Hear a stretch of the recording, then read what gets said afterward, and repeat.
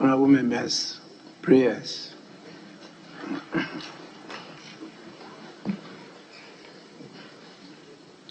Almighty God, we humbly beseech thee to look with favor upon this Parliamentary Republic of Ghana.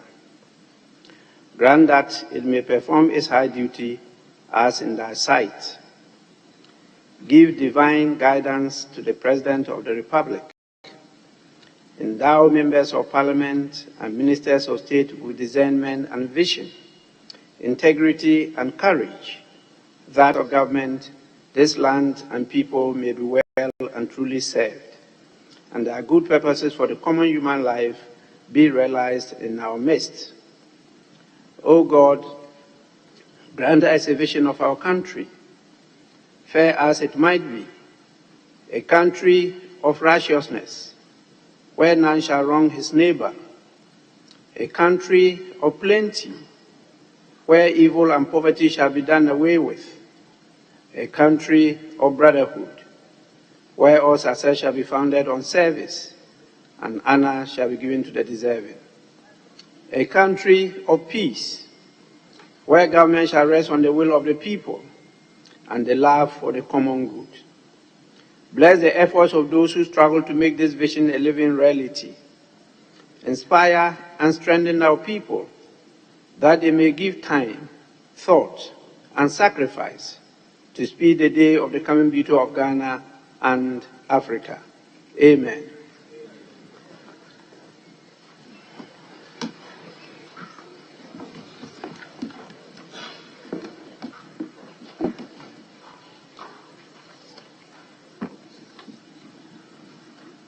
Honorable members, roll call.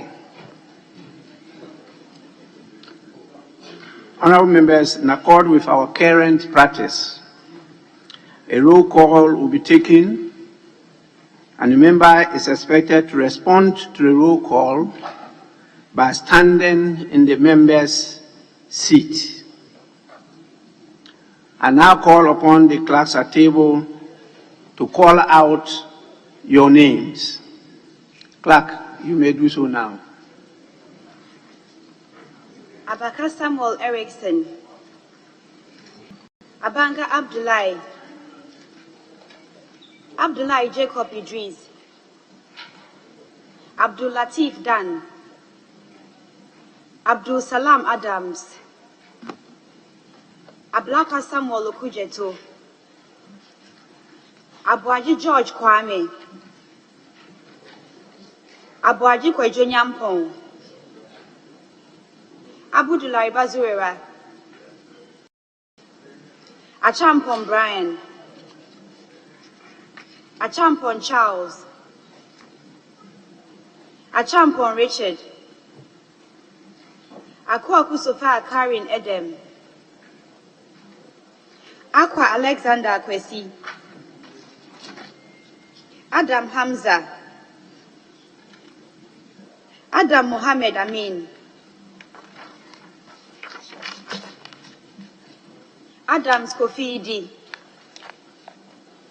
Aditedi Safori, Adoya Frimpong, Ejei Kwesi Boateng, Adum Frederick Obeng, Adumako Mensa Alex, Adumako Mensa Collins, Adongo Isaac, Edu Johnson Kweku, Edu Chumiao Osei, Afenyo Markin Alexander Kwamina, Afol Eric, Efri Fa Mensa Akwesi Owusu, Efri Ye Nana Yu, Efri Ye Kweku, Agal Gaje, Agbeve Charles, Agoja Kwame Govins, Ejepon Ken Ohene, Ejari Alex, Ejekum Emmanuel Kwejo. Ajimai Menu Kweku. Ajimai Rawlings Zaneto. Ejeni Mbwate Kweku. Ahinkwa Kingsley Carlos. Ahinkwa Frederick Yao. Ahi Samson. Ahiafo Bernard. Edu William Oreku. Akando Kwabnaminta. Akanvari Balidia Lamisi. Achia Samuel Lata. Alauzuga Albert Akuka. Al Hassan Abdullah Idi.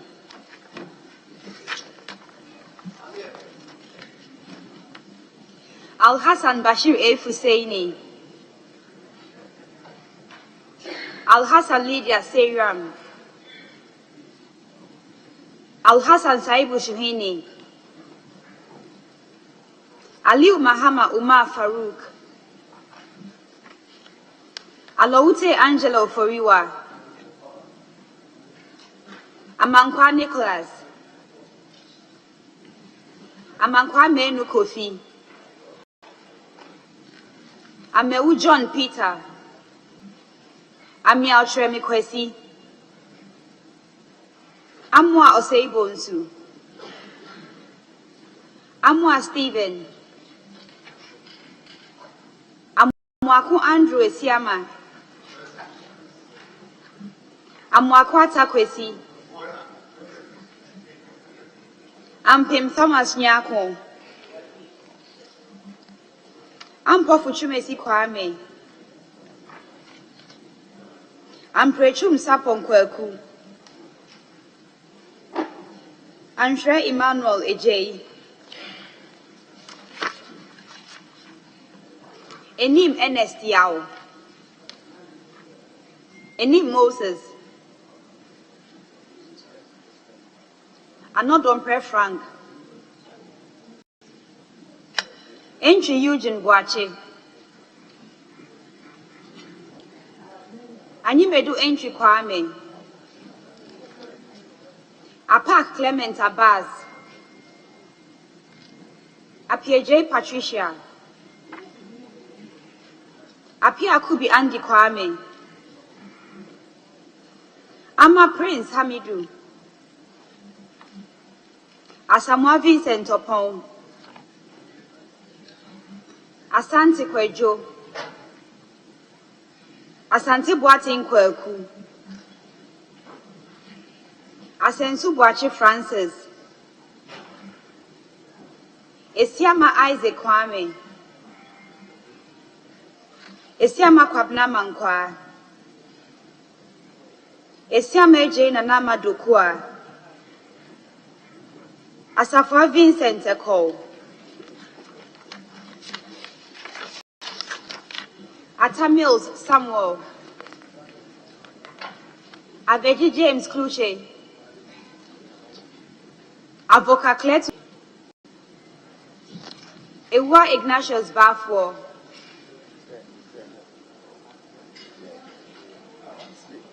Awuni Theresa Ladi. Ayamba Ladi Ayi. Ayariga Mahama. Ayuku Benjamin Nate. Ayine Dominica Kritinga. Bethi Michael Ochre. Baba Benson Tongo.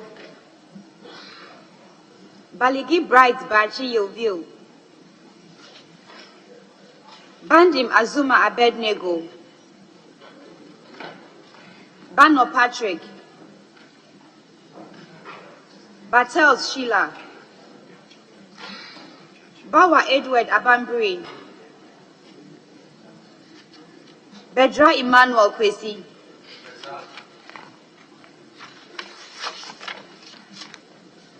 Bettino Joseph. Blankson Alex, Boachi Henry Yadom, Boachi Yadom Patrick, Boama Patrick Yao, Boatin Akwesi Dako, Boatin Amapoma,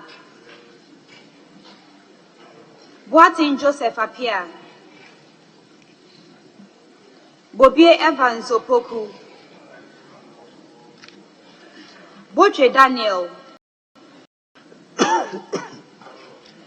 Brahima Muhammad Bawa, Boa Imam, Bukari Joseph Nikwe, Chinya Amidu Ishahaku, Tragia Samson Tomgumbo, Chewete Andrew Dari, Krensola Beku,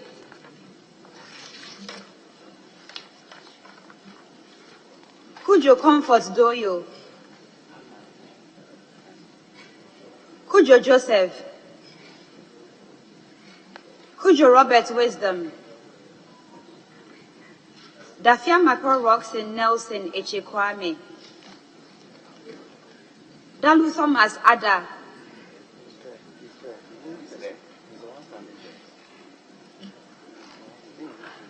Dapila Kletu Seidu,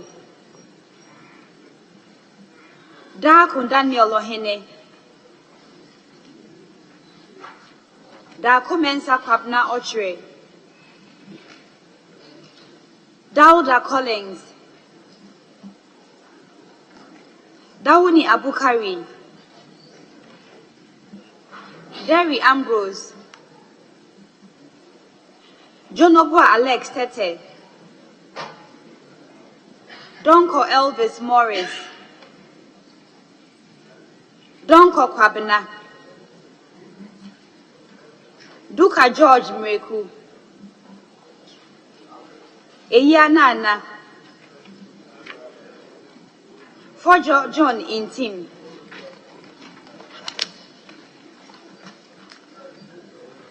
Forsen Castle Atuba, Frimpon Joseph, Gakwe Kwame Jujoli, George Samuel Nate, Gansa Al-Hassan Kobna, Gate Joe, Gidiso Wisdom, Dragon, Gomadoyao, Gomashi Ablajifa,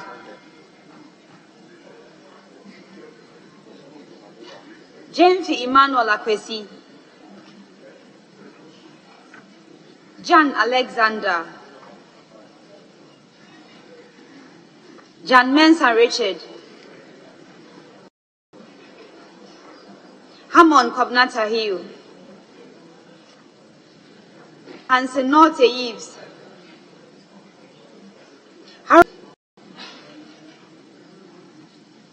Hayford Ophelia Mensa, Hotoje Alexander Roosevelt, Ibrahim Ahmed,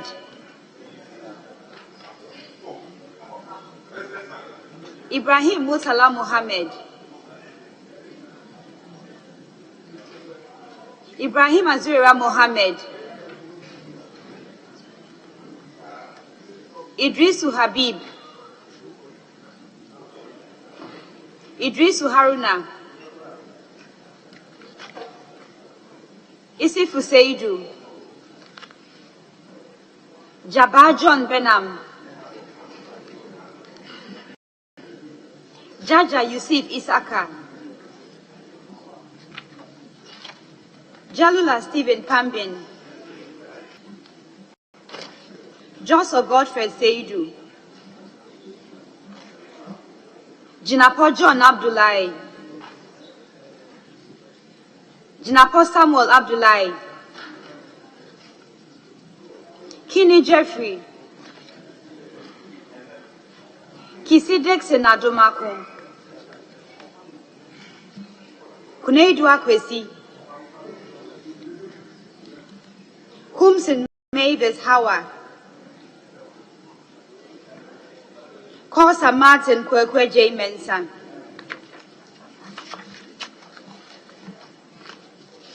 Bodo Benjamin Komla, Kum Ebenezer Kojo, Kuma John Ampuntua, Kuma Joseph Kwame, Kuyon Solomon, Kwachi Aka Peter Yao, Kwatin Kwekwa Jiman, Kofi Festus Ewa, J. Mensah Bonsu Osei, Tremi Nelson, Labi Oscar Ofori,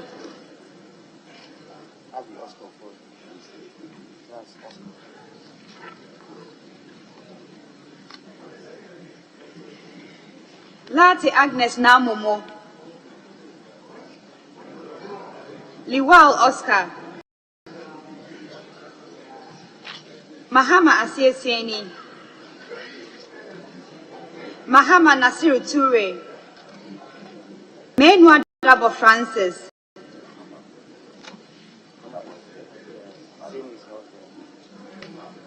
Mafu Emmanuel,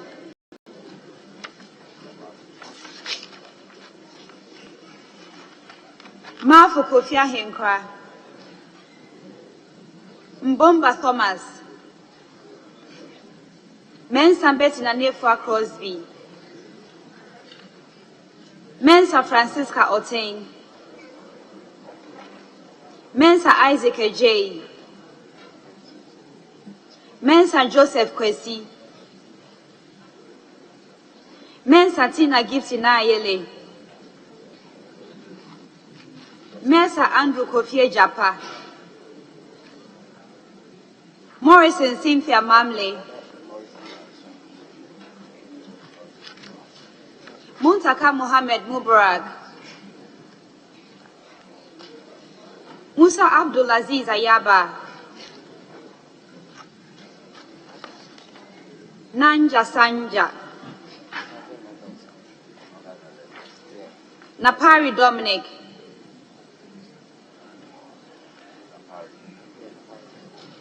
Nawani Mark Kurt,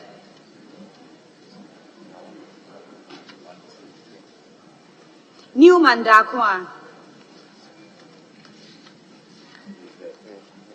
Nitiwu Dominic Binga Maduna, in Kansas,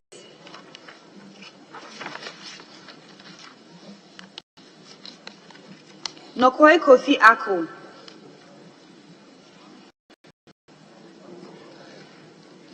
Nogbe Ernest Henry,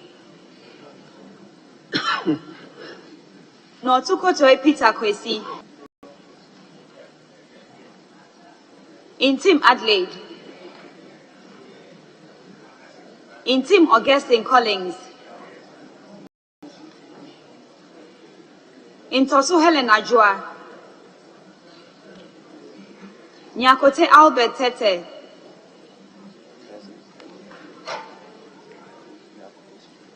Nyako Bismarck Tete,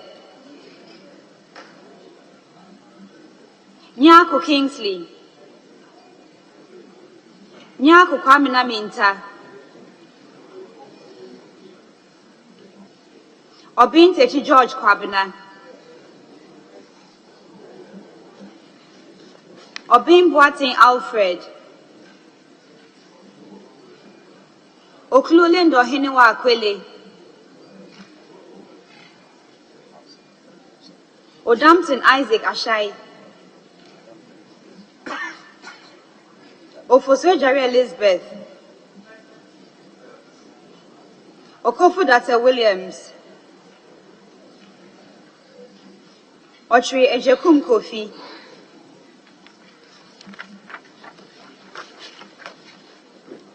Opoku Davis Ansa. Opoku Eric.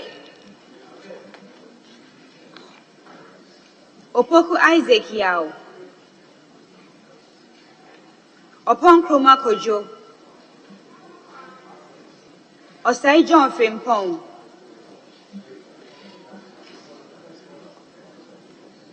Osai Kennedy Nyaku. Osai Asari Abna. Osai Wus. Oti John Kwabna Bless. Otute Christian Quality. Owusubio Benito. Owuswe Kufo Esla. Peito Desmond de Graft. Pelpo Abdul Rashid Hassan. Prempe Frida Kosia. Prempe Matthew Opoku. Korte Henry.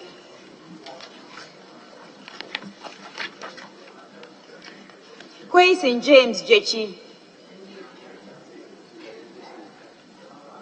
Ramadan Mohammed Adamu. Ricketts Hagan George Kweku. Safu Sarah Ajua. Sandari Sabasen Mineso. Sanid Suleiman Adamu.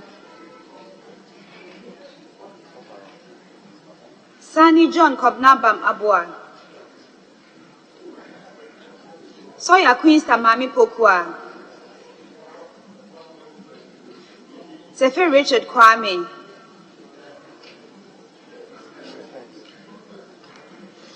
Secretary Benjamin Yabua. Sosu Francis Xavier Kojo. Sowa Dela Ajua. Sowa Rita Naodole. Siparu Adams Mohammed. Sulemana Adama. Sulemana Hassan Tampuli. Sulemana Yusuf.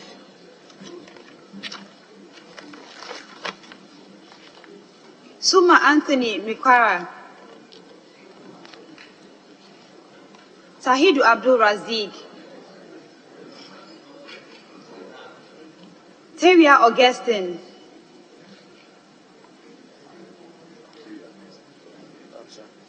Tel Abi Ebenezer Klite. Tete Joyce Lynn. Tete Sylvester. Tete Agbotri Gisela. Tete Joseph Akwete. Tofi Dorcas. Tobu Peter Lanshini. Tuferu Mohammed Hardy. Chum Ampofu Gifty. Chum Berima Paul Apreku. Yusuf Mustafa. Vandapoy Alfred Oko. Vandapoy Edwin Nilante. Vondi David.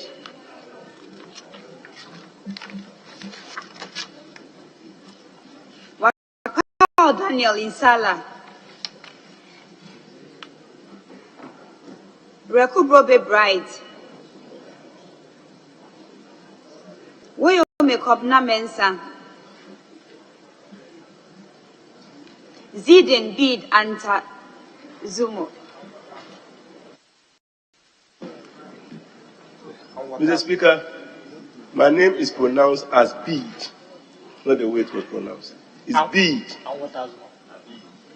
And what has Ziden? Thank you, Mr. Speaker. I'm present.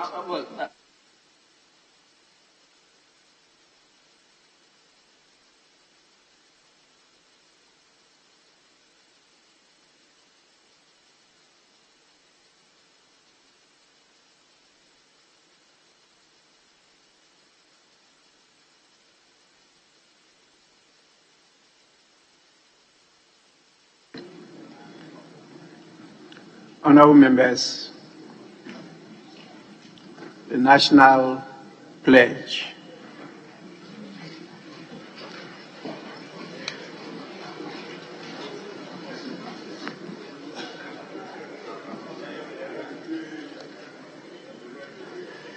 I promise on my honor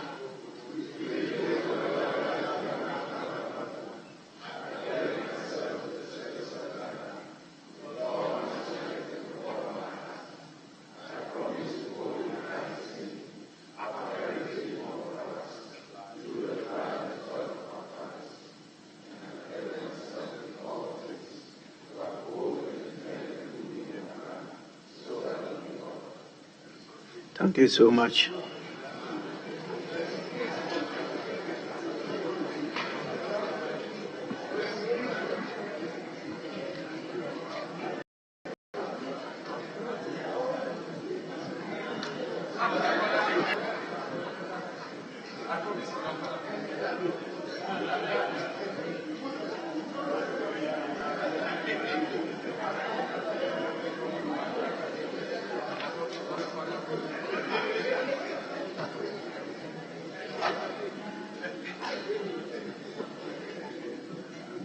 Honorable members, as you all know, the order of business is regulated by Order 67 of the standing orders. And so usually we start with prayers. And by Order 68(1), the Speaker is to read the prayers. And that is why, even though I can recite the prayers now, the order doesn't say it should be recited. It says you should read it.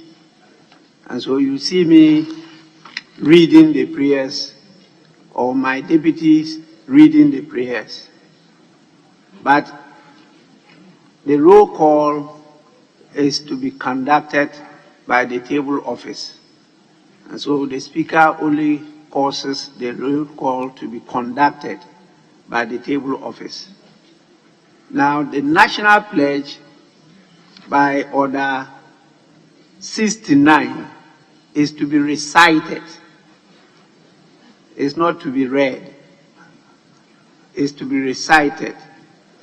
And so Order 69 says the House shall recite the National Pledge as set off in the fourth schedule to the first sitting, at the first sitting of every week of a meeting, at the first sitting of every week of a meeting. And so it should be the first sitting of every week.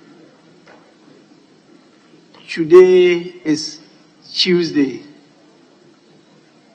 and that is the first sitting. So it will not be done tomorrow.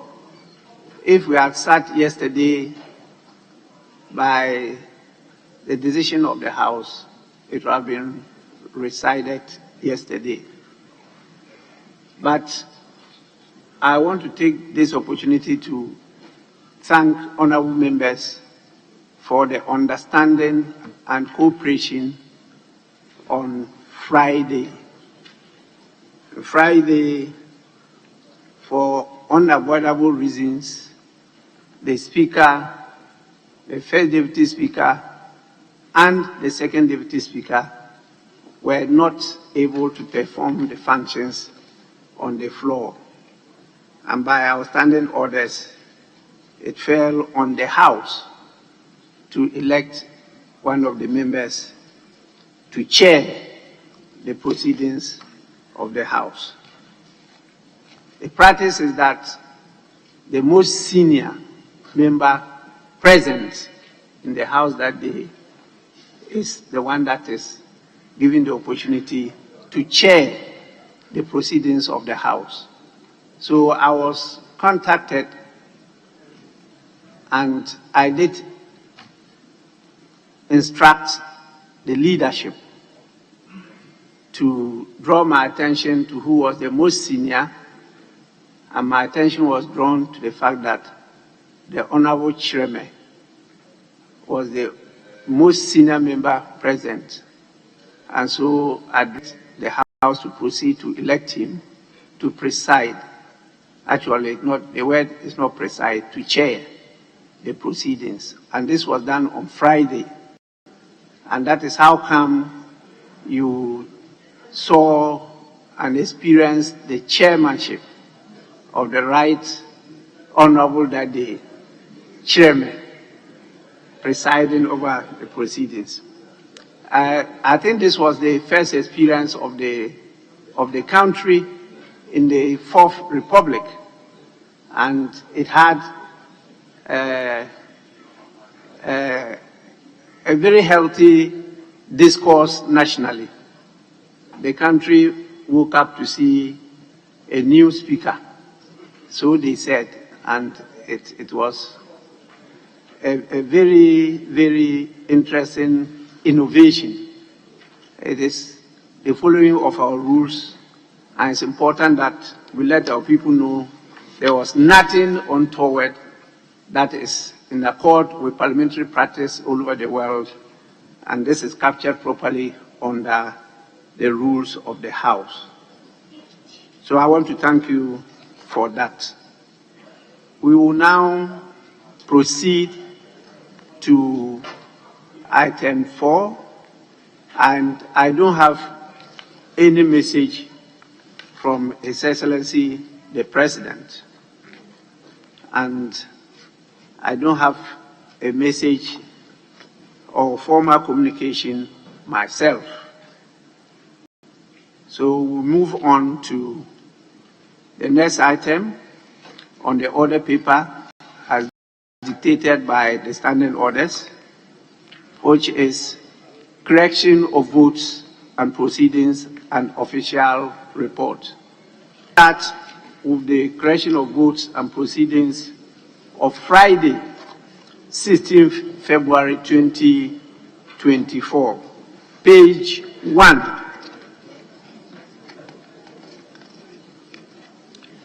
Page 2. Page 1, yes.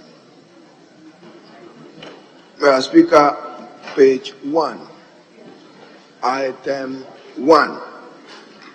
I have a difficulty with the chronology of the reporting of the event. And just as you yourself stated, the clerk, a reason the second line, the clerk to Parliament acted as chairman for the election of a member to preside. Some event might have triggered that, which you just announced yourself. The speaker was unavoidably absent. The two deputy speakers were absent before the clerk could preside.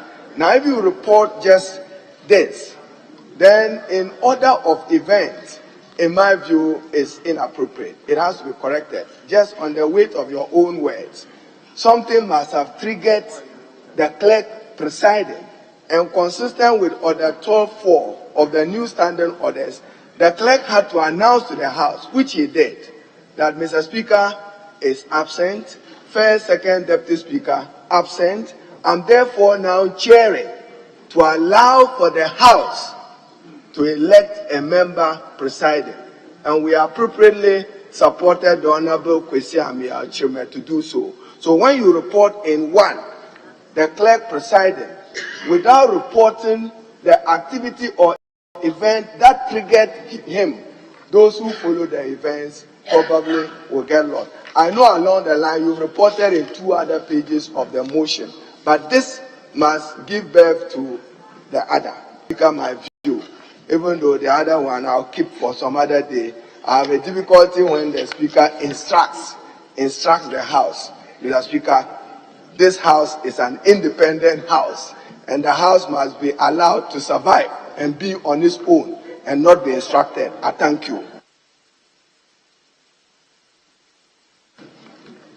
Honorable Member, page 9, item 5. Absence of the Right Honorable Speaker, First Deputy Speaker, and Second Deputy Speaker. It's reported there.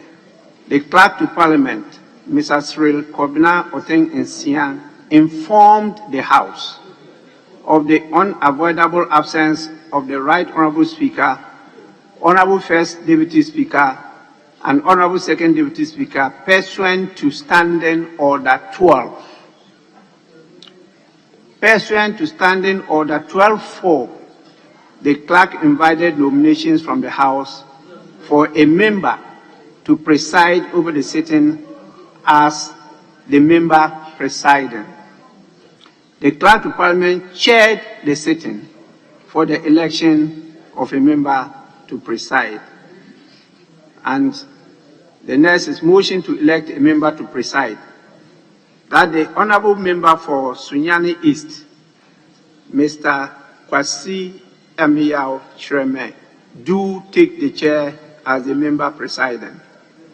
This was moved by the Honourable Member for Nsaum Adwajiri and Majority Chief Whip, Mr. Frank Ano Dompre, and seconded by the Honourable Member for Adekulu and Minority Chief Whip, Mr. Kwame Govins Abuja. The question was put and the motion was agreed to. The Honourable Member for Sunyani East, Mr. Kwasi Amiao, took the chair as the member presiding for the sitting. Leadership and members took turns to congratulate the Honourable Member for Sunyani East on his election. So this has been properly captured by the votes and proceedings of the House. Honourable members, page 2.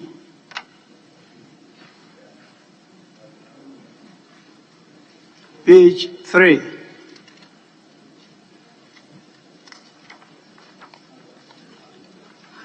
Page 4. Yes, Honourable Member.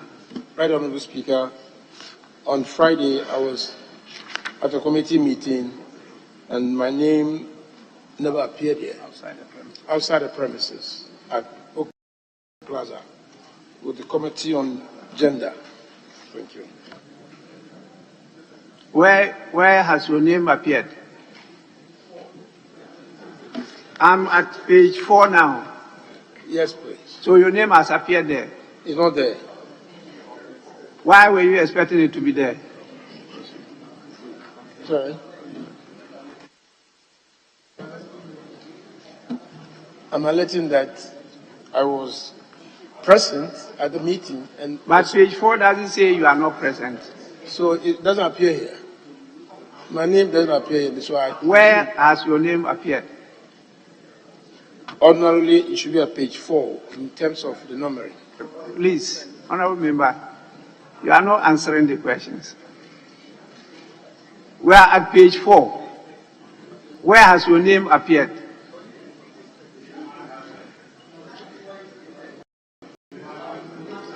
Mark absent. Thank you. Yes, so when we get to that page, that's when you draw our attention that you were not absent. You were present, but your name has been captured at page 6 as absent, and then you give us this explanation. Now, we'll contact the committee.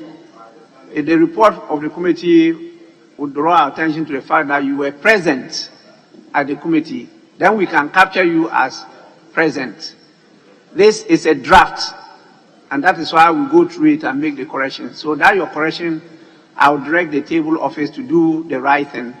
But we have to be guided not by just what you said, but also the records of the committee meeting. So that is what is done. So you are jumping the gun. Page 5.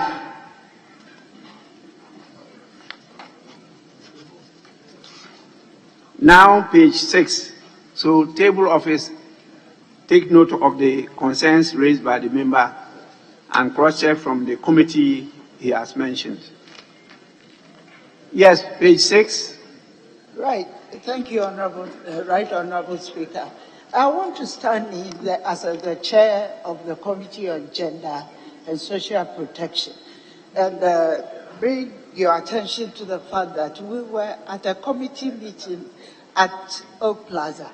And therefore, we are expecting the clerk to present members present to be marked appropriately. Thank you, Mr. Speaker. Well, you've drawn our attention to it. The clerk definitely will be contacted. The clerk should have presented that information to the journal's office. I think that was not done timely. So it will be done and the writing will be captured. Page 7. Yes, Honorable Chief Whip. Mr. Speaker, thanks for the indulgence. Just to say that item number 40, the minority leader was absent with permission, both Thursday and Friday. Absent with permission.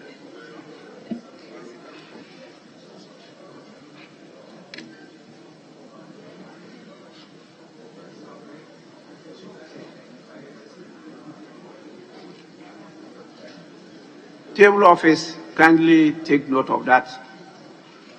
Cross-check and do the proper thing. Page 8. Yes, Majority Leader.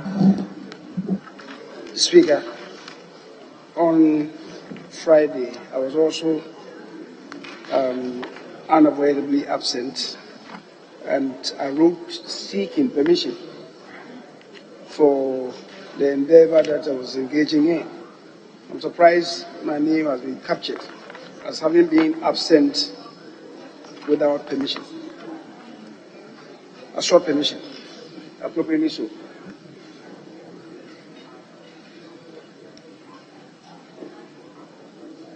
Table office, kindly take note. His statement says he was also unavoidably absent.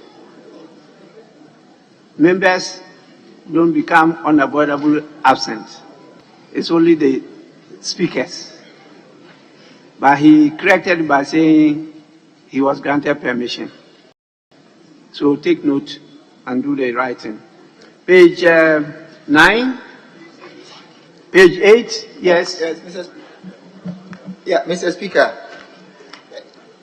My name is recorded under absent, though the committee chairman has indicated the challenge and you've ruled. I think that drawing from Order 14.3, which now indicates that attendance signed at committee level will suffice for attendance. I do not think that we should be repeating these corrections on the floor, because on Thursday the same issue occurred and the committee members drew the clerk's attention and the correction was effected on Friday on the floor.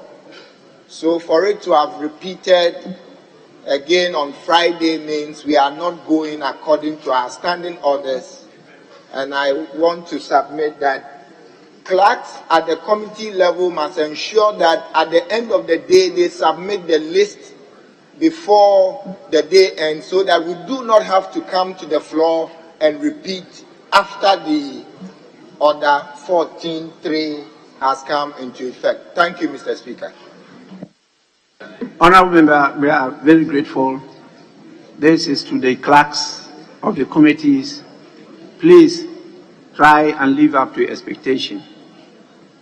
Page 9. See page 8?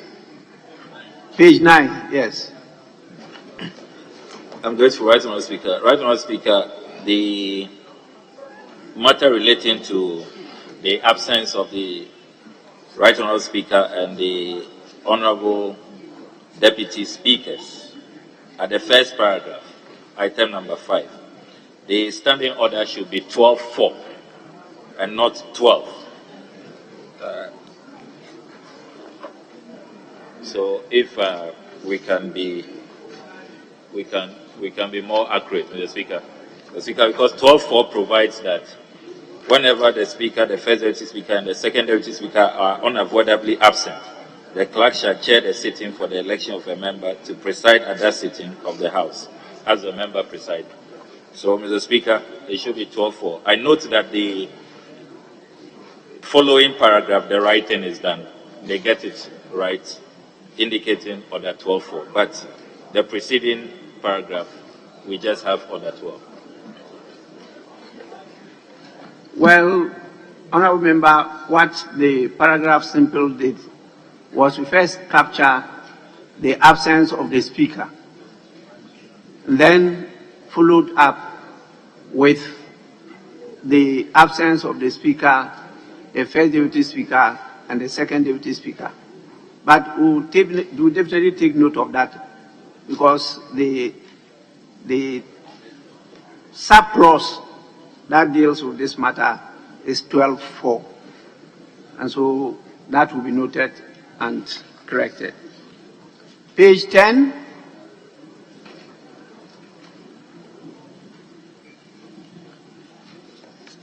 Page 11. Yes, page 11. Well, Mr. Speaker, page 10, just for the clerks at table to cross-check the Botiano English Yaman from how it's been captured. Unfortunately, I don't see the Honourable MP for that constituency here. But I note that per our records and on our website, we see a dash in between the Botiano English and the Amamfro. But here, it's a stroke. So they should just cross-check that for consistency's sake. Table office, kindly take note. Honourable members, in the absence of any further corrections, the votes and proceedings of the 8th sitting dated Friday, 16 February 2024 are adopted as the true record of proceedings.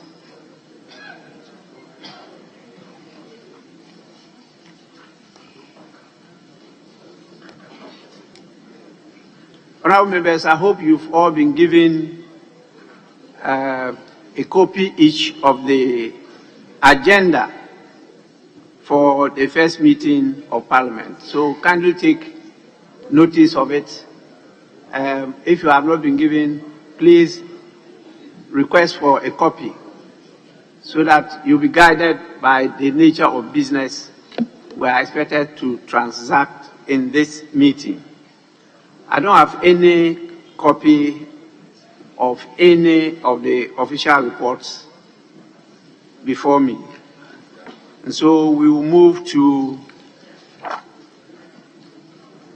recognize the presence of some important visitors with us.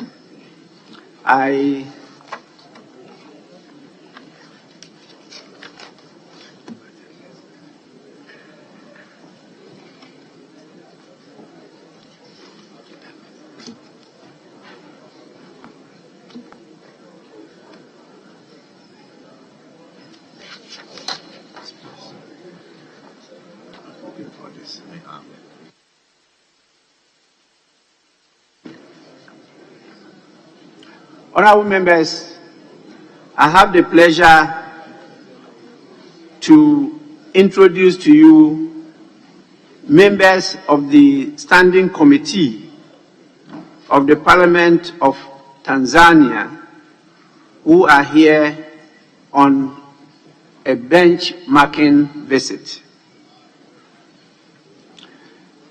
The delegation is here, among other things, to benchmark best practice on Ghana's standing orders and share experiences with their counterparts in Ghana. The visit is also to create a platform for networking between honorable members and their Tanzanian counterparts with an aim to deepening our parliamentary relationships.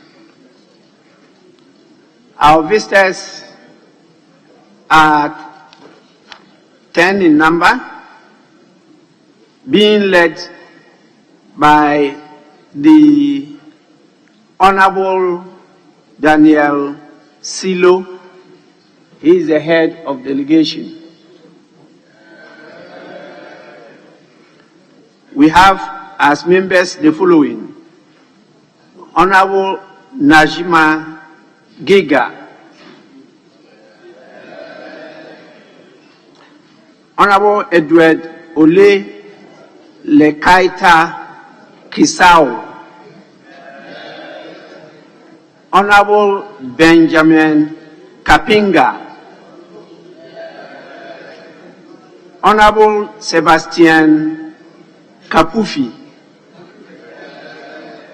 Honorable Haji Mulenge, Honorable Edwin Swale, Mr. Victor Quaker.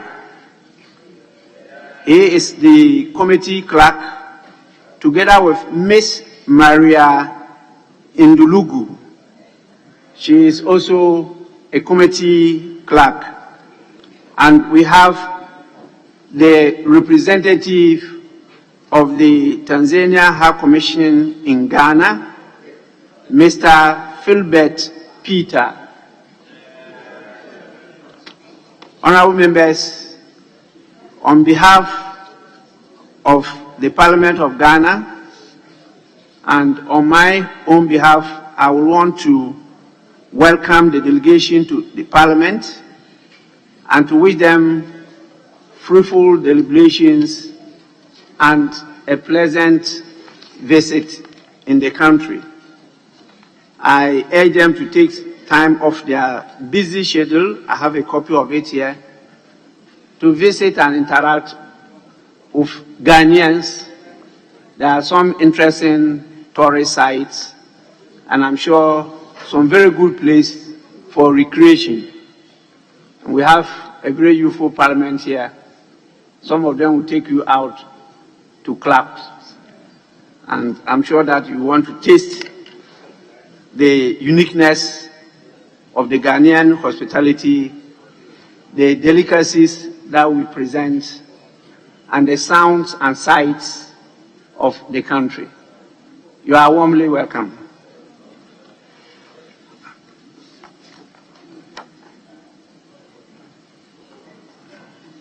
We also have at the public gallery a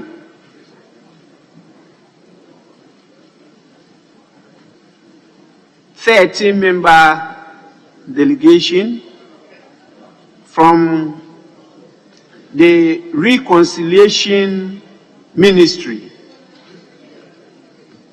Reconciliation Ministry, they are being led by one Emmanuel Atia, who is the deacon of the ministry. And that ministry is located at Ayawaso Central Constituency. May we see the 30 members and the deacon. I know that this is one of the additions, reconciliation ministry. I'm hearing it for the first time, so you have a lot of work to do. Reconciliation ministry, you are warmly welcome to your house, the Parliament of Ghana, and don't make this a one-day, a 9-day wonder. Try as often as possible to visit to see what your representatives do here for and on your behalf. So you may resume your seats and be with us for some time.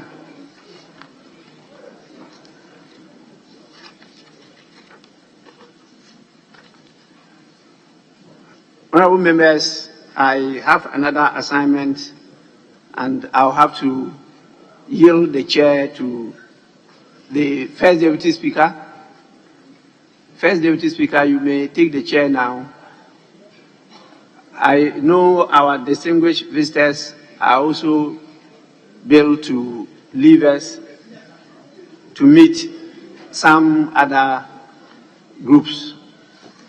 And so, with your kind permission, they may, at their own pleasure, decide at any time to leave the chamber. But we will continue the business of the House. Item 7, leadership. Do we go to item 7, urgent questions?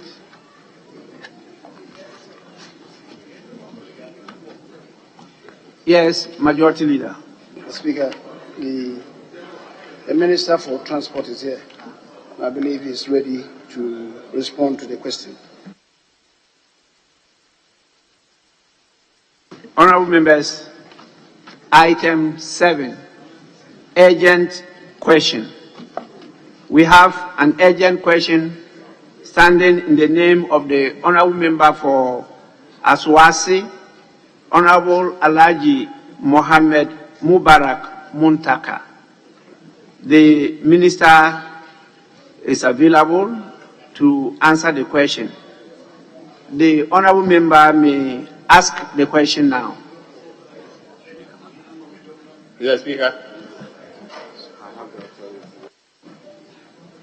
Yes, please.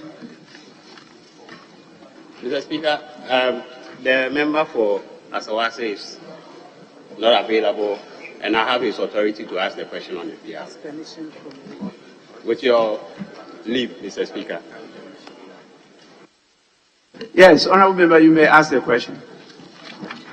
Thank you, Mr. Speaker, for the opportunity to ask the Minister for Transport the circumstances that led to the Delta Airlines flight from Accra to New York to make an emergency landing at the Praia de Victoria, and what measures the ministry is putting in place to ensure that the Delta Airlines stop using old aircraft in Ghana. Thank you. Yes, Honorable Minister.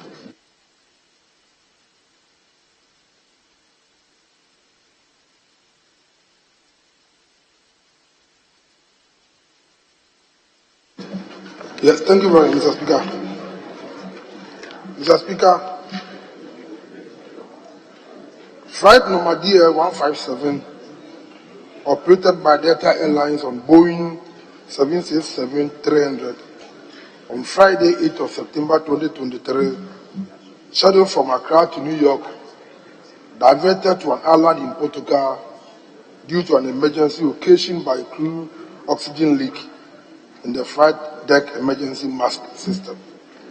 Mr. Speaker, the flight crew followed the recommended safety measures which directed them to immediately divert to the closest suitable airport, which is Lajes, an island in Portugal, and landed there on 5:51 hours a.m.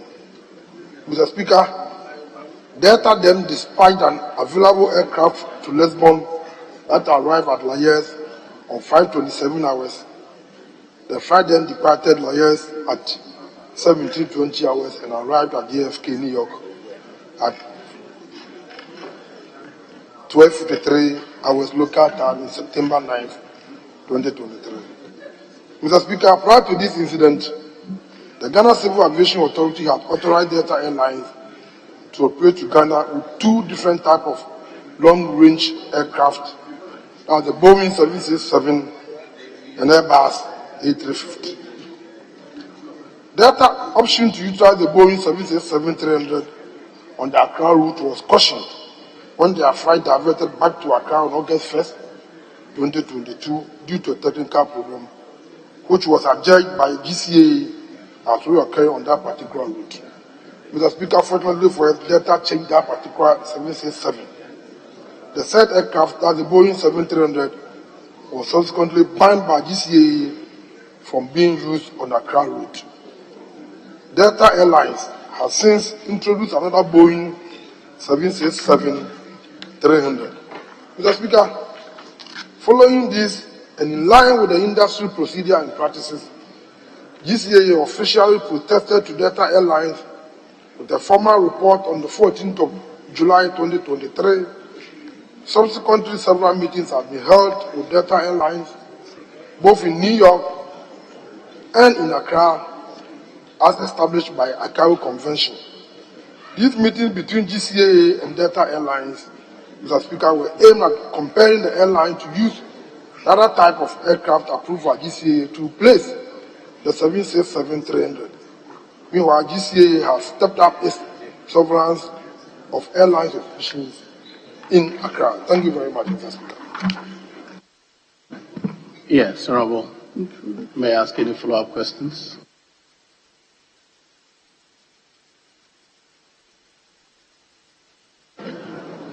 If you announce that you do not have any follow-up questions before I come to other people, yes? I want your voice on record that you have no further questions. Well, Mr. Speaker, I have one supplementary that I wanted. I have a supplementary I wanted to ask. Mr. Speaker, thank you. Mr. Speaker, the minister says they've introduced new aircraft, Boeing 767. How old is that aircraft? Do you know? Yes, Honorable Minister, do you know the age of the new? Mr. Speaker, I may not be able to. I don't know the age of the aircraft. But once FAA and ICAO has approved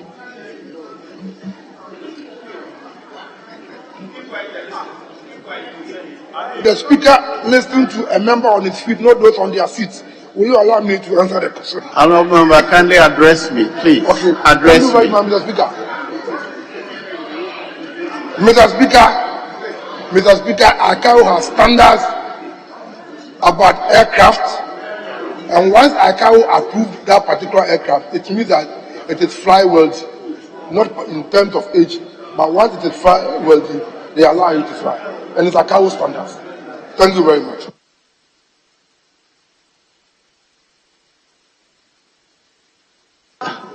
Yes, Adenta.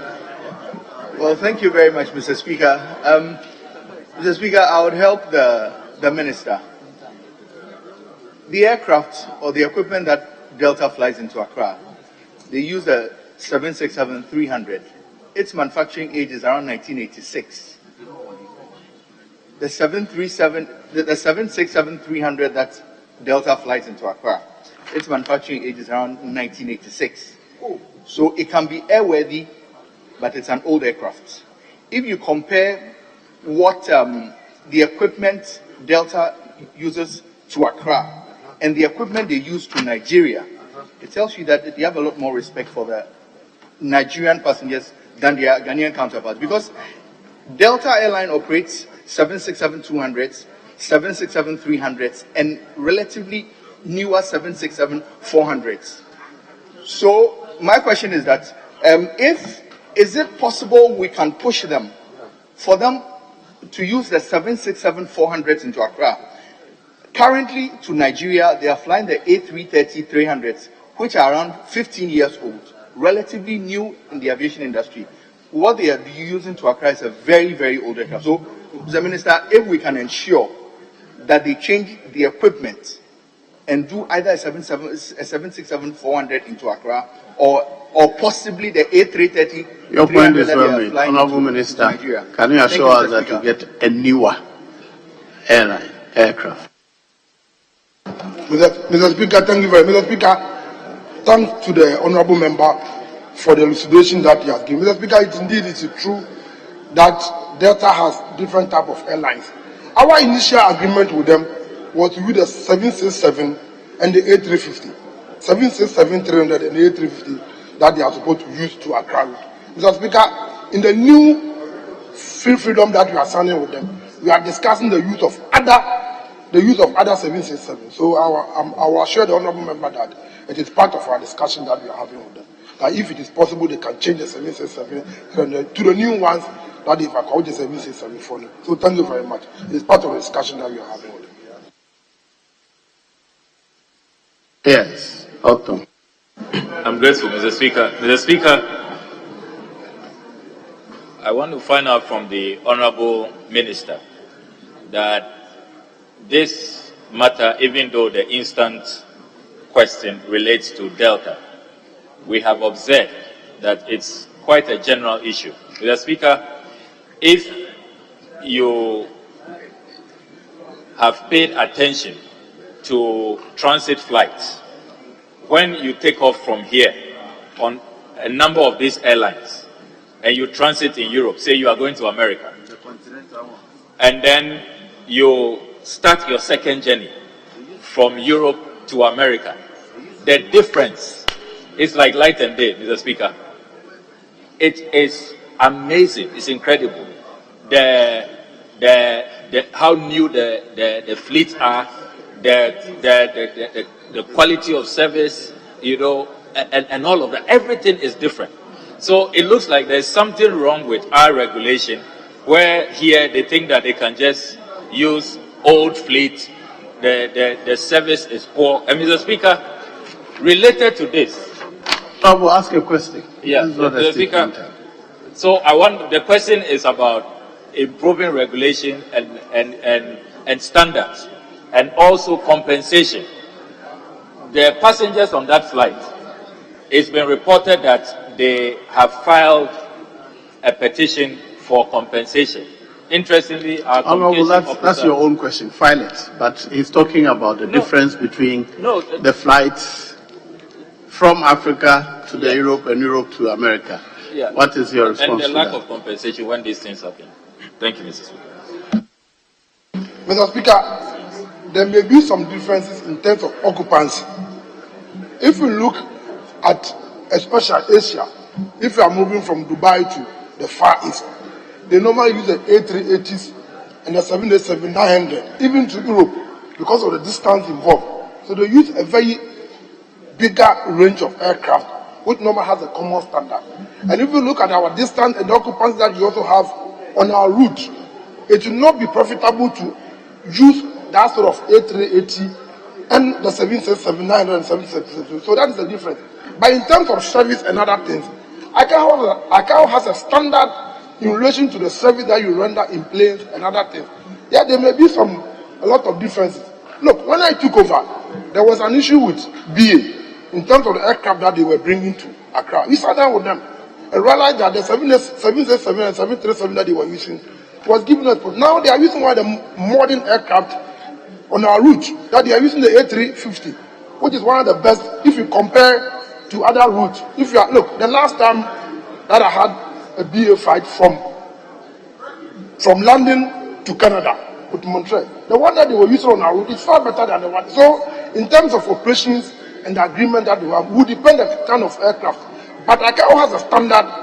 Once the aircraft is airworthy, it's always going to be difficult for you to tell them that don't bring it, because it covers all the operations that they have. But it's all the discussions that we're having with them. Look, for instance, I have an issue with some of the aircraft that some of these airlines are using, and I'm having a discussion with them to try and see so that we don't create any diplomatic route between we and other countries. So it's a good experience, and we'll be discussing with them. Yes, you lost your right to do follow-ups because you are not here. Yes, Mr. Speaker, thank you very much for being gracious. I know. Mr. Speaker, The question I have for the minister is that he will recollect that this is not the first time Delta Airline have had these challenges. In last June, they had to make a U-turn after leaving New York to Accra to go back to New York, and for that matter, they had to even cancel the flight from Accra to New York for that particular day. There is persistent that Delta services are terrible, and they are taking undue advantage of their monopoly of flying Accra to New York City as the only airline. What is the minister doing to break this monopoly? So when there's competition between other airlines and Delta from Accra to New York, that will push them, because then demand and supply will force them to improve their services. What is the minister doing to get this monopoly broken? Thank you, Mr. Speaker. Yes, Honorable Minister.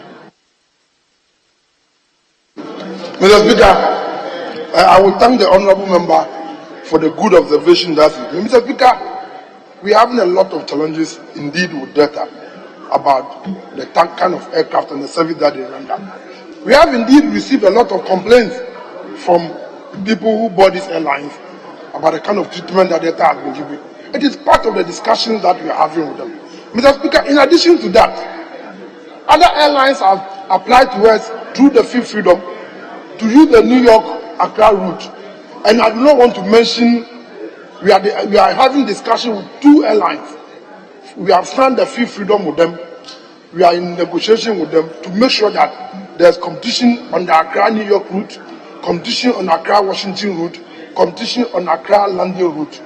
So, Honorable Member, in due, not in short distance of time, other airlines will be flying the Accra-New York, the Accra-Washington, and the Accra-London route. Thank you very much, Mr. Speaker.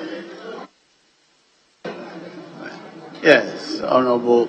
Mr. Speaker, I want to find out from the Honorable Minister. The House respects the negotiations that is ongoing between your ministry and those airlines that you want them to have opportunities under the Free Freedom rule. But what timelines are you going to give to the House that you'll be able to conclude the negotiations for those airlines to fly? Yes, Honorable Minister. Mr. Speaker, I said that it will be long because in some of these negotiations, I think that we need to, the Free Freedom has been signed. They need other operational activities. Operational conditions should be certified before they road. I can tell you that all things being equal, it will not be long. You will have a direct flight from here to Canada.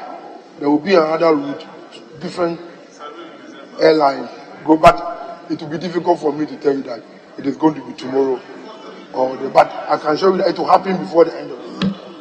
Thank you very much. Before the close of the year? Before the close of the year. It can be next month, it can be July, it can be June, but because that timelines have not been agreed particularly between, as part of the negotiation between me and those involved, it will be difficult for me to do that. But I can come back to the House when I have those timelines from them to report.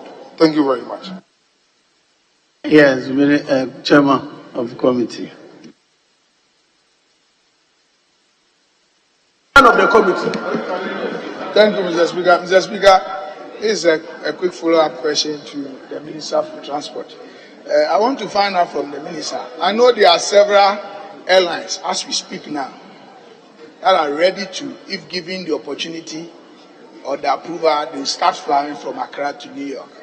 I want to find out from the Minister if it has come to his attention. If so, why is he not engaging those airlines to ensure that they start flying immediately now and not at the end of the year?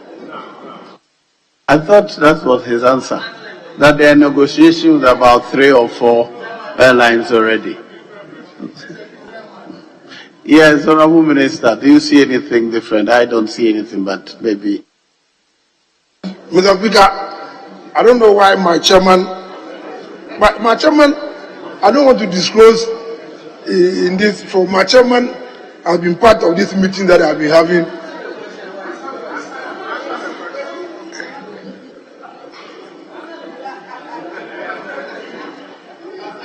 Honorable Minister, address me, please.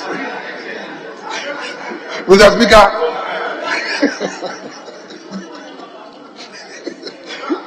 Mr. Speaker, let me assure the honorable member that it will not be long. We are talking to about 3 or 4 airlines, but I don't have their permission to disclose their names at this particular time. So, for the sake of privacy, I think that you should grant me that, and when the negotiations are done and the conditions are good, I will come back to the House, and like I said, to report. But it is looking good. Your bag is not empty, so you'll have to wait. Yes, the firmer park. Speaker, thank you very much. Speaker, relatedly, Terminal 3 appears to be heavily used, and Terminal 2 appears to be underutilized. It's having effect on the facilities. Will you consider diverting some traffic to Terminal 2? Honorable, kindly file that question. I'll come and answer. Yes, Honorable.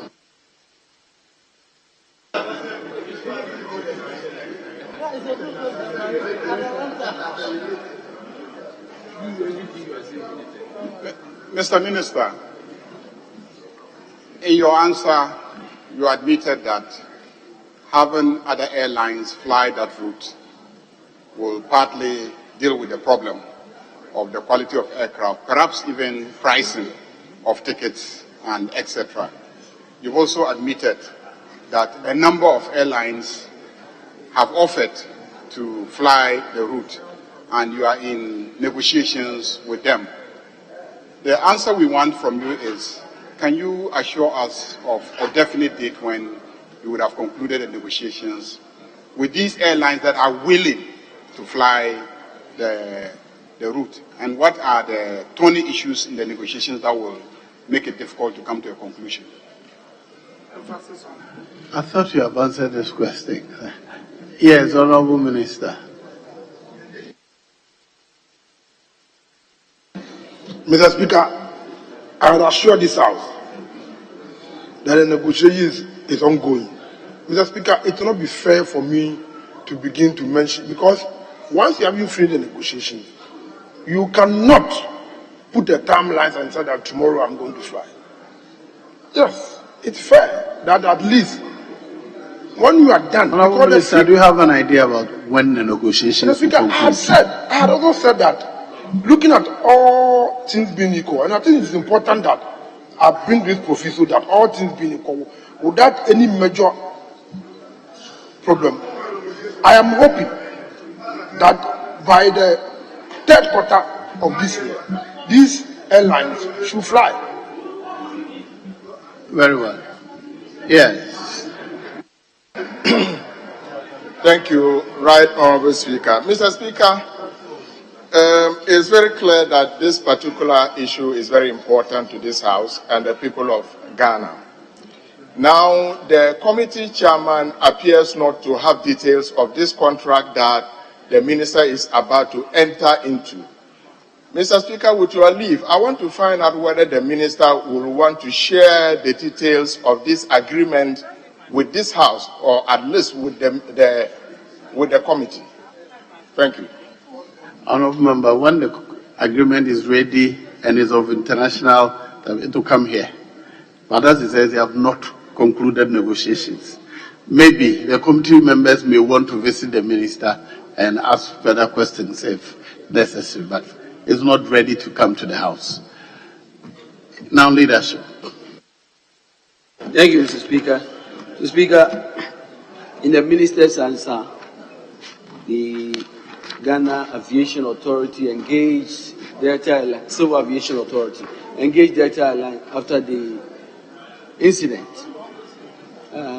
Was the ministry able to determine the immediate root causes of this incident, the emergency landing? And if they did, what steps did the Ghana Aviation Authority take in terms of punitive steps, in terms of fines, if indeed Delta Airline was at fault. And in addressing it, tell us whether the Ghana Aviation Authority had the capacity to do independent investigation. Yes, Honourable Minister.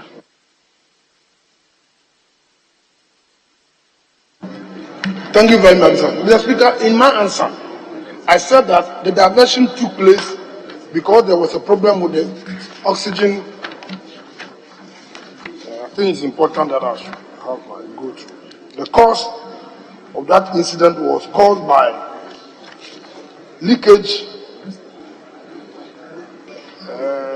Yes, Mr. Speaker, if you come to the first paragraph, I have said that in line 3, due to an emergency occasioned by a crew oxygen leak in the flight deck emergency mask system.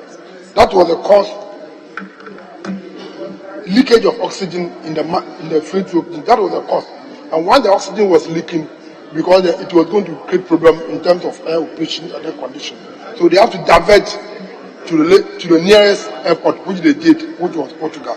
Mr. Speaker, Ghana Civil Aviation is one of the most respected institutions when it comes in terms of International Civil Aviation Authority organization in the world.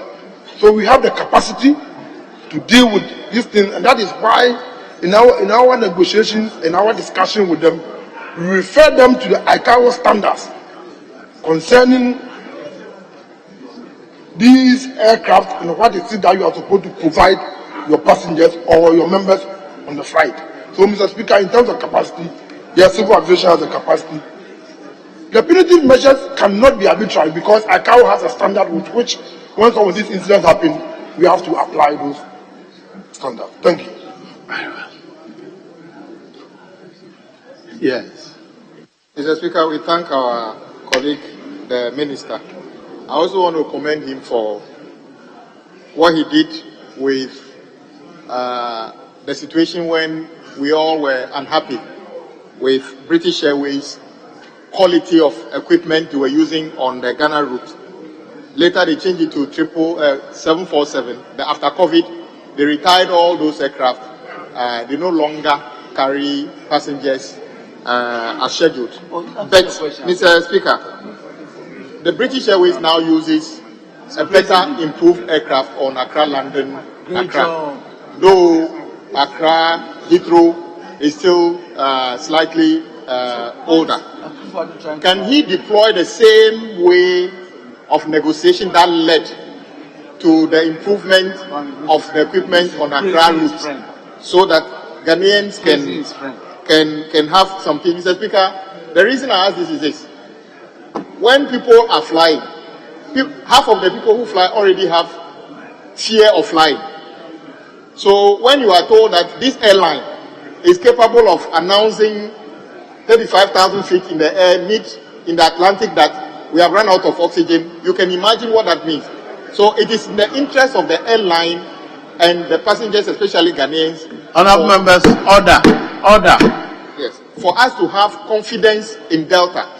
And I'm not sure that Delta, listening to Parliament, are saying, should just take it as business as usual, that ICAO says that our aircraft is airworthy. So we are going to fly it anyway, because on countless occasions, near misses happen. And we don't have to wait until it happens. An aircraft that have leaking oxygen, Honourable Leader, is not fit for purpose.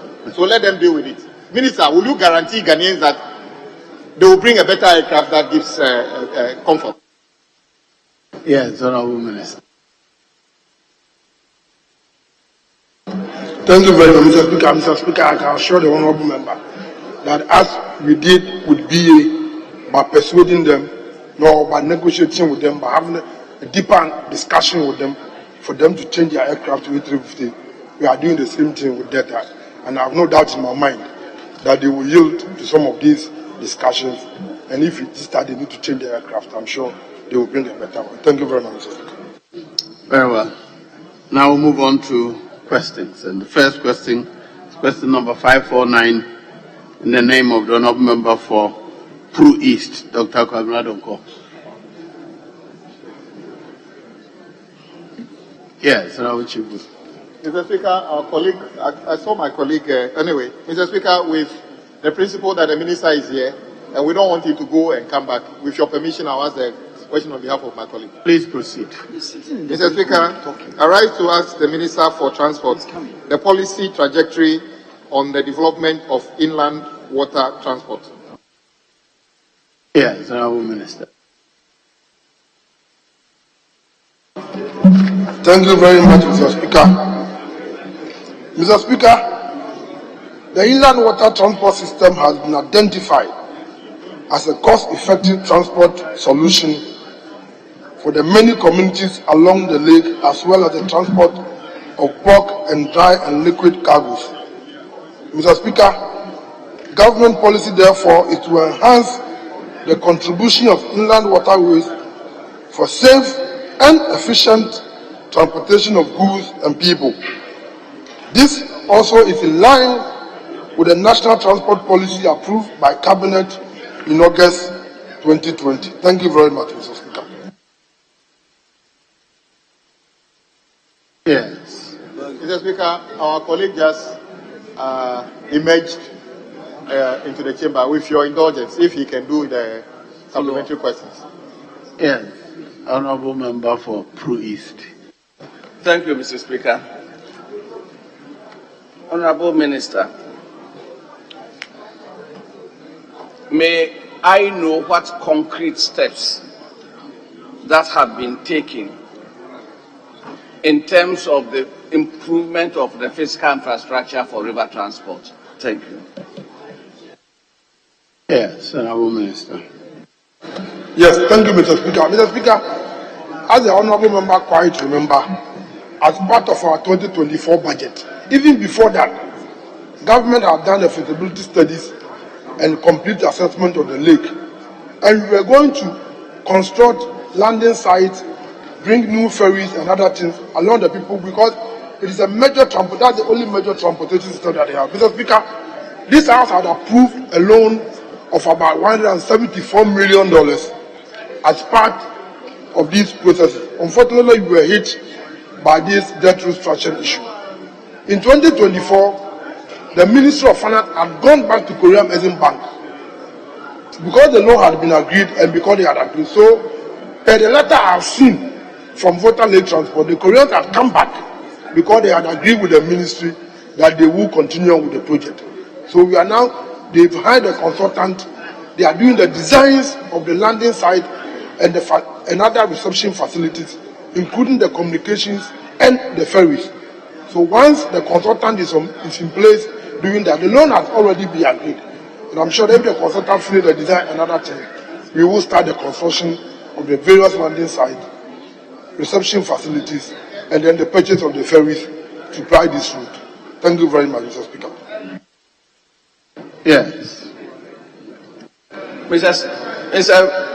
Honorable Minister, in undertaking all these projects, has there been a cost-benefit analysis done? And can you inform this us, or can you provide us with the benefits of the improvement in the river transport system as against traditional transport? Thank you. Honorable, kindly hold on. Honorable Minister. Thank you very much. Honorable Minister, this is a proper question that must be filed separately. You must give notice. What your question was to provide the policy trajectory of the development of inland water transport. Now you're asking him to come and give property, what is it? So can you ask another question, please?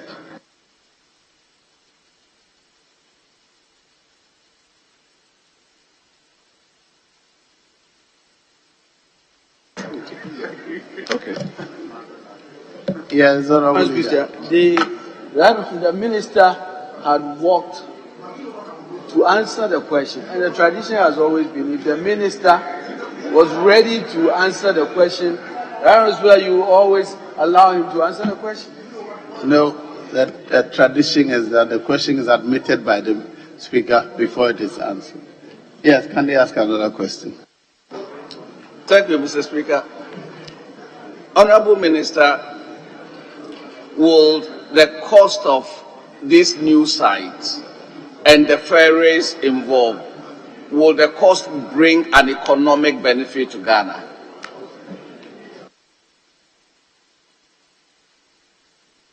Yes. Mr. Speaker, indeed so, it will provide them safe and efficient transportation system. And once the people get safe, efficient transportation system, the benefit is enormous. Thank you very much. I done. Very well. I'll move on. Question number 552 by the honorable member for Keta, Takwam Jolly Gakbe. Yes. Thank you, Mr. Speaker. Mr. Speaker, I rise to ask Minister for Transport, how many companies have been contracted for government to conduct COVID-19 tests and at Kotoka International Airport, and how much is being charged per test? Yes, Honorable Minister. Mr. Speaker, I wish to inform the House that currently, as I speak, no COVID test is being conducted at Kotoka International Airport.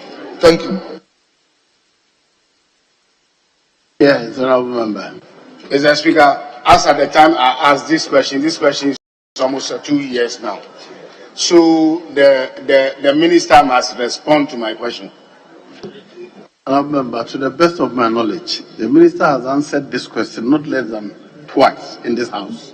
So the information is available on record. I don't know who admitted the questions. If I had been the one, I probably would not have admitted it.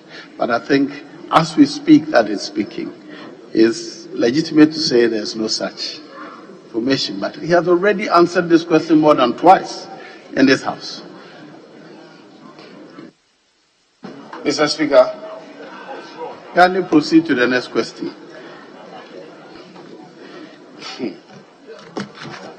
Question number 929. Honorable Member for Keta, kindly ask a question. Mr. Speaker, I rise to ask the Minister for Transport the reasons why the Managing Director of the Ghana Airport Company Limited was relieved of his post.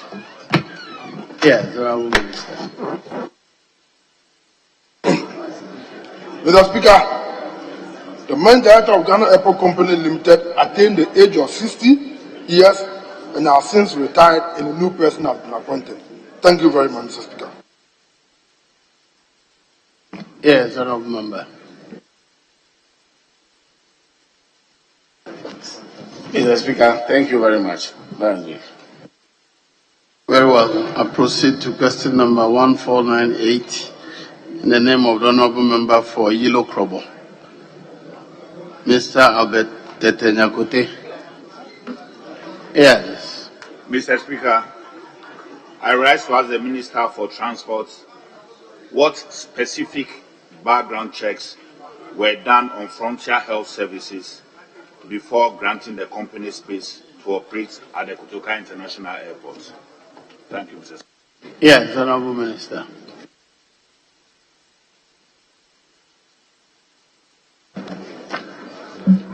Mr. Speaker, prior to Ghana Airport Company Limited granting space to Frontier Health Services to operate at Kotoka International Airport, Ghana Airport Company Limited requested and obtained from Frontier Health Services documents including Health Facilities Regulatory Agency license number as quoted H/GAR/20221/lab.0081, SNIT client certificate dated 21st August 2020, as well as Food and Drugs Board on-site audit report. Thank you very much, Mr. Speaker. Yes, Honorable Member, the follow-up questions, please. Yes, Mr. Speaker, I have a follow-up question. In the Minister's response, he did not indicate that PPA gave authorization to GACL before Frontier Health Services was given the go-ahead to operate at the airport. Can he give us what the reasons are? Sorry, it's not coming out. Kindly speak into the mic. Mr. Speaker, I'll repeat my question. I want to ask the Minister why PPA did not grant authorization to GACL before Frontier Health Services signed a contract with GACL. He's saying, why did the PPA not grant authorization to Ghana Airport Company before they signing a contract with, what's the name of the company? Mr. Speaker, to the best of my knowledge, GACL obtained PPA's approval before the space was granted to the Frontier Services to do their operations. Thank you, Mr. Speaker. I have no further questions. Yes. Mr. Speaker. What's the source? Is Frontier Services an international company? Or are some of the directors foreigners? Yes, Honorable Minister. Mr. Speaker, to the best of my knowledge, Frontier Health Service is a registered Ghanaian company. The second part of my question is, do they have a director who is a foreigner? That was the second part of my question. Yes, Honorable Minister. Mr. Speaker, this is a House of Records, and I need to check and revert. Thank you. Question number 1732, the name of the honorable member for Tamale North, Mr. Lassan Saibusuyuni. Yes. Speaker, I have the permission of the honorable member to seek your leave to ask the question on his behalf. Please proceed. Yes. Thank you very much, Mr. Speaker. Mr. Speaker, I rise to ask the Minister for Transport why it has become necessary to construct a new tower at the Kotoka International Airport and how much it will cost. Thank you very much. Yes, Honorable Minister. Thank you very much, Mr. Speaker. Mr. Speaker, one mandate of Ghana Civil Aviation Authority is to regulate civil aviation and provide safe and secure air navigation services. To deliver on this mandate, Mr. Speaker, the authority has over the years been depending on the air traffic control tower at the KIA, which has been in existence for a period of over 70 years. The tower has been in existence for a period of over 70 good years. Mr. Speaker, the current design and setup of the airport makes the existing tower outdated and not too fit for the purpose. Specific problems have been identified with the current location of the existing tower, which must be rectified for efficient delivery of air traffic services at KIA.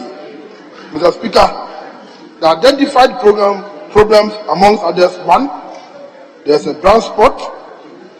Unfortunately, the construction of Terminal 3 and the installed aero bridges have reduced the feasibility of sections of the aerodrome for the air traffic controllers who sit in the tower. More so, portions of the Jubilee Lounge that hosts ceremonial parade for VVIPs fall within these blind spots of the tower. Two, Mr. Speaker, air traffic management security. Mr. Speaker, air traffic control centers and control towers might be set such that they meet certain security requirements in accordance with the ICAO ATM security manual. The current tower position does not meet this standard. This huge deficiency came to light during the recent ICAO coordinated validation mission audit and need to be addressed with the construction of a new control tower. 3. Deplorable state of existing tower. Mr. Speaker, the current state of the existing tower is poor and suffers constant water leakages that endanger the personnel and electrical equipment. 4, no emergency exit or escape. Mr. Speaker, the design of the current tower made no provision for emergency escape in the course of fire or any accident or incident, and therefore, in the event of any unfortunate emergency situation, the controller on duty could be trapped. Furthermore, the emergency escape stairway for the entire building housing the tower stops on the 7th floor, while the tower is on the 9th floor. Mr. Speaker, it has therefore become very necessary, according to ICAO, to construct a new air traffic control tower fit for a purpose to ensure efficient delivery of air traffic services at KIA. Mr. Speaker, according to Civil Aviation, the project is estimated to cost around $24.54 million. Thank you very much, Mr. Speaker. So indeed, Mr. Speaker, my attention has been inadvertently drawn to my report. The figure is $20.54 million. Thank you very much, Honorable Member. Yes, Honorable. Speaker, thank you very much. Speaker, if I may refer the Minister to his answer contained in, Honorable Minister, if I may refer you to your paragraph 4, in terms of the itemized identified problems bedeviling the current tower. You are saying that there is no emergency exit or escape. But line 4 of that statement, you are saying, furthermore, the emergency escape stairway, there appears to be some... for the entire building. Very well. It says for the entire building ends at the 7th floor. Yes. But the tower is up to the 9th floor. Yes. So you can't escape from 9 to 7 before you escape down. Okay. So I think that what you should be telling the House is that the existing emergency escape is such that it doesn't serve the purpose. That's what I think you should say. Now to my question, which company has been awarded these contracts, Honorable Minister? Yes, Honorable Minister. Mr. Speaker, I know that GCA is going through the procurement process now, but I don't have the particular company's name. I will cross-check and find out because there's an entity involved. Speaker, thank you very much. Speaker, may I further find out from the Honorable Minister what timelines are we looking at to completing the new tower, especially because of the number of problems you've listed as bedeviling the existing tower. What timelines are we looking at to getting the new one in place? Yes, Honorable Minister. Mr. Speaker, per the agreement we have with ICAO, we need to spend a maximum of 18 months. It is between 12 to 18 months. We have to finish the construction of the tower. Thank you.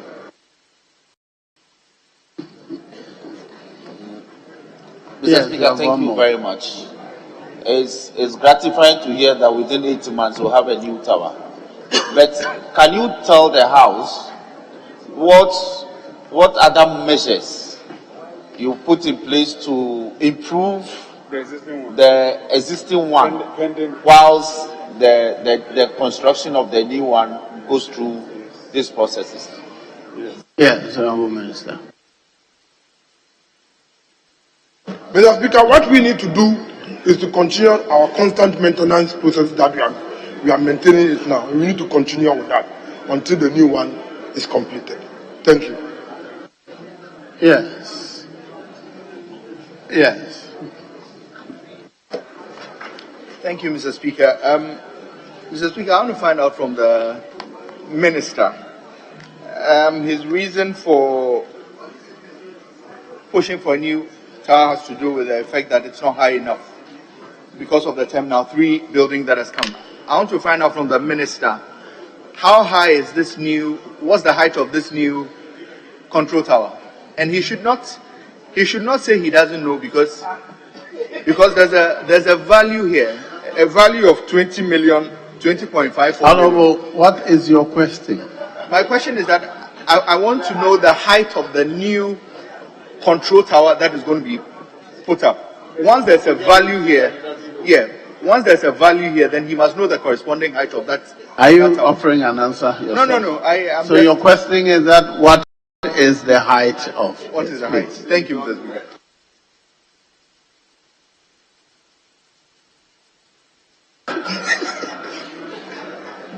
Thank you very much, honorable member. I know to some extent. I know that ICAO will have to define the standards.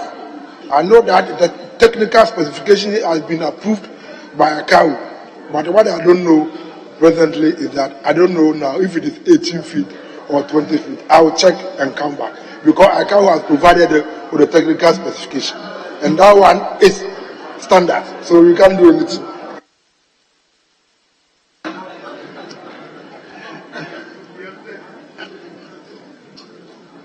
Yes. Thank you, Honourable Speaker. Can the minister give us a breakdown of what is entailed in that 20 million? Do you have the details of what is entailed? Just give us a. Honourable Leader, I think that one requires a specific question to provide details. He was asked to provide costs, but details require specific questions, so you may file your question in respect of that. Yes. Honourable Mr. Speaker, will the Honourable Minister tell us the impact of this new tower on the revenue stream of Ghana Civil Aviation Authority, particularly in the context of its role in regulating the airspace beyond the geographical confines of Ghana? Yes, Honourable Minister. Mr. Speaker, control tower at airports provide two important functions. One, the safety of your airport, and the security you provide for the airlines. Once airlines come to your airport and they know that you are providing them with the accurate services, it means that they will come, and when you come, you charge them, so you get more revenue. In terms of beyond the control tower, beyond that particular airport, Ghana is managing the it's not the Satomi airspace for other airlines within the West Africa zone. And that particular equipment is not at Kotoka International Airport. It is situated within the Atlantic Ocean, whereby we are co-managing it with Satomi, another international organization. So for Kotoka International Airport, one, security is guaranteed, safety is guaranteed, and once the airlines very much aware that we are providing them with accurate and standard safety equipment, they will come to your airport. And once they come, so Honourable Minister, will their revenue improve or decline as a result of constructing a new Mr. Speaker, tower? Once safety improves, more airlines will come and revenue will improve. Thank you. Yes, Leader. Mr. Speaker, will the minister be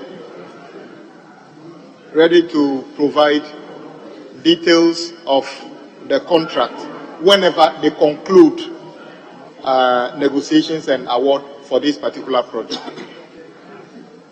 Yes, Honourable Minister. Mr. Speaker, this House has oversight responsibility of all government agencies. If the negotiations are concluded and the House finds feel that they want to know, they call me. I have no mandate, I have no problem in coming to the House and providing them with the details. I asked, will he provide? So The answer is yes, if you ask him. okay. I'll proceed to the next one. It's in the name of the Honourable Member for Timpani, Ms. Lydia Lamisi Akamvareba. Honourable Minister, this question is straightforward. She's not here to ask the question, but I will ask you. What is the state of the works of the Bulgar airport, or what will work commence on that one?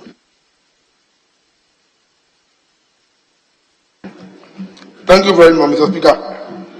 Mr. Speaker, it is a government policy to construct an airport or airstrip in each region across the country. There is an airstrip in Paga, that is Mavrongo, that has recently been inspected by Ghana Civil Aviation Authority. And the report is that the airstrip is in good condition. But Mr. Speaker, there is a problem with that. The airstrip is situated in such a way that flight taking off from the airstrip has to enter the space of Burkina Faso, which has security implications. Therefore, Ghana Civil Aviation or Ghana Airport Company and the Ministry of Defense conducted assessment on the viability of a new airport in the region and has identified a suitable site in Sabrungu in Bogatanga.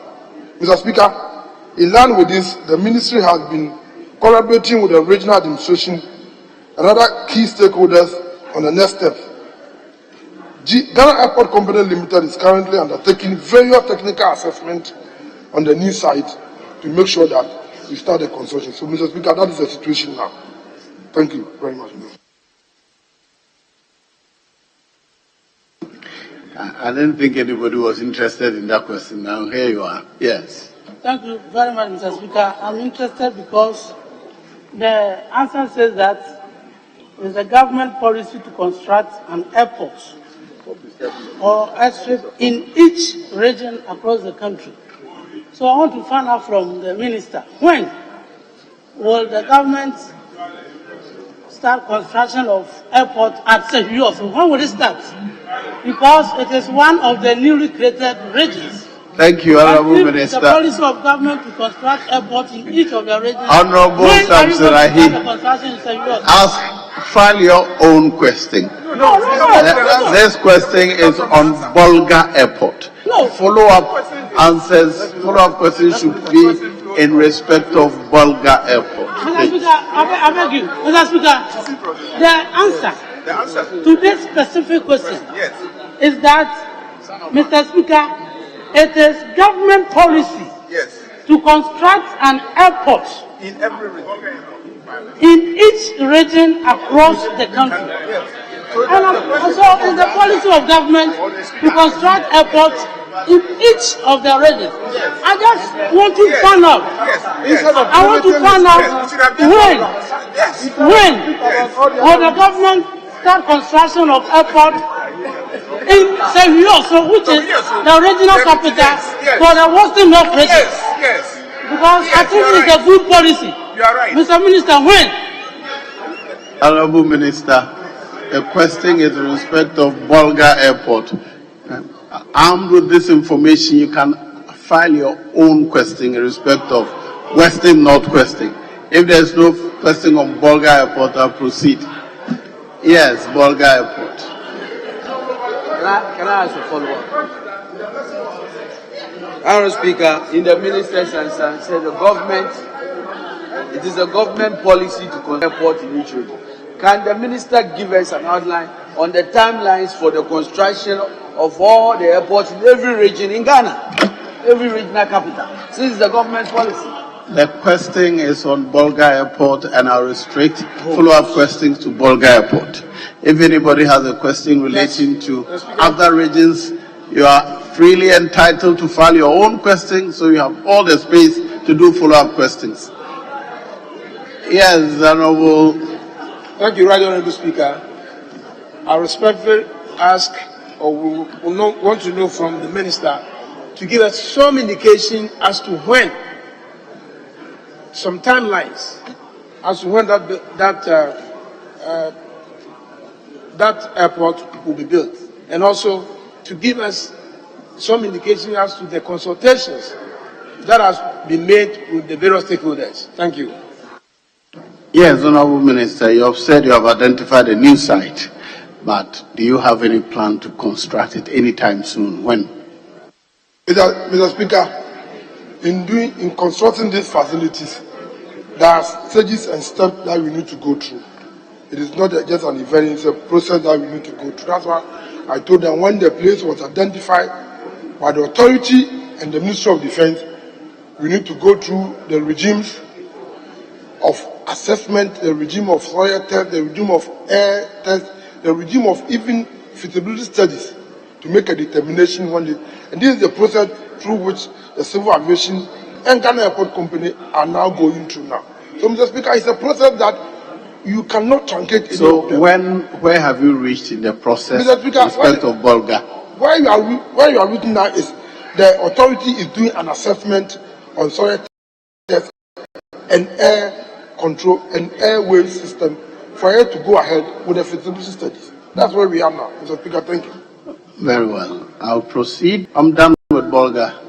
I'll proceed to question number 1944 in the name of the Honourable Member for South Day. In respect of Bulgar, I'm done. No member was even interested in asking it on behalf of her. I raised the matter myself. I'm done. Honourable Dafemako, please ask your question.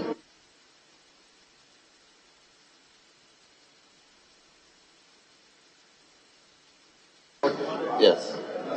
Speaker, thank you very much. Speaker, I rise to ask the Honourable Minister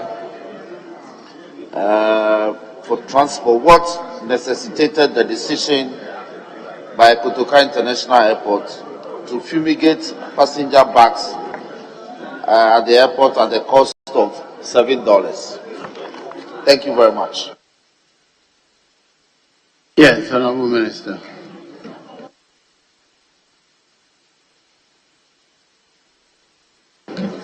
Thank you very much, Mr. Speaker. Mr. Speaker, Ghana Airport Company is currently not charging fumigation of passenger bags at the cost of $7. This GACL had denied in a widely circulated press statement issued on Monday, 26 June 2023. Thank you very much, Mr. Speaker. Yes, Honourable Member.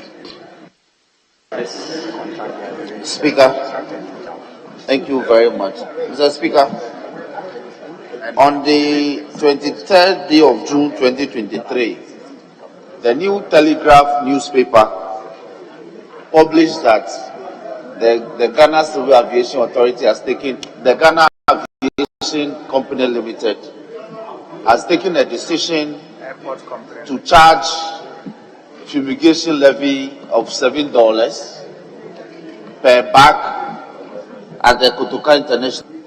As a result of that publication, the minority issued a statement and actually directed travelers to disregard that policy because it was illegal. But we subsequently received information that that levy policy was actually implemented, and persons posted evidence of having been billed at the airport.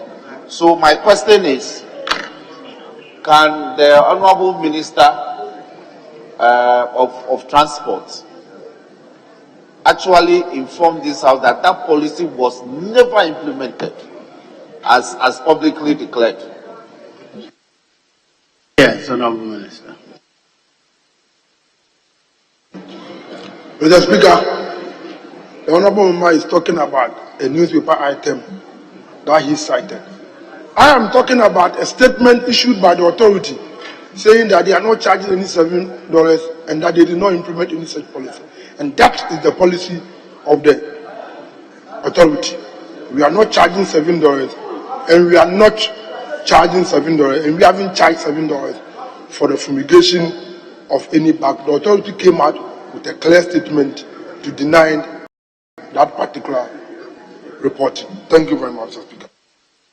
Yes, Speaker, thank you very much. Speaker, this is the House of Record. Can the Honourable Minister for Transport be kind enough to furnish this House a copy of the publicly issued statement by the company, just for the records? Thank you. Yes, Honorable Minister. Mr. Speaker, in this way I will do that. Thank you very much. I must leader ask every question related to this minister. Thank you for the opportunity. Indeed, the ministry did not attempted but did not go ahead. But may I ask the minister, the reason you wanted to fumigate the airport in the first place do you still need to fumigate if it's about to cure something and you are not going ahead? How are you able to do it? So are you still intending to fumigate the airport? I thought the question was in respect of KIA. Ask the minister what necessitated the decision by the KIA. But you are asking the minister. So is it intended for the KIA or is it you in this? Mr. Speaker, because the staff of KIA don't have audience yet. So don't worry. He is speaking because he's the minister. The agency is a company. So ask in relation to the company. Yes. Frame the question. Have you received further requests to charge passengers for fumigation at the airport? Yes, Honorable Minister.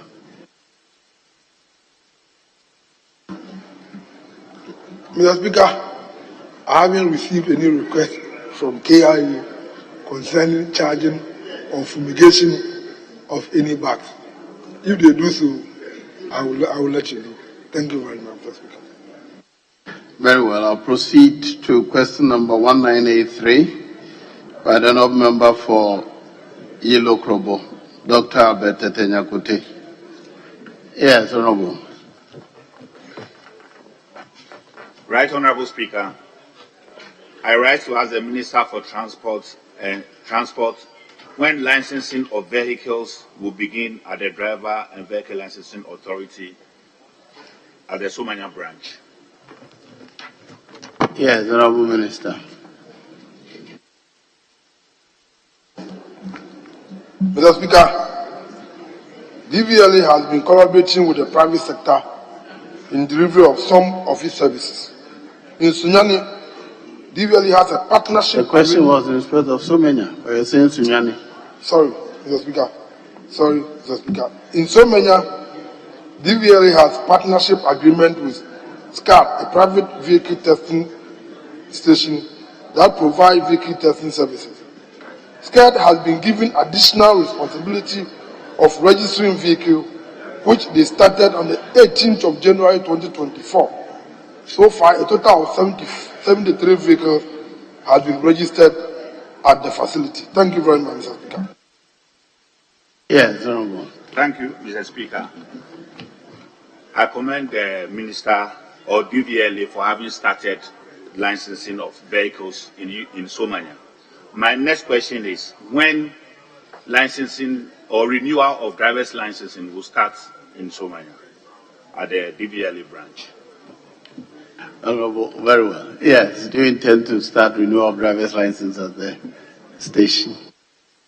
Mr. Speaker, DVLA on its own have a way to deal with various stations or organizations that they work with. They do assessment of their performance, and they find it fit that they are supposed to give them an additional function or facility, function to do. I'm sure they will do it. But for now, what they've given to them now is to do the registration of vehicles. I'm sure they will assess them at the time when if it is necessary that they have to give them additional responsibility. I'm sure they will do that. Yes, Honorable. You're done. Very well. Honorable Minister, let me be clear about this. The SKAD is a private organization licensed to perform specific assignments. But does DVLA itself operate in that premises? Mr. Speaker, currently, because we do segmentation of our processes and our duty. For currently, they are the ones doing it because we are not there, but we supervise them concerning whatever it is that they are doing.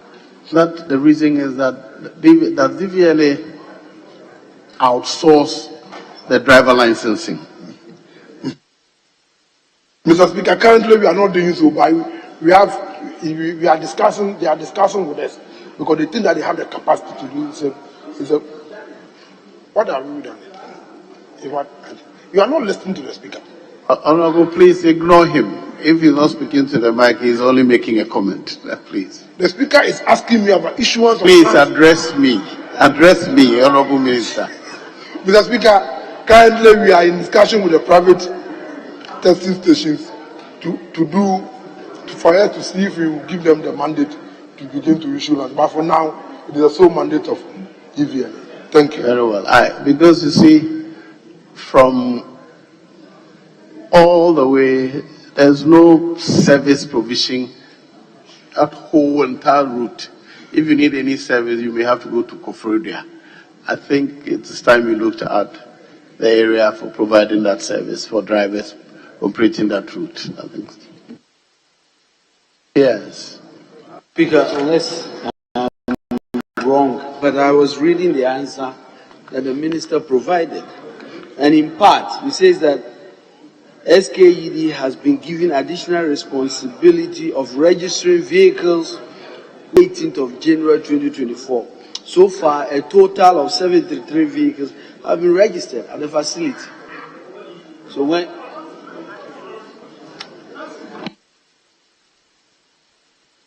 Very well, I'll proceed to the next question.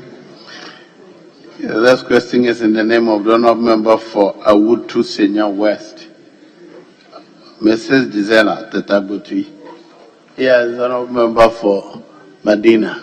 Mr. Speaker, I have the authority of the member to seek your leave to ask the question on their behalf. Proceed. Thank you, Mr. Speaker. Mr. Speaker, I rise to ask the Minister for Transport what efforts the ministry is making to ensure the completion of the construction of the WAF at Senya Breku. Yes, Honorable Minister. Thank you very much, Mr. Speaker. Mr. Speaker, the construction of the fish landing site at Senya Breku is now 100% complete. The arrangement is now underway to pressurize the site, for which a vehicle has already been handed over to them to do supervision. And we are in the process of discussing and handing over all the site to the district assemblies. So the WAF is now completed. We are now going to hand over the facility to the assembly. But they are using it, but we need to do official handover for us to make sure that they've taken over completely. Thank you. Yes. Mr. Speaker, the honourable member would want to know whether the minister has personally inspected the completion, because as far as she is concerned, those projects have not been completed.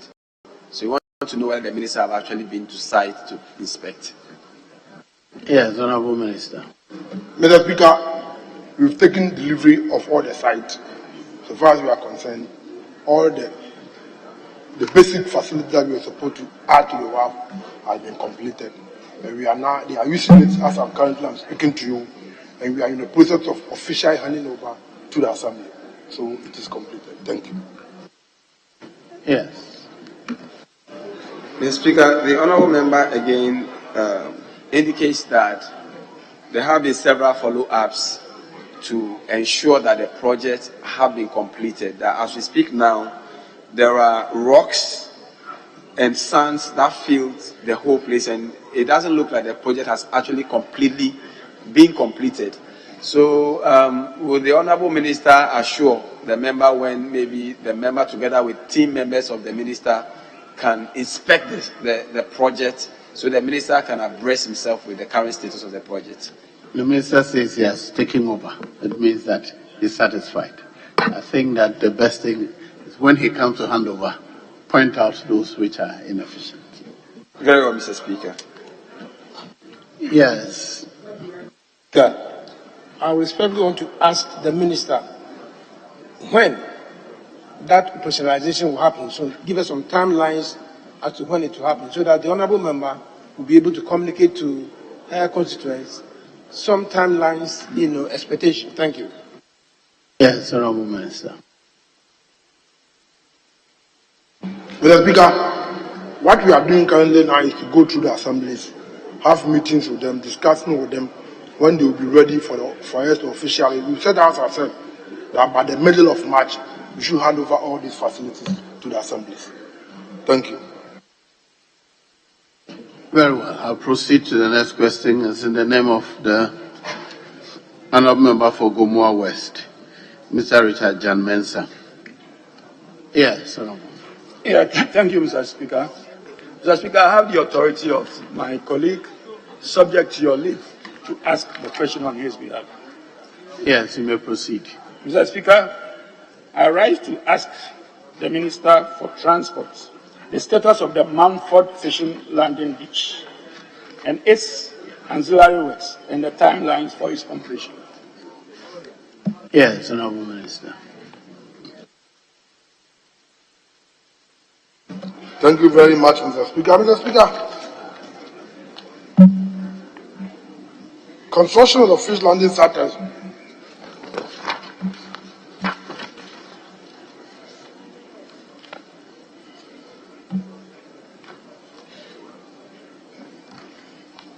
at Mumford is 100% complete. Arrangement is now underway to operationalize the site, for which, once again, a vehicle has also been given to the Assembly to see to its operations. Mr. Speaker, in addition to other facilities that we provided them, they also requested for help posts attached to the facility, and we are about 55% complete. But in terms of the other facilities, we've completed them. We are in discussion with the Assembly. We will hand over to them before March or before the middle of March. And we are even giving them a pickup to see to the operationalization or to see to the operation of the facility. Thank you very much, Mr. Speaker. Yes. Yeah, Mr. Speaker, the honourable member would like to know if the minister is aware that the road leading to the facility has been washed away by the rains. And if he's aware, what is he doing about it? Yes, Yes, thank you very much, Mr. Speaker. Yes, the honourable member drew my attention about the road leading to the facility and said that they had some challenges concerning rains, and we did promise that we are going to assist. So we are now in the GPHA is now in discussion with some private companies to make sure that at least they help in shaping up the road leading to the facility. So we are now in the process of engaging a contractor to make sure that we help them in shaping the road leading to the facility. Thank you very much, Mr. Speaker. Mr. Speaker, and finally, the honourable member would like to know whether the ministry has any intention of dredging the lagoon, and if so, when? Any intention of what, dredging? Yes. Do you have any intention of dredging that?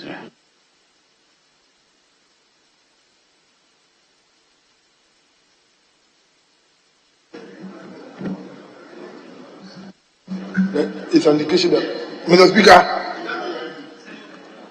Speaker, if we look at marine works, and now we need to do periodic dredging. So if the necessity arises that we need to dredge, we will go in and dredge and do the dredging. Thank you. Very well. I'll proceed to the next question, or the last question for the Minister for Transport, and it's to be asked by the honourable member for Memphis West, Mr. Eric Affo. Thank you, Mr. Speaker, for the opportunity to ask the Minister for Transport when the Driver and Vehicle Licensing Authority Office at Asankra Breman in the Memphis West Municipality will be operationalized. Thank you, Mr. Speaker. Yes, Honourable Minister.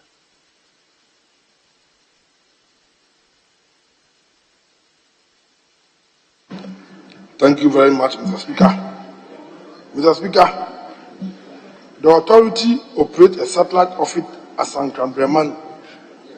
The Secretary Office of DVLA, which is the nearest DVLA office to Asankra Breman, undertakes operational visits to the municipality occasionally to render services to the motoring public. The authority is evaluating the performance of the satellite office operation in the municipality to determine the way forward. Thank you very much, Mr. Speaker. Yes, Honourable. Thank you, Mr. Speaker. Mr. Speaker, Let me refer the minister to his own answer, the second paragraph. The authority is evaluating the performance of its satellite office operations in the municipality to determine the way forward. Mr. Speaker, this satellite office at Asankrabreman has been operational for more than 5 good years. So if the minister is now saying that there hasn't been any performance appraiser for 5 years, I think there's a problem. But let me ask you, Mr. Speaker, Mr. Minister, when are you finishing the performance appraiser? So that you can, I'm bringing the question, so that you can fully establish this office. Because this office has the potency of catering for 5 constituencies: Swaman, Awurin, Amenfi Central, Amenfi East, and Fana Amenfi West constituency. You see, these people within these 5 constituencies, they travel either to Tapa or Honorable, yes, your point is made. Please, what is your plan to establish one for these communities? Mr. Speaker, I think I need to put it on record that I never said that we haven't done any evaluation at the place. What we do periodic evaluation to make sure that our targets are met. And when those targets are met, then it informs us to our next stage of operationalization. So I've never said that we don't do periodic. Mr. Speaker, I think that the honorable member, because yes, he's an MP at the place there, so he's very much concerned. DVLA, we want to take the service closer to the people. That is why we even have mobile vans that goes around to render other services. If we think that our office is short of staff or maybe we don't even have enough facilities. So, Mr. Speaker, let me assure the honorable member, that is what I talk about evaluation. When we are evaluating it because our resources may not be enough to do all of it at the same time. That's why we are complementing these services with our mobile van services. But I have taken his concerns into consideration. I think that I will go back to my people, and having mentioned all these satellite towns around the place, my understanding is that the customers are huge and the office is not enough, or the mobile service is not enough coming from Serbia also to deal with the situation. So I will personally get myself involved to make sure that these concerns are taken on board. And only if it is that we need to start the process of building a permanent or a fully completed office, why not? We want to provide service closer to the people. We will do that. Thank you very much. Yes, Honorable. Let me thank the minister for the answer and assurance. But I would like to know, the previous appraisal that you did for the office at Asankrabreman, what was the status? Are they doing well? Because you said you have been doing appraisal. So I want to know the last one you did. Is the office doing well or it's not doing well? Let me know. Thank you, Mr. Speaker. Yes, Honorable Minister. Mr. Speaker, I have said that this is a house of record, and anything that I say, I don't want to be held back, but I'll check. I mean, the evaluation report are there. I will check and have a conversation with the Honorable. But Honorable, let's be clear. Are you operating that office, or is we also going there to offer services? Mr. Speaker, because it's a satellite office, we have days that we go there to offer the services for the people. Depending on the request that we receive from if it is at times you go, maybe they go there 4 or 5 times in the week. Depends on the request that we receive. But the honorable member is making a strong case that the customer base is huge. So we don't need to operate the satellite office. We need to operate a full office. And that's what I'm saying, that I need to lay hands on the evaluation report, and you will see what we can do for now. Well, but may I suggest that as far as practicable, each district must have its own licensing office. Each district. must have its own licensing office as much as possible. Very well. Honorable Minister, we thank you for attending upon the House to answer questions. You are discharged. The next set of questions will be answered by the Honorable Minister for Justice and Attorney General.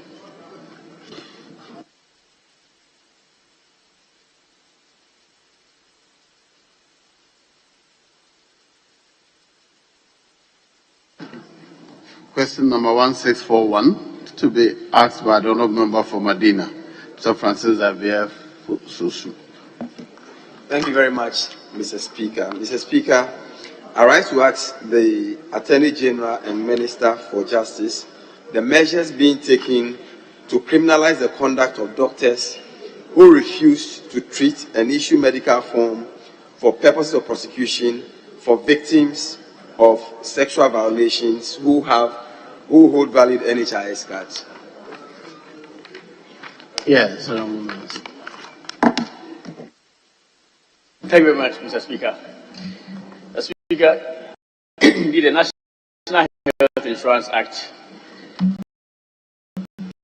at 852 does not criminalize the conduct of doctors who refuse to treat and issue medical forms for victims who hold suspicion of offences. Further, Part 2 of the Health Professions Regulatory Bodies Act 5857, covering the Medical Council, also does not criminalize the conduct. The Criminal Offences Act 1960 as 29 also criminalize the conduct. The Speaker, should it become necessary to criminalize the conduct, my office shall, on receipt of drafting instructions from the Ministry of Health, being the ministry responsible for the National Health Insurance Scheme, proceed to draft relevant legislation to criminalize the said conduct. Thank you very much, Mr. Speaker. Yes, Honourable. Thank you very much, Mr. Speaker. Mr. Speaker, there are several researches that shows that the reasons why victims of sexual violation, a lot of victims of sexual violation do not receive justice because sometimes they don't have money to pay for medical forms. Because medical doctors who are paid by the state demand for money from them before they issue those medical forms. Doesn't the Attorney General think that it is time for that conduct to be criminalized, given the fact that there is a need for us to protect these victims of sexual violation? Yes, Honourable Minister. Speaker, indeed, there is a need for us to protect victims of sexual offences and all. Speaker, but I do not think that the failure to issue medical forms for people to issue treatment with respect for persons who possess valid national health insurance card is only on account of persons who suffer. It's only in respect of persons who suffer victims of sexual offences. I'm sorry, Mr. Speaker. Mr. Speaker, I think that indeed the relevant ministry responsible for regulation of national health insurance, if indeed considers such offence punishable and issues the relevant drafting instructions to my ministry, as I indicated, will be willing and ready to draft the relevant legislation to cover the conduct spoken about. Mr. Speaker, thank you very much. Before you proceed, would you consider such practice, if indeed it is true, as professional misconduct? Mr. Speaker, I think the issue of professional misconduct, with all respect, is covered by the Medical and Dental Council. Mr. Speaker, as a lawyer, of course, I would consider such practice perhaps wrong, but whether it actually qualifies for professional misconduct within the realm of medical practice is one to be regulated by the Medical and Dental Council. Indeed, I can speak to matters relating to the General Legal Council. I do not want to veer into the medical profession, which of course my wife subscribes to. Thank you very much. Yes. Mr. Speaker, today is International Social Justice Day. So this question comes in the light of the global effort to promote free, fair, and equitable society, particularly for most vulnerable class. And it is in the light of that that I would want to ask the Attorney General whether he would consider supporting a private member's bill that I initiated in this House, for the purposes of criminalizing the conduct of medical doctors that demand money from victims of sexual violations before issuing medical forms to them. Thank you, Mr. Speaker. Mr. Speaker, indeed, I will consider requests for money from patients who suffer sexual offense to be criminal. It will amount to extortion, because indeed they're not supposed to request for payment, and such request is made. Clearly, it will amount to extortion, and I think such conduct is already criminalized under the laws of Ghana. We do not need a specific legislation to cover such conduct. Mr. Speaker, thank you very much. Mr. Speaker, I'm sincerely grateful to the Learned Attorney General for the answers. Thank you. Yes, Honorable Minister. Mr. Speaker, I believe that there must be a delineation between doctors who have been employed by government and private practitioners. If you take the form that we fill now, it says, and I'm paraphrasing, that a fee of something I've forgotten shall be paid to a medical practitioner other than the one working in the public services. So me as a private doctor, there's a prescribed fee and it's legal. If I don't take that fee, it means I cannot be held liable and summoned to court to provide a witness. So I believe that that question is a bit woolly. It's not applicable to all doctors. Of course, if you're a doctor of conscience, you can waive I that thought you one. had a question, but you appear to be offering explanation. Thank you very much for distinguishing between the private medical practitioners and doctors in the public sector. Yes, Honorable. Thank you, Mr. Speaker. Mr. Speaker, the minister may know that the major challenge the doctors may have is if you complete a medical form for any person, when the time for court hearing comes, you are supposed to be there. Out of your workplace, you have to arrange to do all this, and they claim that there's no any fee paid them for carrying that service. Would you rather consider the health insurance or the Ministry of Health bailing the system or bailing the state for the time that the medical doctor will use to go to the court to do the defense and to write the report, so that it takes away the demand for the individual person to pay the money to the doctor? Will you consider discussing this with the Minister of Health, so that the doctors who complete the medical form, there's a prescribed fee for completing the form, and there will also be a fee when you are appearing before court, just as we do in selecting individuals to serve on a jury. In other countries, your employee is supposed to pay you fully for serving on the jury. I want to believe that in our country, we pay the transportation and other things for people who serve on the jury. Will you consider getting a subscribed fee for doctors who complete this medical form and going to court to defend the medical form that they have? So that it will kill this tendency of them to charge the Honorable, are you talking about the doctors in the public sector or doctors in the private sector? Speaker, currently, the health insurance system pays doctors both in the public and the private sector for a service rendered if they are registered with the health insurance. So if you are a registered facility for a health insurance, we simply prescribe a fee for completing a form and going to court. Whether you are in the private or in the public, you are covered. And that becomes an easy way. But as we leave it, because there's no fee, and if I'm a medical doctor and I complete your medical form, it is not just filling the medical form. I will have to be in court to defend it. And sometimes I may have to go to court severally to be able to do that. Yet, where I serve as a medical doctor, will not want to pay me for going to court. I think this is a matter which should be dealt with at the Committee on Health effectively. But now, for now, he says that some people take money illegally, which means that a person is holding a health insurance card, which meaning the cost should be borne by the health insurance, and yet the doctor or medical practitioner would demand the fee. That is what he is. The question is saying, should we not criminalize that conduct? But I think your explanation raises another issue which we may be dealt with. Yes, I'll proceed to the next question.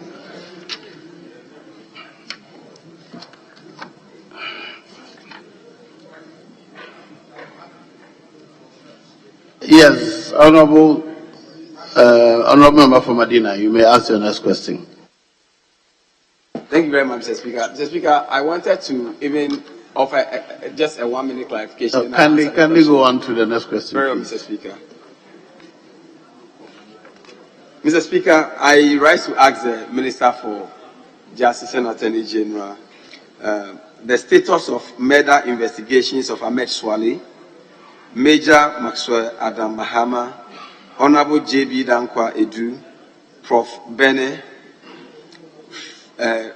Fennek Ochri, Abubakar Shalid, and Shadrach Alo.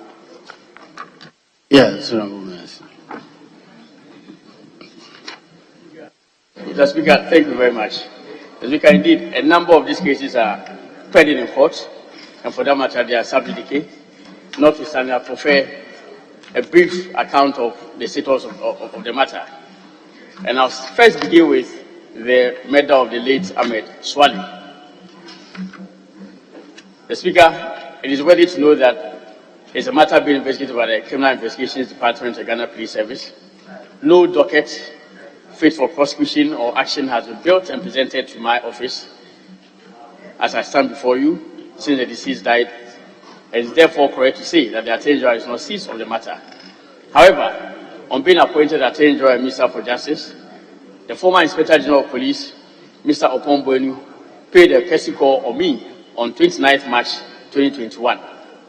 Being concerned about the failure to resolve this as well as other homicide cases, I inquired about the state of investigations into the matter. I demanded a report on the status of investigations, and the Director General of CID obliged my request and presented a docket giving an account of work so far done on the Ahmed Swale murder case. The information showed that the deceased Ahmed Swale was an undercover investigative journalist who worked with Tiger IPI. He was key in investigations that exposed malfeasance in some state institutions, and on 16 January 2019, on a motorbike with a covered license plate, shot and killed the deceased in his vehicle at Medina while he was on his way back from a family meeting. The investigations by the police commenced immediately. 2 empty shells of 9 by 199 millimeters were found on the ground, while 3 other empty shells and 3 spent pellets of 9 by 199 millimeters ammunition were also found in the car. An iPhone 7 Plus mobile phone and Huawei smartphone belonging to the deceased were also found and retrieved. The Speaker, on 17 January 2019, an autopsy was performed on the body of the deceased by Dr. Osei Owusu-Efiye, a pathologist at the police hospital, after the body was identified by a paternal uncle of the deceased. The Speaker, the pathologist gave an interim cause of death as hemorrhagic shock, severe chest injury, and gunshot at close range. The body was subsequently released to the bereaved family for interment in accordance with Islamic custom. On 22nd January 2019, exhibits retrieved from the scene were sent to the police forensic science laboratory for ballistic examination. In the course of investigation, 2 key witnesses were contacted. They gave vivid descriptions of the 2 suspects. Consequently, a request was made to the Department of Geomatic Engineering and the Kwame Nkrumah University of Science and Technology for the following examination to be done: the use of satellite imagery, sketching of the assailants from a description of the witnesses, and use of telecommunications network. Based on the recommendation of the Department of Geomatic Engineering, the 2 eyewitnesses were presented before the forensic artists on 27 January 2019. Following up on intelligence, 4 suspects, Edward Gassin Kofi Goka, Musa Idrisu, alias Yapono, Francis Osepoku, alias 66, and Abdul Rashid Mezongo, alias Kakalika, were arrested for investigation. The 4 suspects were taken through the investigation processes, but the eyewitnesses could not identify them. The Speaker, the suspects were subsequently granted police inquiry bail and are assisting investigations. Statements have been taken from some citizens of Ghana as well as Mr. Abdullah Al-Hassan, who have also denied threatening the deceased or attacking him. The Speaker, there were investigations in the United States of America as well. The mobile phones of the deceased were sent to the United States of America for unlocking and extracting of information by information technology experts over there. On 11th August 2020, the iPhones were sent to the US through the American Embassy in Accra. In February 2021, the American Regional Security Officer successfully handed over the two iPhone 7 Plus Huawei's smartphone belonging to the murdered investigative journalist Ahmed Swale, together with the external drive containing the data extracted from the phone's investigator. High volumes of data comprising millions of documents, videos, audios, text and WhatsApp messages have been analyzed by a team from the Homicide and Cybercrime Unit of the CID. Investigations on other aspects of the matter also continue. Mr. Speaker, pursuant to further requests for information on the state of investigations, a second information docket was received by my office in May 2023. The docket indicated that investigations into the case are still ongoing and that the identity of the perpetrators of the deceased was still outstanding. No identifiable suspects have thus been found. The Attorney General, in a letter dated July 2023, advised the police to intensify their efforts to identify and arrest the perpetrators and to inform us as soon as this is done. The Speaker, this is for the Ahmed Swale investigations. The Speaker, regarding the case of the late Major Muhammad, indeed the charges were filed before the High Court. Charges of murder, conspiracy to commit murder, and abetment of murder were filed against 14 accused persons. The deceased Captain Maswa Muhammad and the commander of a military department was the commander of a military detachment stationed at Diaso in the Upper Dentra district in the Central Region. On May 29, 2017, at about 8 a.m., the deceased left the detachment base for a walk. At about 9:25 a.m., when he got to the outskirts of Dentra Boasi village, he stopped and interacted with some traders and bought some snails, which he left to the woman to pick up on his return from the walk. The snail seller spotted his sidearm touched to his waist, and after he had left, one of the women telephoned the first accused, who happened to be the assemblyman of the Boasi, to report what they had seen. The first accused mobilized the suspects together with others at large to attack the deceased near the Dentra Obuasi cemetery without giving the deceased the opportunity to explain and identify himself. They assaulted him with various implements and bent his body. The Speaker, the case has been duly completed, and on 29 January 2024, the jury delivered a verdict of guilty against 12 of the 14 accused persons. So the Captain Muhammad or the Major Muhammad murder case has been fully resolved. The Speaker, the J.B. Dankwa Edu murder case is a case pending in court, and for that matter, I'll just briefly indicate the state of affairs. The Speaker is entitled The Republic vs. Daniel Asiedu, alias Sesido, and another. The accused persons have been charged before the High Court for conspiracy to commit robbery and murder. The two accused persons went on a robbery spree on the night of 8 February 2016. The second accused returned home after a misunderstanding around 10 a.m., 1 a.m., on 9 February 2016, the first accused went to rob the house of the deceased, Joseph Boachi Dankwedu, who was a member of parliament for Ebuakwa North constituency in the Eastern region. The deceased, who lived with his family in a one-story building at East Legon, was asleep by himself at the time and heard the first accused in his room.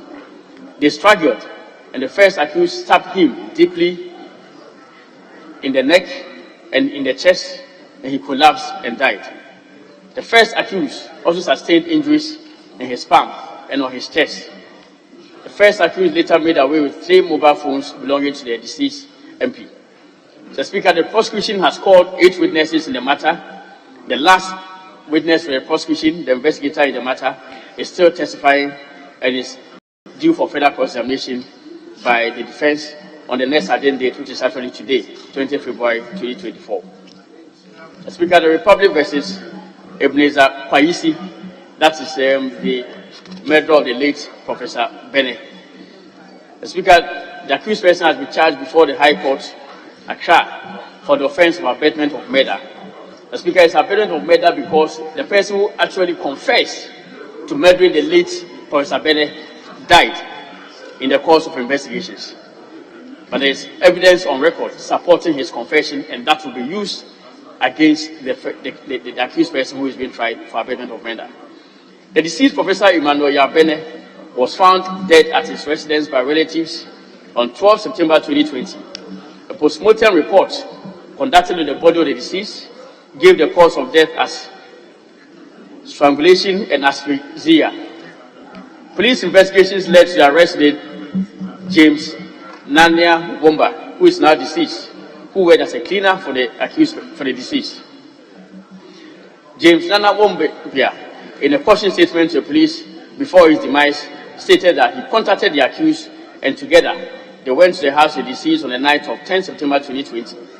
James Nana Wombia strangled the deceased while the accused held him down. Status of the matter. The accused has been committed to stand trial at the High Court. He has been assigned a lawyer by the court.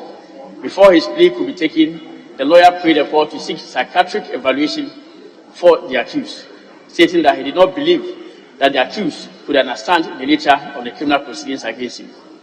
The accused person has now contended that indeed he does not need any psychiatric evaluation at all, and that request for psychiatric evaluation has thus been abandoned. The Speaker, the counsel for the accused has indicated his intention to present a request to the prosecution for plea negotiations in which he hopes that the accused will plead guilty to a charge of manslaughter. This request is yet to be formalized, and therefore the case continues. The matter has been adjourned to 8 March 2024. The Speaker, the murder of the late Emmanuel Fennec Oche at his residence at the Manet Gardens, Spinters Road on 13th March 2014.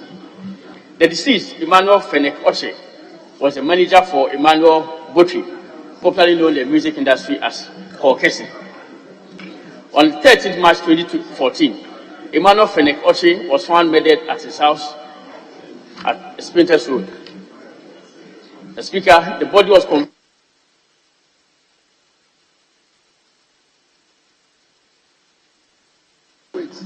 wait. Okay. Thank you very much. The Speaker, the body was conveyed to Kolebu Teaching Hospital mortuary for autopsy to be conducted. Honorable, can you hold on? Yes, leader.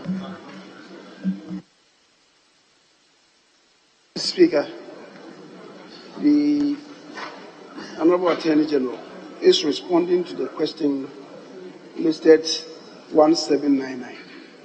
Speaker, as you do know, the orders provide in Order 77 that ordinarily we should not spend more than 1 hour to attend to questions. Now, the response to this question only is going to take close to about 30 minutes. And there are going to be supplementary questions, which will provide further illumination. Mr. Speaker, the orders, again in 88.4, provide that the answer to a question shall, whenever practicable, be printed and the copy be delivered to the member asking the question not less than 15 minutes before the time fixed for the sitting at which the question is to be answered. All of us have the response.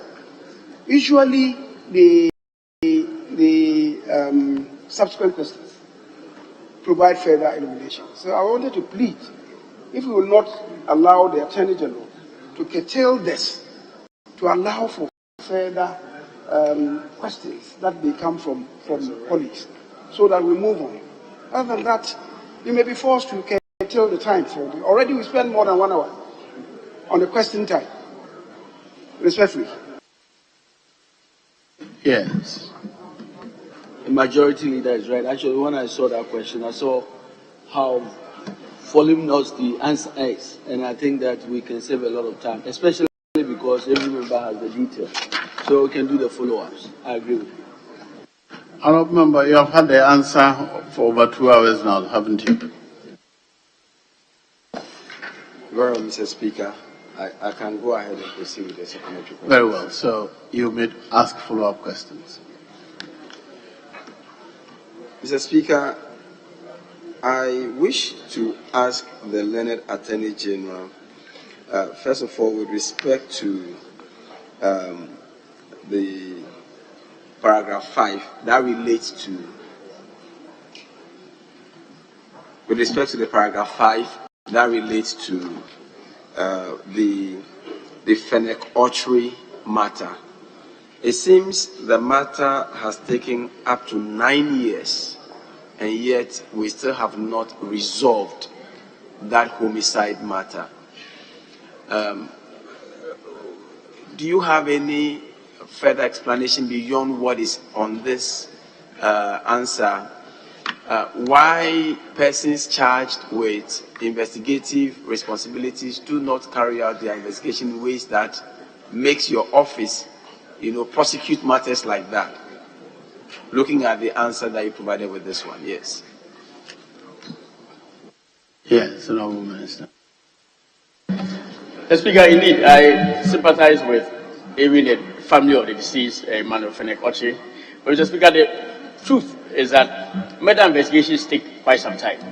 And in few cases, it becomes quite difficult to resolve. Yes, Mr. Speaker, it's just a case where they've been unable to identify the actual culprit. They initially sent a docket to my office, and our analysis indicated clearly that no identifiable suspect could be prosecuted. Mr. Speaker, the CID continues to investigate the matter. I can only say that indeed they ought to speed up investigations, but it is not unusual for some murder cases to be unresolved for even decades. I know my good friend will remember the murder of the late legendary American rapper Tupac Shakur in 1994 thereabouts when we were in secondary school. The murder, the suspect was actually identified only a few months ago in America, and that's the United States of America. So these things happen occasionally.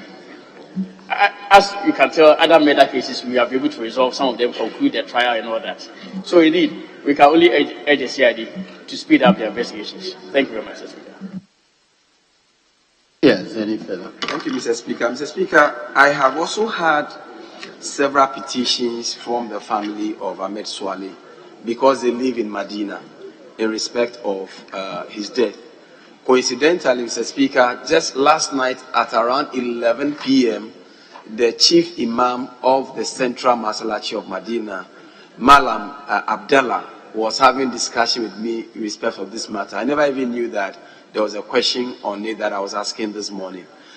Is there any assurance that the Attorney General would give the people of Ghana, the people of Medina, the family of Ahmed Swale, that the state is indeed committed to finding the killers of Ahmed Swale for purposes of prosecution?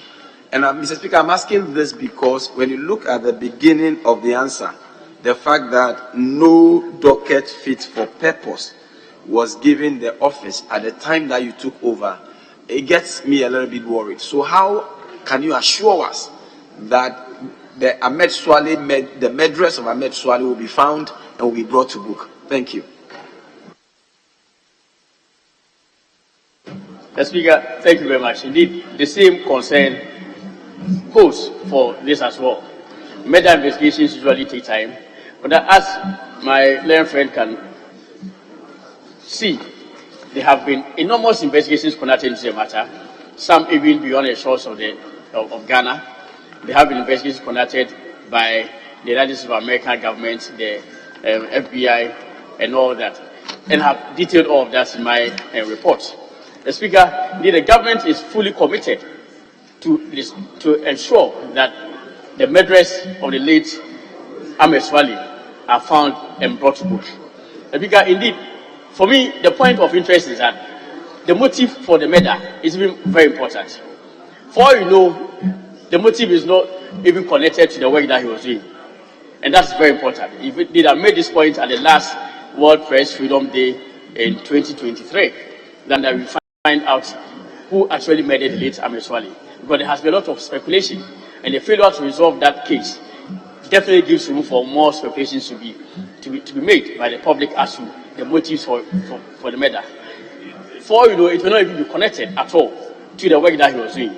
And therefore, I can assure my dear friend once again that the government is fully committed to ensure that we find out who actually committed the murder of the late Ameswali.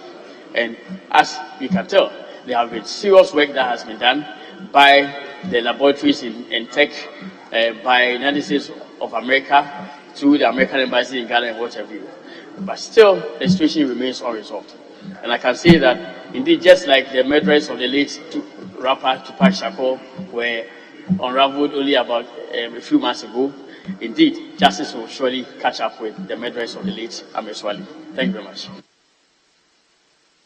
Yes, Mr. Speaker, just because the Learned Attorney General has provided the responses to that of Major Mahama, I want to use this opportunity to commend the Learned Attorney General and his team for leading in that prosecution, because it was a very, very important prosecution to the entire nation, and I'm happy that we brought that matter to an end, and I'm hoping that similar matters in the offing will be brought to an end so we can see the ends of justice. Because as we often say, justice delayed is justice denied. And having said that, Mr. Speaker, the very last matter in which the Attorney General reported had to do with Shadrach Alo. And that matter is a bit complex, because even this House has referred aspects of that matter to a committee of Interior to investigate the conduct of people involved. And it's quite surprising that in the response of Attorney General, we didn't seem to have any information leading to, or any information in respect of the conduct of persons involved in maybe actions run up to the killing of the Shadrach Alo. So I don't know whether... If you have evidence, why don't you go and give it to them, rather than pose it as a question here? Oh, Mr. Speaker, very well, but I believe that I thought that maybe this was in the public domain, and most of it were published. The videos were all in circulation. Suggest that you assist them. Very well, Mr. Speaker, I'll take a cue from that. Yes. Very well. The next of Attorney General. Yes. Very well. Let me start from here. I'll give all three of you one question each. Thank you, Mr. Speaker. Mine is a supplementary question on the Shadrach Alo versus Republic. In the minister's answer, he indicated that the deceased struggled with the police, and whilst they were trying to subdue him, and he took a black polythene from his backpack and swallowed, and that caused his death. But there was a viral video that showed that the police actually beat the deceased, and there were also eyewitness statements that showed that the police actually beat the deceased. I want to find out from the minister if he took all that into consideration before arriving at his conclusion. Thank you. Yes, Honorable Minister. Mr. Speaker, indeed, every material piece of evidence was taken into account before arriving at the conclusion that we made. And as we have indicated, we relied on CCTV footage and not only viral video that was generated by some persons whose identity we could not vouch for. Indeed, we have stated here that it is recommended prosecution because there was no evidence that the taser caused the death of the accused.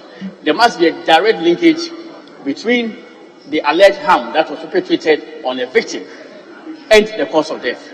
And if there's such lack of link, clearly we cannot attribute that alleged harm inflicted as being responsible for the death of the deceased. TV footage showed the deceased took out of his body pack a black polythene and put same in his back pocket before he ran away.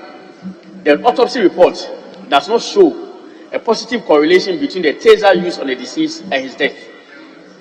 The cause of death was given as asphyxiation due to obstruction of the airway by a foreign body. The foreign body was a black polythene bag containing cannabis, which the deceased had swallowed.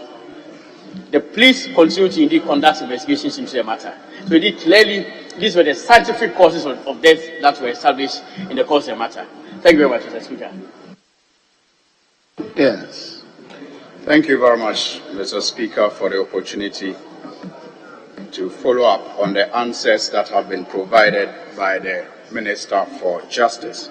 The Speaker, the murder of Ahmed Swale continued to feature on almost all press freedom and free expression reports on Ghana, and also on all human rights reports on Ghana.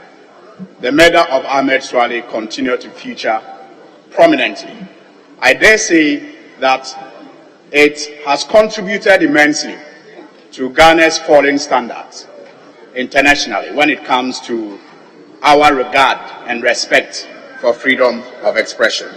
The Speaker, I therefore wish to appeal to the Minister that even as he says that there is can I ask a question? Yes, Mr. Speaker, I'm building up. I'm just... But you're going to appeal, so come straight to the question. Yes, I'll make an appeal that will... It's just if I don't build the foundation, the question may not make this sense. One, can you go straight to the... Because the answers have been given a very long one. So can you go to I'll your make question? it short. Thank you, Mr. Speaker. So, the Minister, in response to the question, said that Ahmed Swale's murder may have just been a murder to his job as an investigative journalist. Mr. Speaker, and there is my appeal. In the absence of any prosecutable docket, if there's a phrase like that, I would appeal to the Minister not to make such suggestions. Because, Mr. Speaker, when I read through the answers, I want to find out the basis of such a suggestion which gives rise to speculations. In paragraph 7, I think, 1, 2, 3, 4, 5, 6, 7, yes, 8. He says, statements have been taken from 3 citizens of Ghana, as well as Mr. Abdullah Hassan, who all have also denied threatening the disease or attacking him. The Speaker, aside the appeal, I want to find out from the Minister who these 3 people are. Yes, Honourable Minister. The Speaker, indeed, I think it's very important that we place on record the fact that there has not been the establishment of any cause of death of the late Ahmed. Please, Mr. Speaker, it's very important. Mr. Speaker, and I say that because indeed all these suggestions by people like my good friend have led to this unnecessary speculation that indeed the deceased person was murdered as a result of his work. And I think that is very dangerous. Indeed, such a tendency not only undermines the integrity of the investigations that are being undertaken by the Ghana Police Service, but also have a real tendency to prejudice the minds of the public. The Speaker, as we have even indicated in one of the accounts in relation to the murder of the late Emmanuel Fenech Ochin. Fenech Ochin, for instance, was primarily engaged in work related to the music industry. He was a producer for the late, for a person called Kessie. The Speaker, but the cause of death clearly shows that his murder was unrelated to the work that he was doing, and that he was actually engaged in a number of land disputes in Accra. So really, the fact that a person has been murdered, with all respect, does not mean that that person is murdered primarily on account of the work that he was doing. And it's very important. It is this comment, with all respect, Mr. Speaker, with all respect to you, are only propagandists and should not be countenance. Because indeed, I would want to preserve the integrity of the work that's done by the Ghana Police Service, the investigation of the Ghana Police Service. And I'm saying that it may well be true that he died on account of the work that he was doing. It may also well be true that he was murdered not on account of the work that he was doing. The Speaker, that must be placed on record. The Speaker, as regards the 3 other persons that he wants, with all respect, for the sake of investigations, the Ghana Police Service respectfully would like to keep the identity very confidential, and I would want that to be respected. Mr. Speaker, thank you very much. Mr. Speaker, you see, I wasn't allowed to make the appeal. Honorable, please. He's answered you. You were not listening. He said that the police wants to keep the identity of those 3 persons confidential, and you will respect that. Yes, leader. Thank you, Honorable Speaker. I want to revisit the answer on Shadrach Ali. The minister's answer was very clear that the case has been discontinued because there was no correlation between the initial taser and his death, and that it was obvious that it was the swallowing of the polythene that caused his death. Now, I want to take the minister back to really the first reason why this young man who was traveling on that day was really taken down, because somebody said he had gone to steal something at the mall. And the footage was also very clear. He was beaten. Obviously, some police processes were not followed.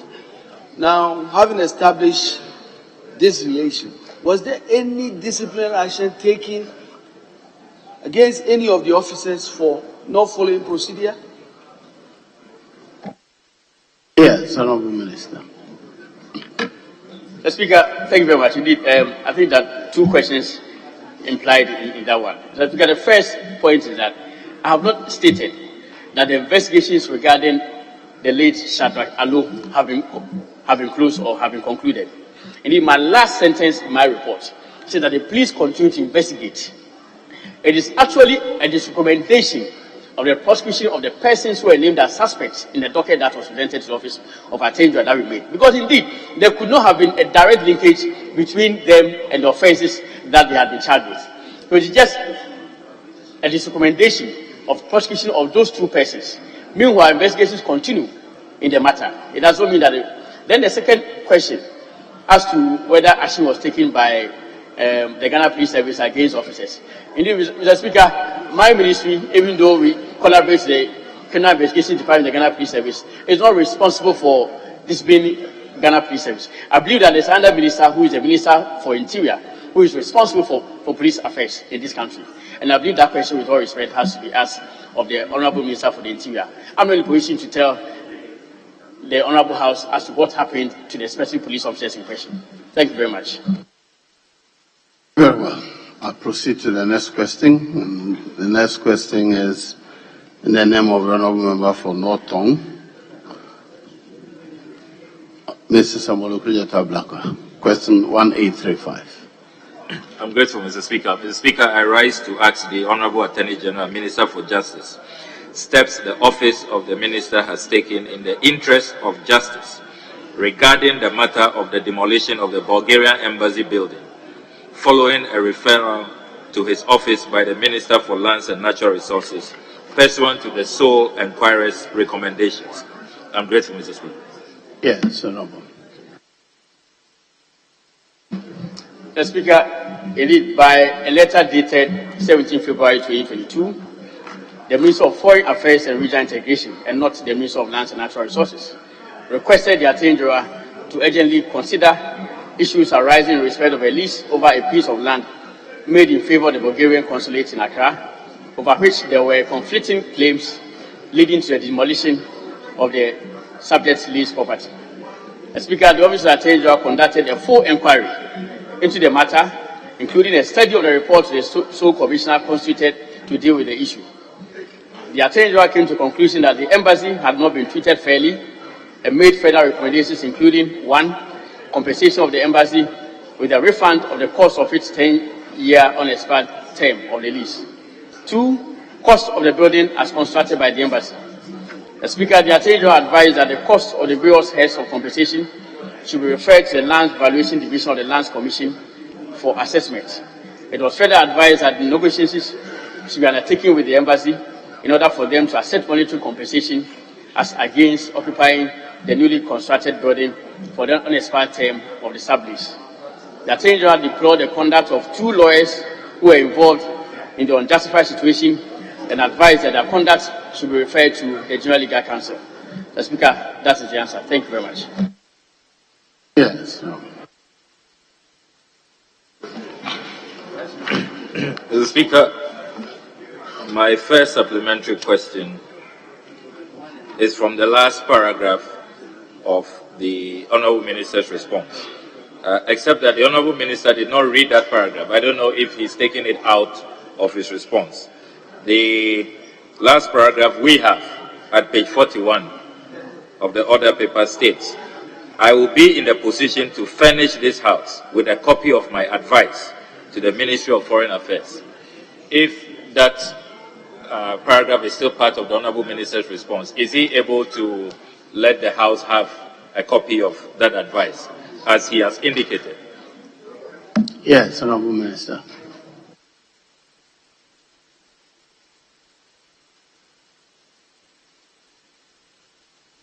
As Speaker, indeed, I took it out because I considered that I had given a full account of all the facts, and indeed I stand ready and available to answer any further questions on the matter. As Speaker, thank you very much. As Speaker, will you be willing to, able to provide a report if requested? Mr. Speaker, I will discuss with the ministry which requested for my advice, and then I'll take the necessary steps accordingly, Mr. Speaker. Thank you very much. Well, Mr. Speaker, my second supplementary question relates to the Attorney General's advice contained at the second paragraph of his response to us, that the Bulgarians are going to be paid compensation and the cost of their 10-year unexpired term of the lease. I want to find out from the Honourable Attorney General the value of this compensation. How much is this compensation? Mr. Speaker, I indicated that the value will be assessed by the Lands Valuation Division. But it is important to state that the compensation will not be paid by the government of Ghana. And I do not anticipate the government of Ghana to be the responsible party for payment of the compensation. Because indeed, the conduct that we deplore is actually very deplorable conduct by two private citizens of Ghana, together with two private legal practitioners who colluded, and perhaps maybe with the complicity of some officers in the Lands Commission, to engage in the deplorable conduct that we spoke about. Mr. Speaker, thank you very much. I'm grateful, Mr. Speaker. Mr. Speaker, my final supplementary question relates to a publication, or is from a publication from the Honourable Minister for Lands and Natural Resources, dated May 16, 2022, which is based on the decision of the ministry after the sole inquirer's first report.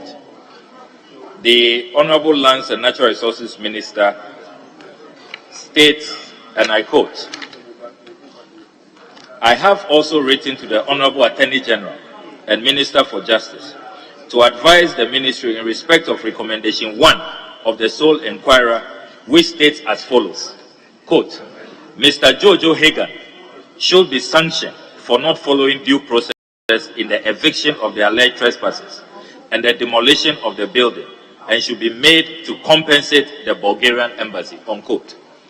So, Mr. Jojo Hagan was identified by the sole inquirer as the person responsible, except that during their work, they said that he was elusive. They couldn't locate him. The Lands and Natural Resources Minister is saying that this has now been handed over to you.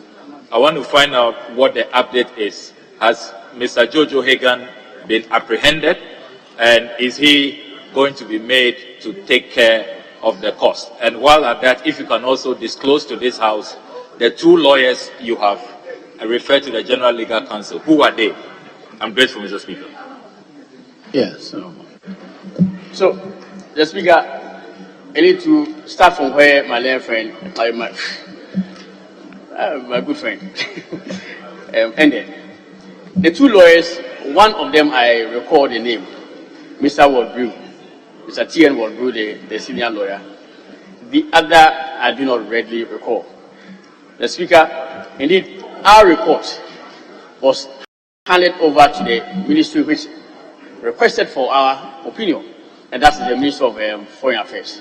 And it is ready to state that even before the Ministry of Lands and Natural Resources wrote their letter dated May 2022, the Ministry of Foreign Affairs and Regional Integration had written to us by a letter dated 17 January 2022.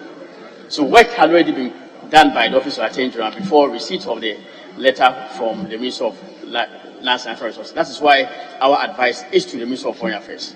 The Speaker, indeed, Mr. Jojo Hagan, I'm not too sure whether he has been apprehended yet, but we have given the advice and all that. I'm sure that steps will be taken to apprehend him and all.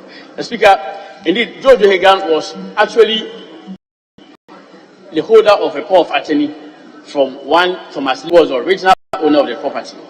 And Mr. Thomas Layton has been left out of the equation because Thomas Layton is deceased.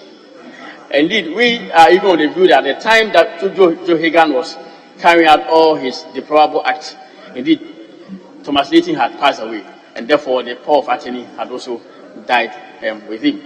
And I think that the conduct of Thomas Layton right from even 1990, when the Bulgarian Embassy was in possession of the property, was very, very reprehensible.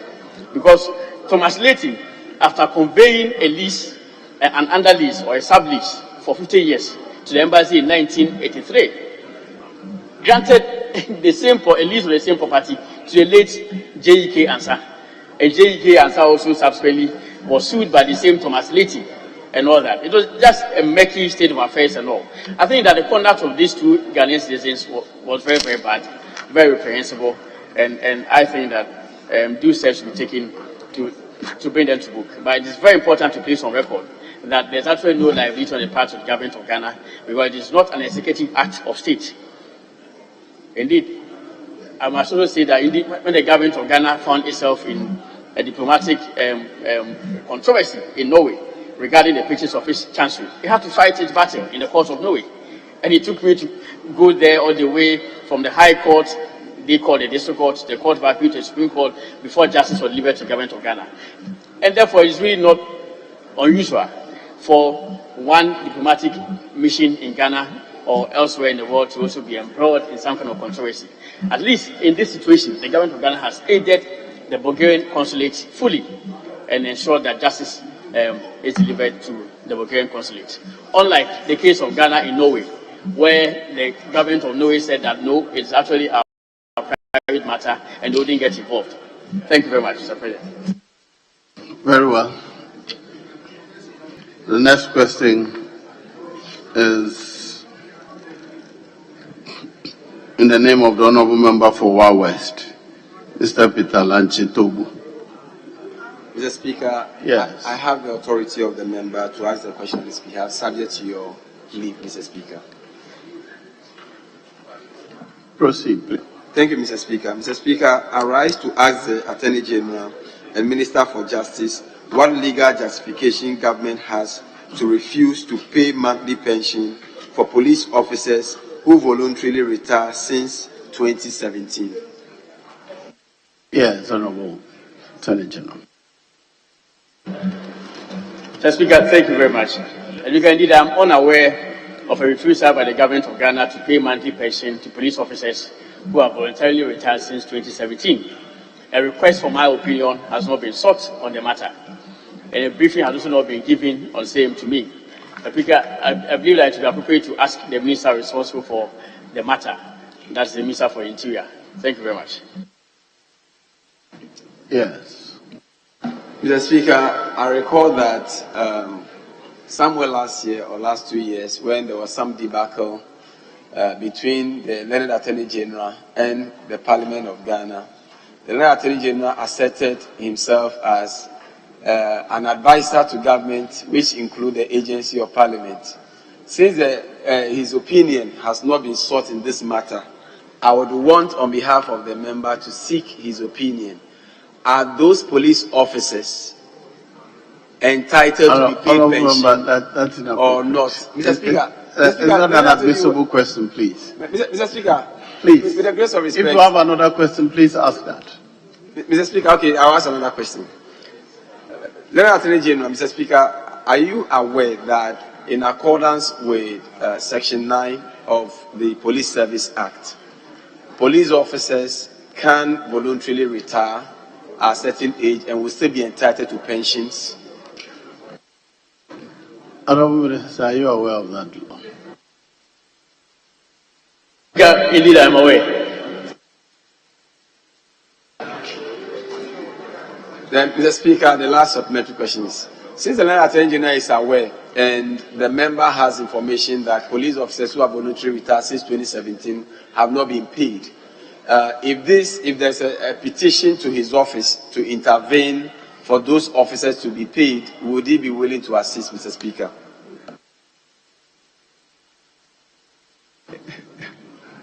Yes, Mr. Speaker, indeed, as a respecter and defender of human rights, I will. Thank you very much.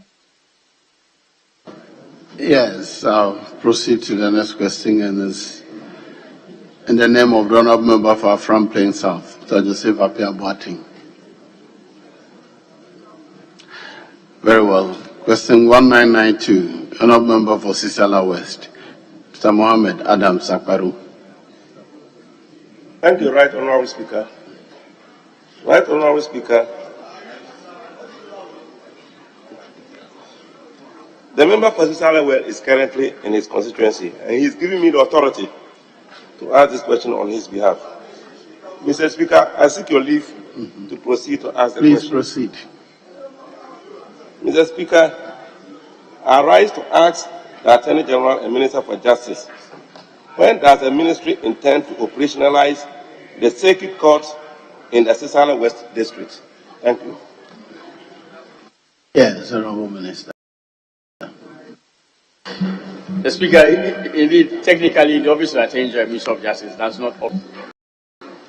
And in consonance with the independence of the judiciary, the Chief Justice is responsible for the administration of the judiciary and the court.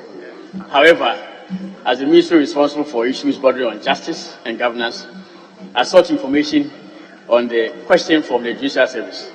And the brief I have, Mr. Speaker, is as follows. In May 2018, the former Chief Justice, Mr. Kufu, inspected the state of court facilities in the Upper West region, including Golu. At Golu, the DC led the former Chief Justice to inspect a facility they had proposed for use as a court. The building needed refurbishment to upgrade it for functional use as a court. The requirements were clearly specified to the Assembly, who in turn offered to undertake the proposed works to refurbish the building for use as a court. The proposed works were designed to upgrade the facility to comprise 6 offices, including the magistrate chambers, the courtroom, and provide furnishing and accommodation for the magistrate. By 2020, the Assembly had completed the works, but the court could not be inaugurated as planned. In December 2021, the Director of Estate inspected the facility only to observe that the military protecting the country against terrorist activities on the border at Burkina Faso were in active occupation of the facility. According to the DC, the facilities were being accommodated, the soldiers, were being accommodated temporarily in the court, as they had no alternative accommodation for them. She therefore asked for some time to sort out the accommodation challenges of the military to enable them hand over the facility for use as a court. The DC and the Assembly have since not communicated their preparedness to release the facility to the Judicial Service for use as a court. Thank you very much, Mr. Speaker. Yes, any follow-up question? Thank you very much, Right Honourable Speaker.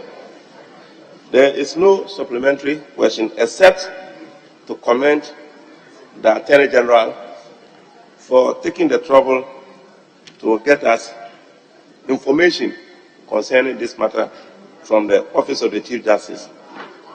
It is quite clear from the response that he has provided that the problem is no longer with the Judicial Service, neither is it with his office. The problem lies with the Municipal Assembly. And so, Right Honourable Speaker, we take steps to get the Municipal Assembly to complete the building so that, or for that matter, evacuate the military so that we can have the courts operationalized. Thank you very much, Mr. Speaker. Very well. The last question to be asked by the honourable member for Suhum, Mr. Koja Sante. Thank you. Thank you, Mr. Speaker.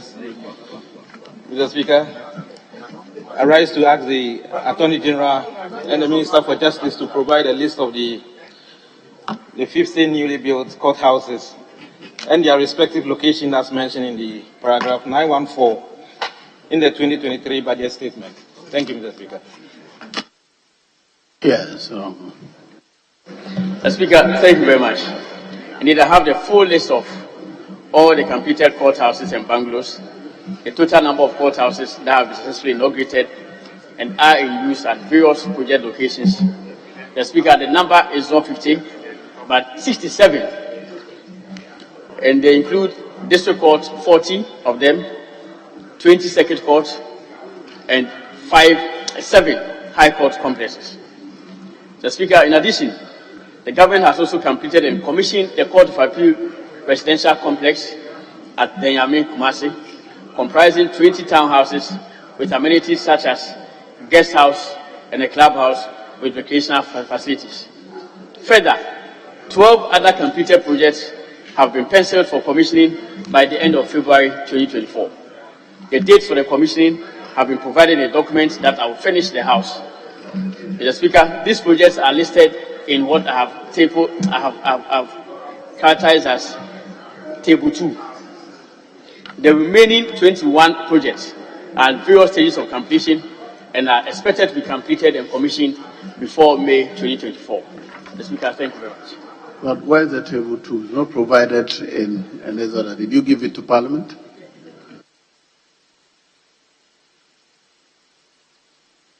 Yes, we can indeed have it, and I'll give it to Parliament right now. Kindly table it for the record so the members can see. Okay, so this is the full list. Right. Put it on the table. Very well. Thank you. Thank you very much. Mr. Speaker, so I've discharged my duty. Very well. Any follow-up questions on this one? Very well. In that case, that will bring us to the end of question time. We thank the Honourable Minister for attending upon the House to answer questions. You are now discharged.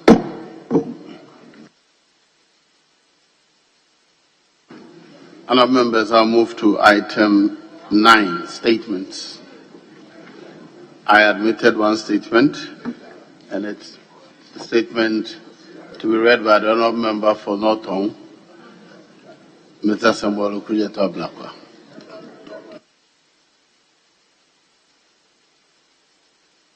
Speaker, respectfully. Yes, Leader. Respectfully, if we could vary the business of the day and allow at the commencement of public business to deal with the presentation of papers.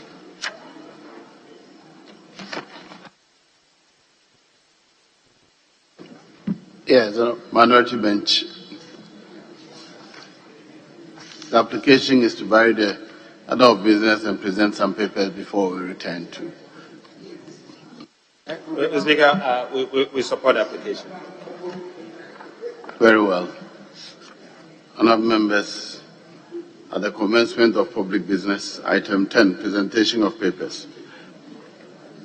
Honourable Majority Leader, are you starting? Item A.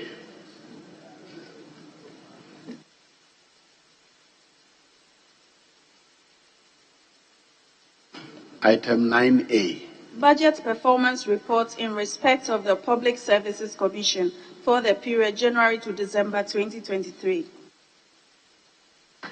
The report is duly presented for distribution to members.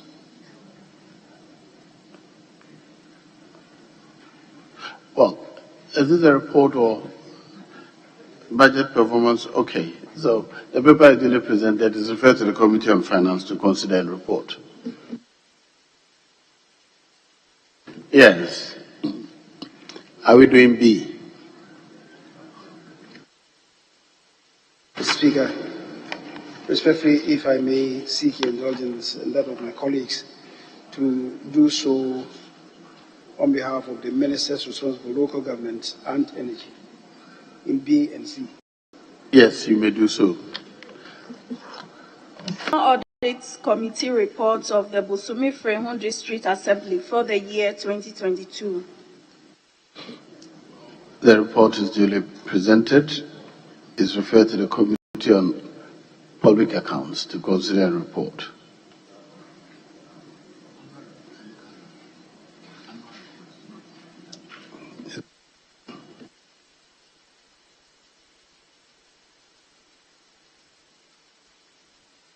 Very well, honourable members, I will annul the referral and now refer it to the Committee on Local Governance to consider and report. Yes, C. Electricity Supply and Distribution Standards of Performance Regulations 2024. The paper is duly presented. Is referred to the Committee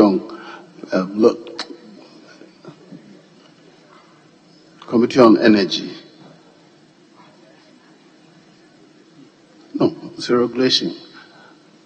I think it should go to the Subsidiary Legislation Committee. I refer to the Committee on Subsidiary Legislation to consider and report.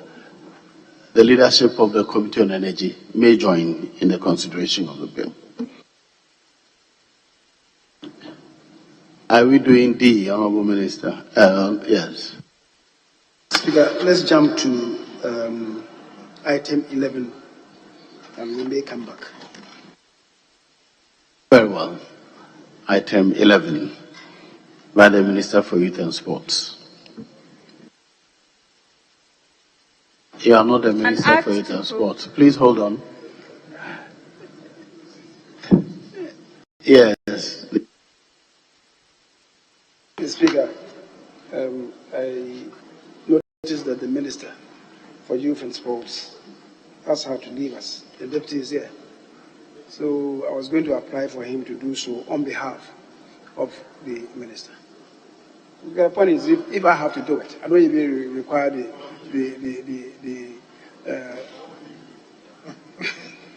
deputy was doing it, so you have to seek leave for him to do it. Yes. Now, leave is granted for the deputy to do it. Yes.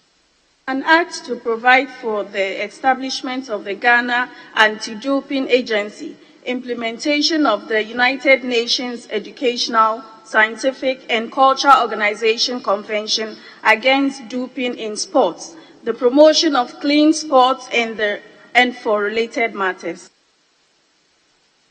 The bill is duly presented. Is referred to the Committee on Constitutional and Legal to consider and report. The Committee on Leadership of Committee on Sports may join the Committee on Constitutional and Legal Matters to consider and report to the House. Yes, Leader. Speaker, I'm not properly briefed on the status of the reports contained in D. For E, F, and G, we are not ready yet, so we'll stand them down and come back to them subsequently. In the meantime, Speaker, if we may allow for us to deal with item listed as 36. Item 36.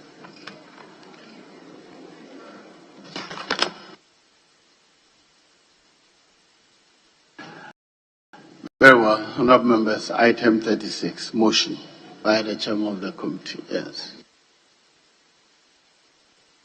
Thank you, Mr. Speaker. Mr. Speaker, I beg to move that motion number 36 listed on page 12 of today's order paper be adopted. And so doing, and with your leave, I want to present your committee's report. Mr. Speaker, a referral was made to the committee way back May 2022, and the committee was to meet with the leadership of some selected committee to consider the Working Fishing Convention 207 number 118 number 88 and report to the House. Your committee met on November 8th with officials from the Ministry of Transport to consider the referral. Mr. Speaker, paragraph 3.0, which talks about the background of the referral. Mr. Speaker, the International Labour Organization adopted its 188th convention, known as the Working Fishing Convention 2007, to prevent exploitative and abusive practices of work on board fishing vessels and meet the minimum requirement to enhance working conditions and safety of lives at sea. Mr. Speaker, the main objective of the convention is to ensure that fishers are provided with improved conditions of work on board fishing vessels to reduce heavy workload, accommodation and food, occupational safety and health protection, medical care, and social security. Mr. Speaker, the committee, after considering the referral, based on some justification made, concluded that the House ratified the International Labour Organization Working Fishing Convention 2007, number 188, by resolution pursuant to Article 75(2)(b) of the 1992 Constitution. Mr. Speaker, I respectfully submitted. Thank you. Yes. Yes, Honorable. Thank you, Right Honourable Speaker. I rise in support of the motion moved by the chairman for the committee in support of the ratification of the convention. The Speaker, I think it is appropriate, considering the health, the safety, and condition of service of our fishers, and also in coming into alignment with global standards, it is appropriate that Ghana, as a country, we do ratify this so that our global reputation will be enhanced, and many more. But, Mr. Speaker, it is also critical that perhaps we think that the safety, the working condition, and everything of our fishers is very critical. It is also important that when we ratify this convention, we need to provide appropriate agencies and appropriate ministry with all it takes to be able to do the monitoring. We need that workers and workers' union equipped with the skills to be able to negotiate and get them in their various collective agreements, and many more. So therefore, I move that the House appropriately ratifies this convention. Thank you, Mr. Speaker. Now, members, the motion has been moved and seconded for the consideration of the House. Yes, I saw the honourable member. Yes. Thank you, Mr. Speaker, for an opportunity to contribute to the motion for the adoption of the convention by Ghana. Mr. Speaker, in labor for agriculture, fishing, and all those systems sometimes are exploitative. On the fishing vessels, a lot of them compromise on safety, compromise on provision of health facilities, compromise on accommodation and food. In terms of safety, some of the work is very dangerous, considering the fact that they are working on the sea. Any small mistake can land a fisher in the sea, people going overboard, and then it becomes difficult to locate them. If we are to maintain our national dignity as protectors of human rights and protectors of the labor force, then we should adopt this convention to help and all those involved in the fishing industry have a safe working environment. It will also give Ghana the image of being a protector of the populace, of workers, of the underprivileged, because a lot of these fishing vessels, which especially work in our waters, are not owned by Ghanaians. And they end up coming into our waters mainly for the profit they can get. They use some of our people on board, and sometimes it's a bit pathetic to hear their stories. So if we adopt this convention, it means that we are protecting our own and also protecting those foreigners who work within our environment. It will help us a lot, both locally and internationally.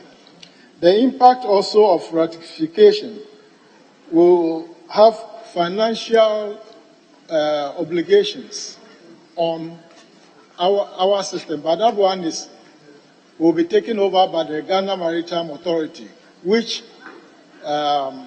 has dovetailed their operations to carry out some of these financial obligations. Mr. Speaker, I would like to end here by saying that it will also help in, because certain aspects of the convention deals with protection of the environment, where we will avoid pollution of our waters from oil spillage, from dumping of substandard,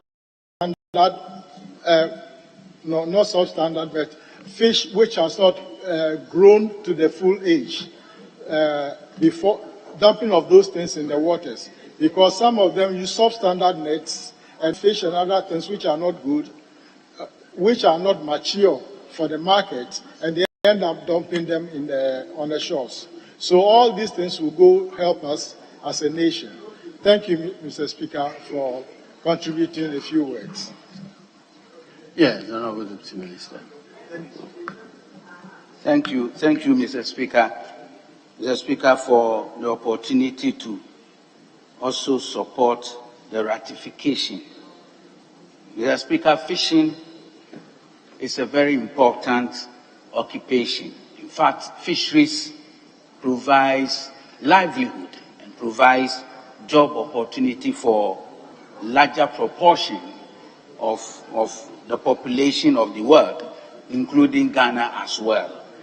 It presupposes that the condition at work or the condition under which fisher folks work in or on vessels at the high seas is very, very important. And looking at this ILO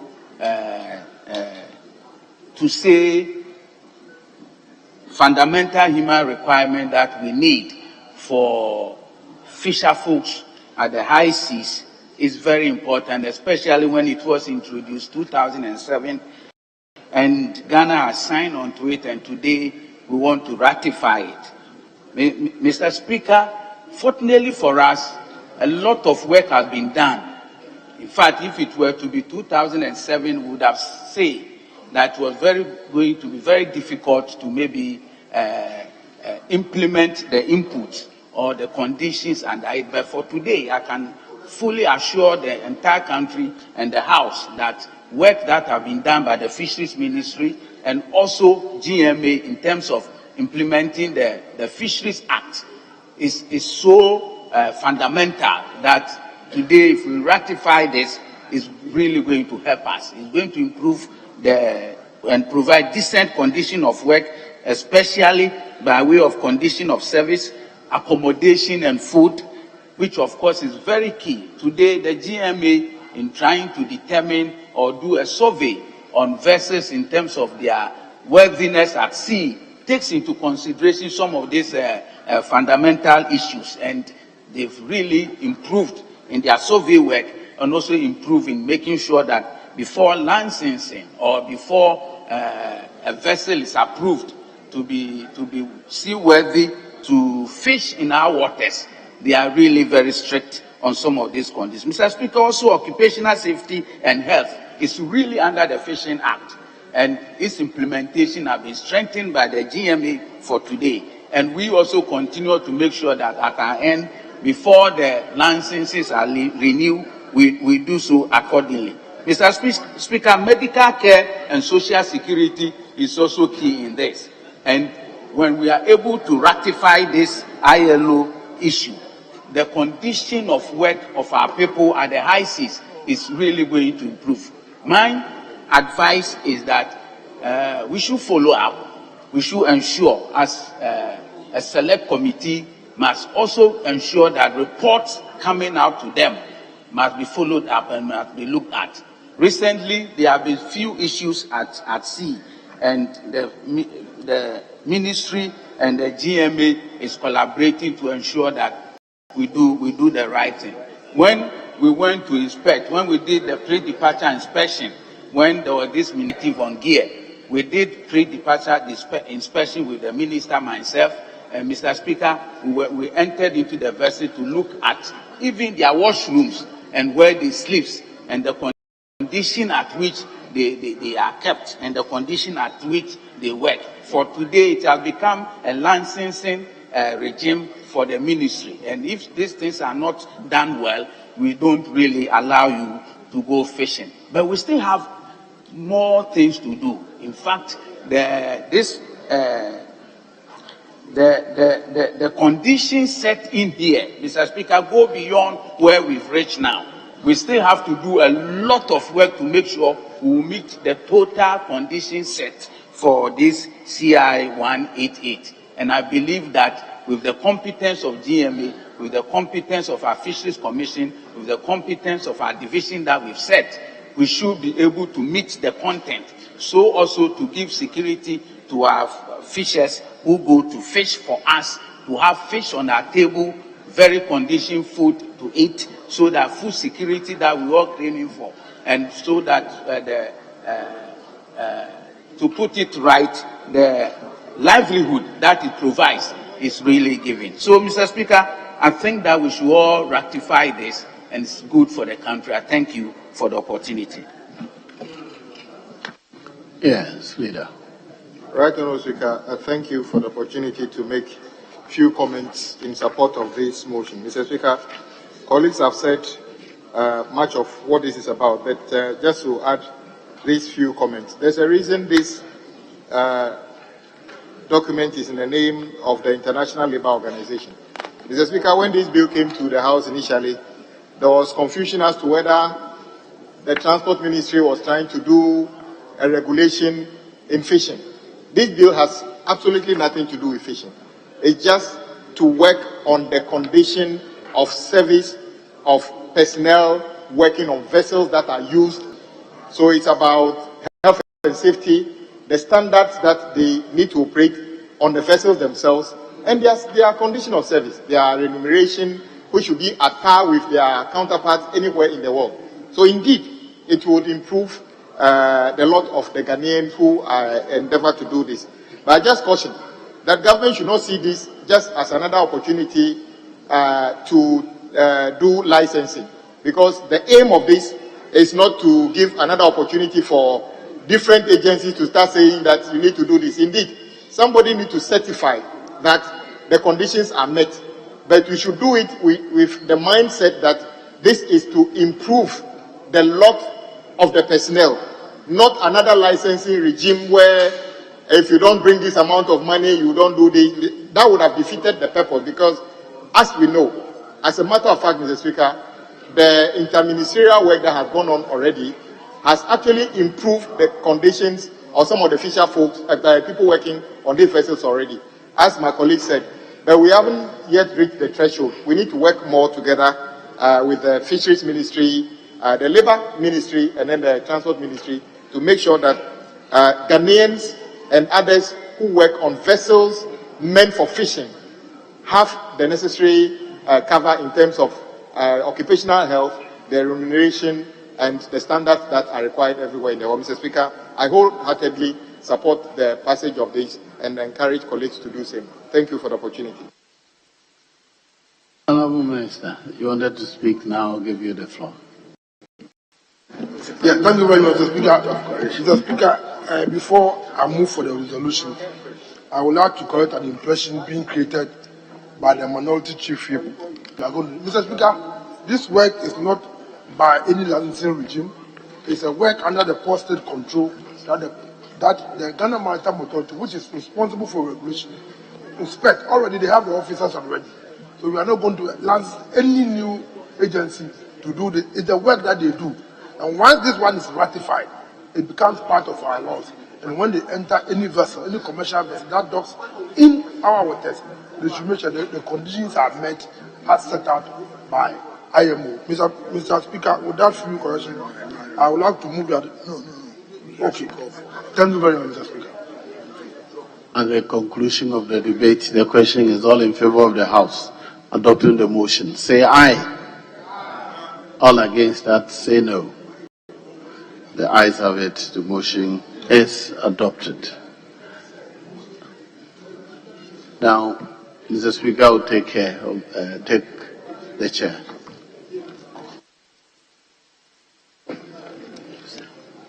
Yes, Honourable Leader, would you want to take the next one, the resolution? Very well.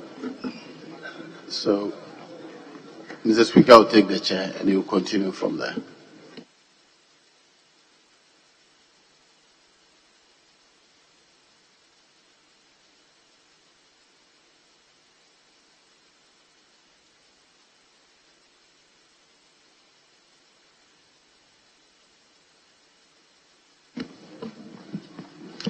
Yes, Majority Leader.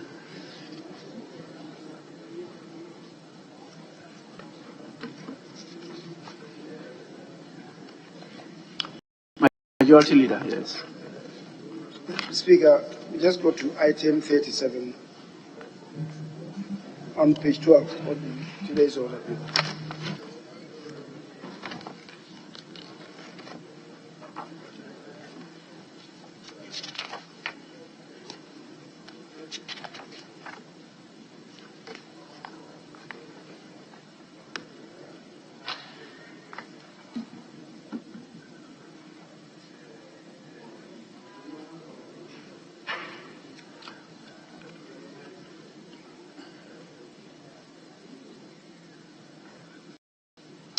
Item 37 at page 12 of the order paper.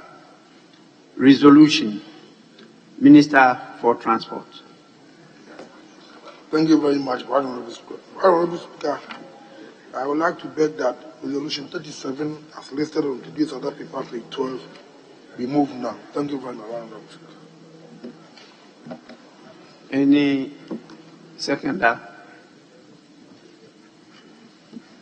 Speaker, I rise to second the motion.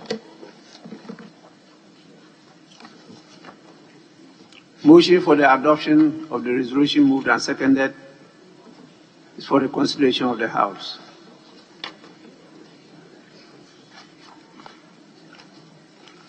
Honourable members, being a consequential resolution, I will proceed to put the question. Those in favor of the adoption of the motion, say aye. Those against, say no. Honourable members, the ayes have it.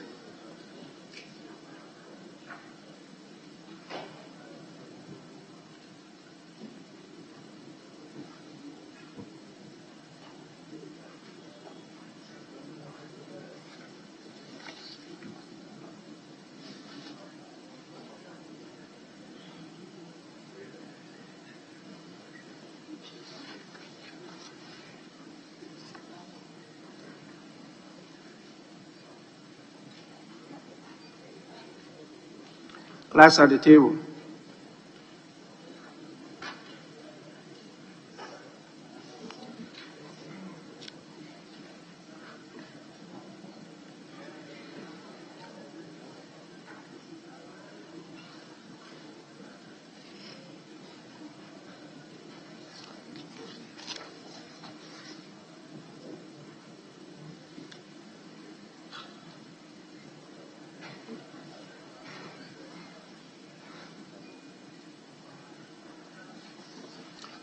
Honorable members, the resolution is accordingly adopted.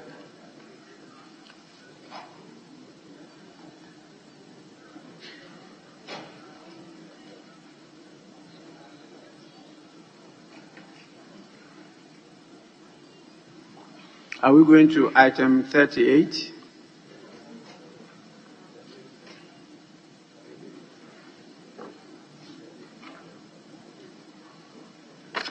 Speaker, respectfully, if we can hop to item 42. Item 42. 42 at page 13. Page 30. Honorable members, we are being called upon to consider item at page 13 of the order paper. It says motion to be moved by the Minister for Environment, Science, Technology and Innovation.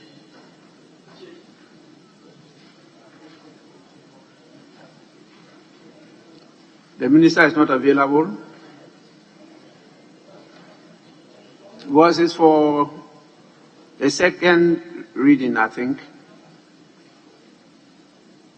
So we need the ministry to lead us in this matter.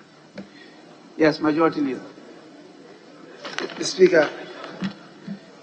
Speaker, as you yourself communicated to the House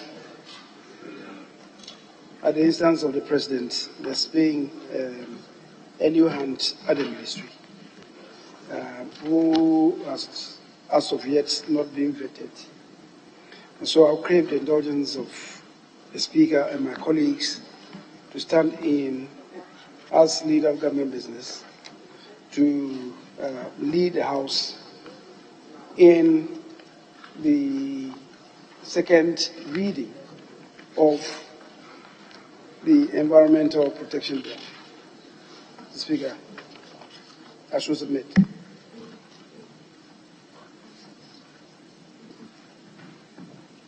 Yes, honorable members, any objection to that? Mr. Speaker, we have no objection. So we may go on. Mr. Speaker, the object of the Environmental Protection Bill 2023 is to establish the Environmental Protection Authority to regulate, protect, manage, and exercise general oversight and coordination over all matters relating to the environment and climate change, which is, as you do know, the current paradigm. Speaker, the bill seeks to reenact the Environmental Protection Agency Act 1994, Act 490, and introduces a pesticides management fund. The bill also seeks to reenact the Hazardous and Electronic Waste Control and Management Act 2016, Act 917, for the purpose of consolidation. The bill further makes provision for the implementation of actions that position Ghana to mitigate and adapt to climate change. Mr. Speaker, the Environmental Protection Agency Act 1994, Act 490, was enacted 29 years ago for the regulation of matters that affect the environment, and it also coordinates the activities of the bodies concerned with the practical and technical aspects of the environment. Prior to the enactment of Act 490, the body was established by the Environmental Protection Council Decree 1974 NRC Decree 239 as the Environmental Protection Council. Mr. Speaker, the fragmented environmental provisions in other enactments across other sections make it difficult for the agency to exercise general oversight responsibility over the environment And institutions such as Forestry Commission, the Petroleum Commission, the Fisheries Commission, and the Committee, among others, have some environmental provisions in their enabling enactments, and the exercising oversight responsibility over these institutions is not clearly provided for in Act 490. In addition, the MMDAs, the Metropolitan Municipal and District Assemblies, and the Forestry Commission and the Minerals Commission predated the agency and were already exercising a level of regulatory functions over some aspects of the environment. Oversight of the environmental compliance by such institutions is very challenging because the provisions in Act 490 do not make the agency the lead institution for the environment of Ghana due to the absence of express provisions to reflect this status. Furthermore, Mr. Speaker, emerging issues such as plastic pollution, biodiversity, climate change, air quality, upstream petroleum and illegal mining, among others, are not adequately addressed in Act 490, and such pose such serious enforcement challenges. And this is in spite of the fact that the agency has expanded the scope of its operations to include these environmental issues. Mr. Speaker, climate change is the most pressing issue facing humanity today, and the long-term changes in temperatures and shifts in weather patterns, if not addressed efficiently and effectively, would in the long term completely alter the ecosystems that support human and animal life.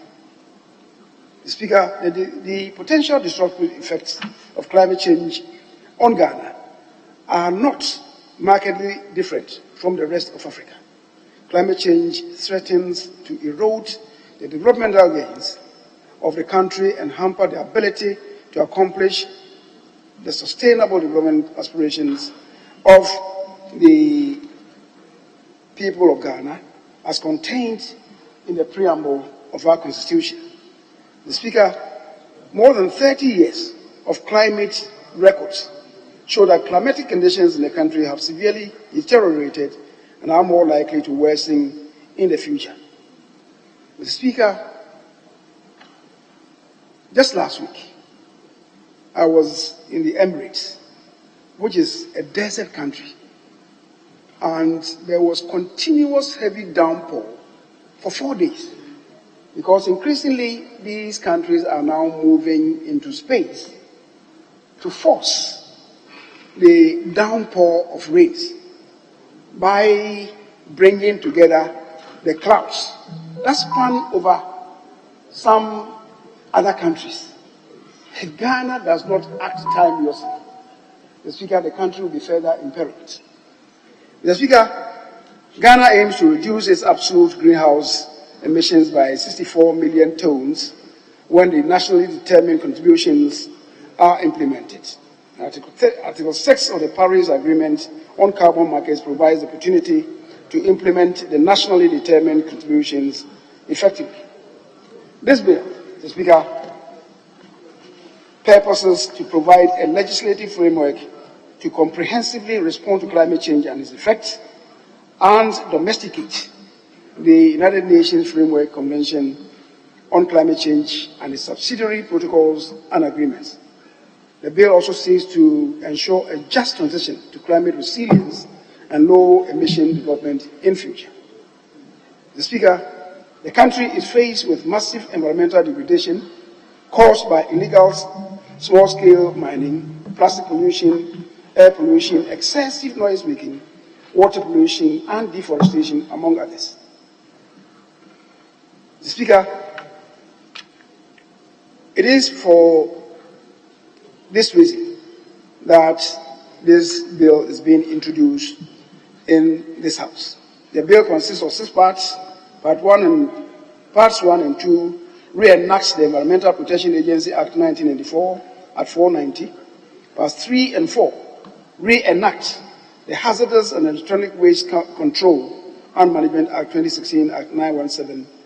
Part 5 contains provisions on the climate change which are not in Act 490.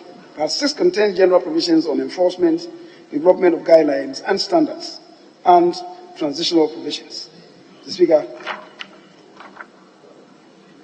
as I indicated, this bill aims to consolidate the previously existing enactments, bring them under one canopy to ensure effective and efficient supervision over activities that impact positively or negatively on the environment, including in particular climate change. Mr. Speaker, I shall submit.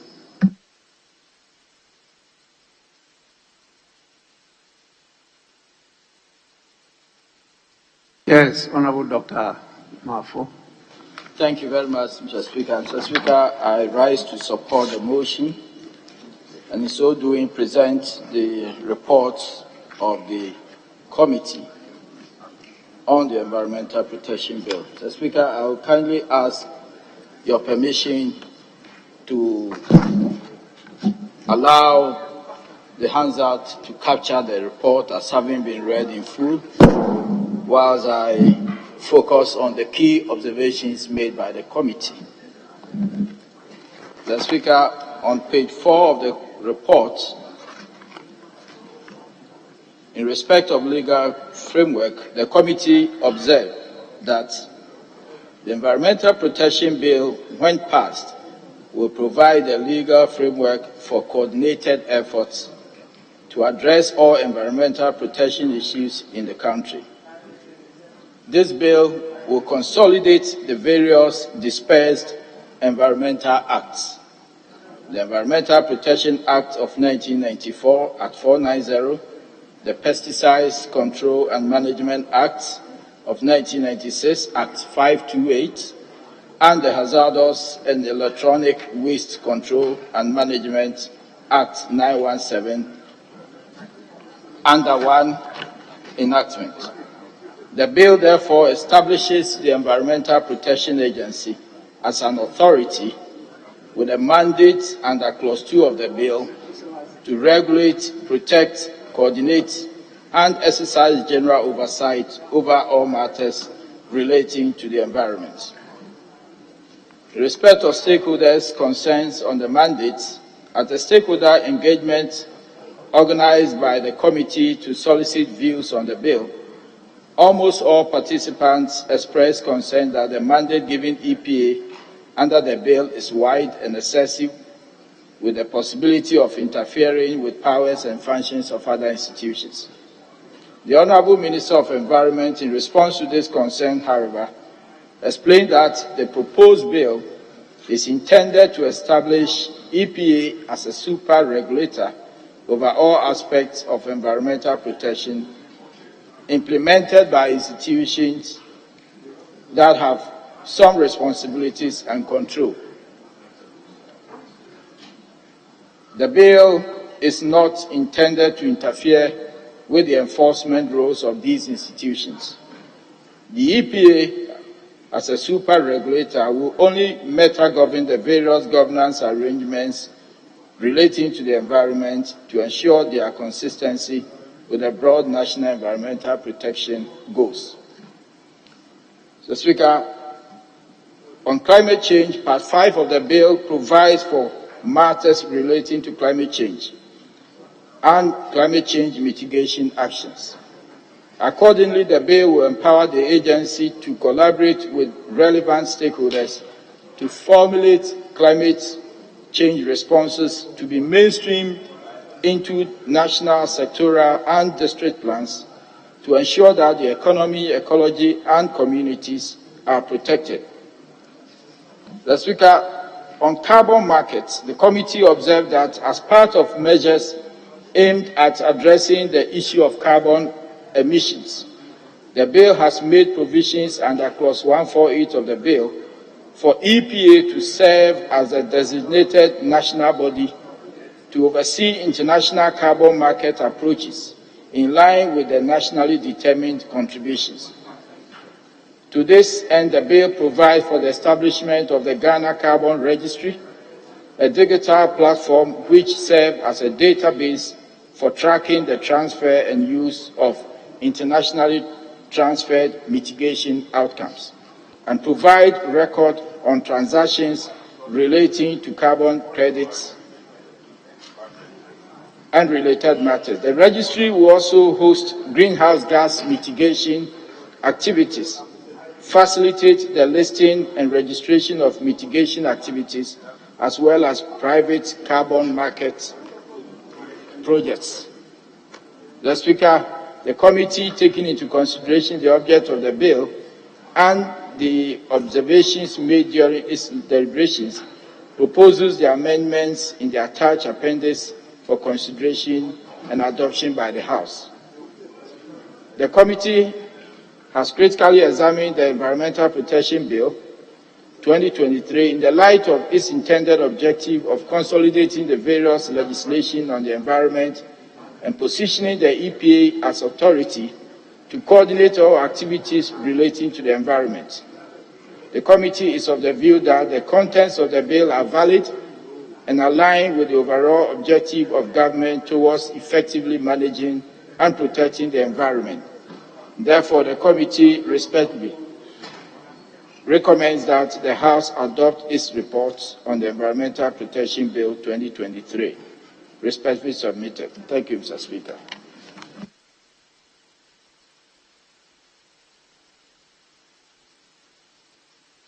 Yes, honourable member.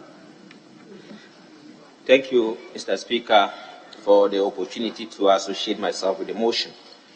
Mr. Speaker, there's no doubt that when this bill is passed, EPA will be more fortified to be able to exercise their mandate as prescribed in the Constitution.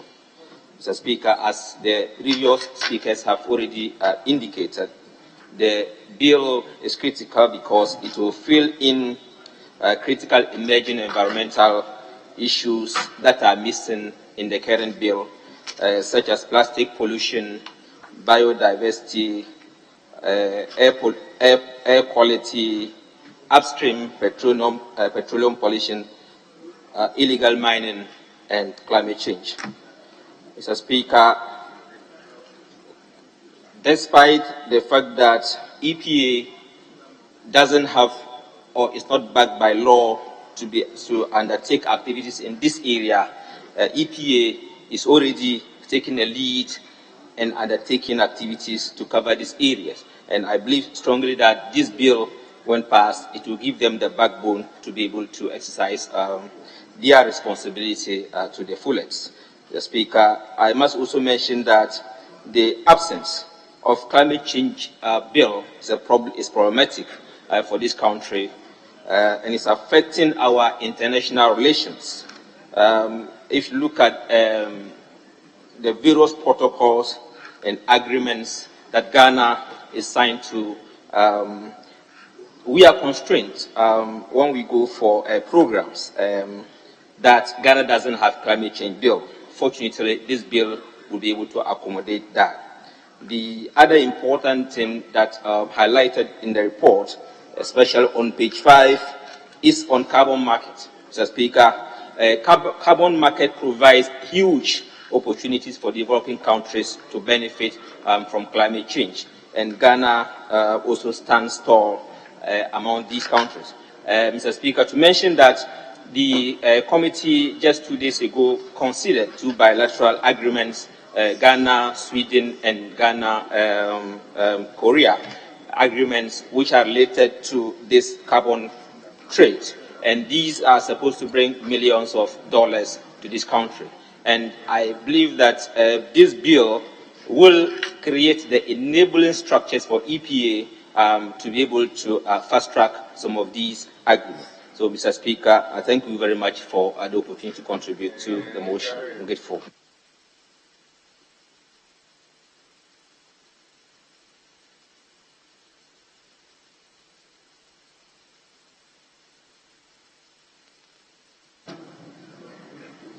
Yes, Honorable Mama.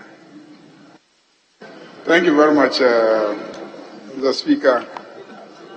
Mr. Speaker, in view of the prominence that environmental issues have gained in recent times and the threats posed to planet Earth as a result of unbridled consumption, which has informed large-scale exploitation of resources, both fossil fuel and other mineral resources. We need to take steps to strengthen the hands of regulatory institutions that have been mandated to protect our environment. I can say that at a time when I was involved in overseeing the Environmental Protection Agency, I felt and understood the challenges that they faced in terms of the regulatory regime within which they had to work. And so I find this effort to strengthen the hands of the EPA commendable. Mr. Speaker, the bill as I does one basic thing, which is to bring existing regulation into one consolidated document.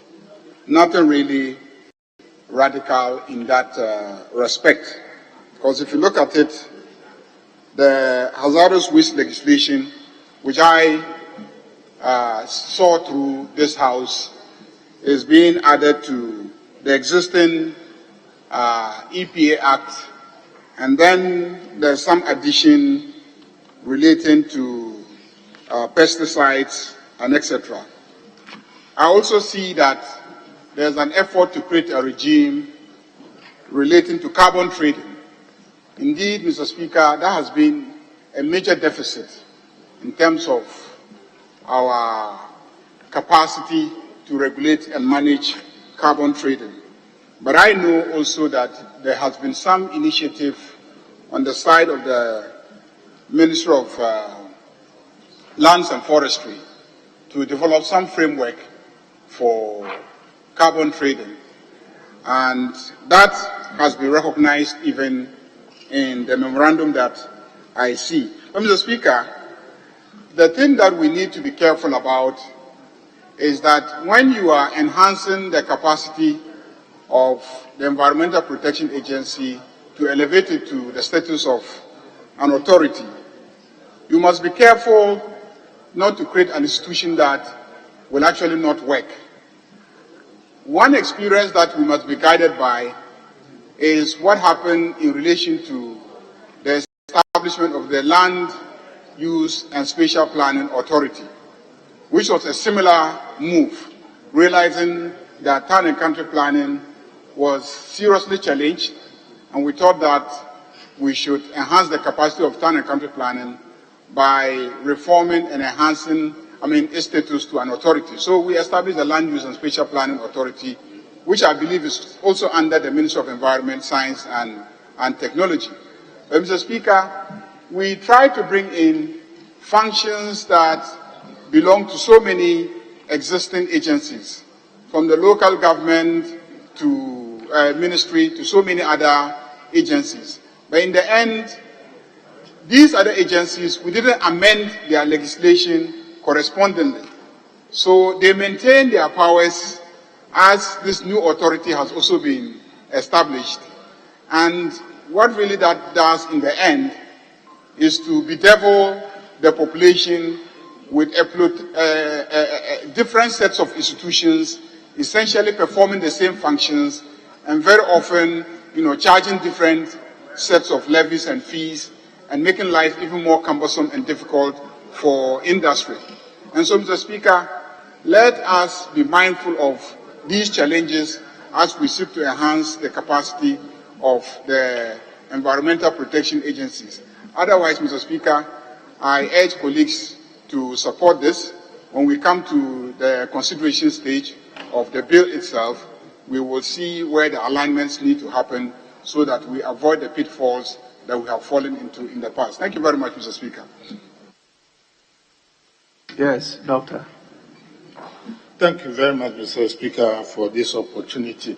And let me say that I speak in support of the motion, but as the immediate past Minister for Environment, Science, Technology and Innovation, I would say that this is one of the most epochal bills that is before this House, and I urge colleagues to give it their very, consider it favorably.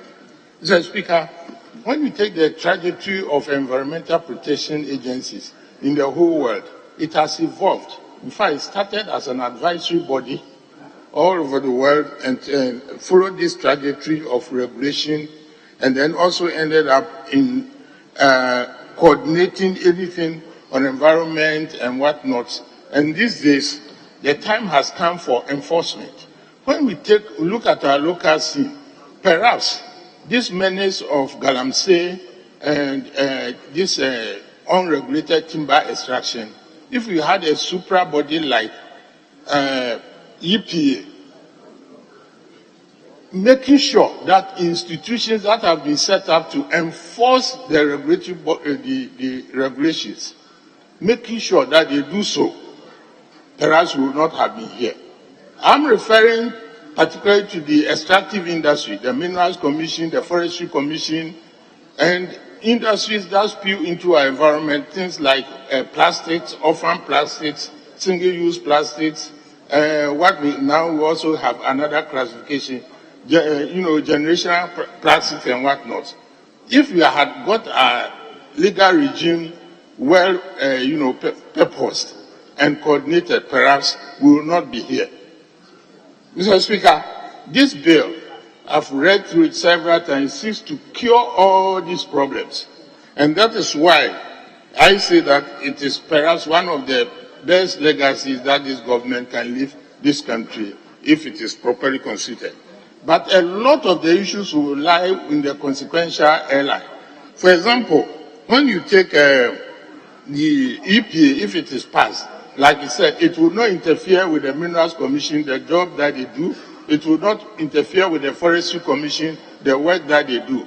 But it will be, so to speak, in adversarial position to them. I've always said that I would love to see the day when the Mercy Ministry, through the EPA, sends, let's say, the Minerals Commission to court to compel it to enforce their own laws that they themselves have set up, and then also the Forestry Commission, so that Ghana will benefit from all this. As it is, as we speak now, these loose things and the large, pieces of legislation which are scattered all over the legal landscape, that is the bane of Galamsey and whatnot that we are seeing. We believe that I believe strongly that this will cure. On climate change, it has evolved as a phenomenon, and we need a body to make sure that our international, treaties that we have subscribed to, we abide by them. I know MESTI will be the overall ministry sector responsible for that. But when it comes to the technical aspect, the EPA will have the muscle to make sure that all these treaties, we abide by them. Mr. Speaker, as I speak now, even through administrative fiats, certain things are happening which I have to bring to the attention of my colleagues. For example, we have a carbon office in Ghana and it's operational. It is this office that has worked, said that even a private entity like Zoom Lion has signed an agreement under Article 6.4, under the Paris Agreement, said that they can they can benefit from the carbon trading. And by the way, Ghana was the first country in Africa to get its, the rule book, which after the Paris Accord, to get a rule book in place, and the second in the world. Actually, when you look at the regulatory scene, the whole world with regard to climate issues, I dare to say, I'm happy to announce that Ghana is far ahead of the curve and is even waiting. As I speak to you now, the issues that happened from the Akosombo spill, for example, we believe that we can qualify for loss and damage. And the EPA under the Executive Director, Kokofu, is working hard so that we can, deposit our papers. The status of loss and damage is that it's being lodged with the World Bank, and all the rules and regulations that will bind the disbursement is now being discussed. So, in other words, we are even ahead of the curve, and we are waiting. We believe that we can qualify. Mr. Speaker, the other things too that is happening, even domestically, that people are not paying, colleagues are not paying attention. For example, pesticides and weedicides. It's been shown that Métis population, by the unregulated application of pesticides and weedicides, has reduced the Métis population. Métis are the pollinators of cocoa, and in the Western North, where I come from, cocoa production has slumped from 590,000 metric tons in 2014 to as low as 140,000 metric tons, from nearly 60% of Ghana's cocoa production to very, very low production. And it is anecdotal evidence, but strong anecdotal evidence, but the idea that it's not due to CSSVD alone, but the biggest population have slumped. Because if you go to areas like Asankreba and all that, you won't find CSSVD there, but still the cocoa production has slumped. Mr. Speaker, again, inadequate or inappropriate application of fertilizer. Again, my private research with, and also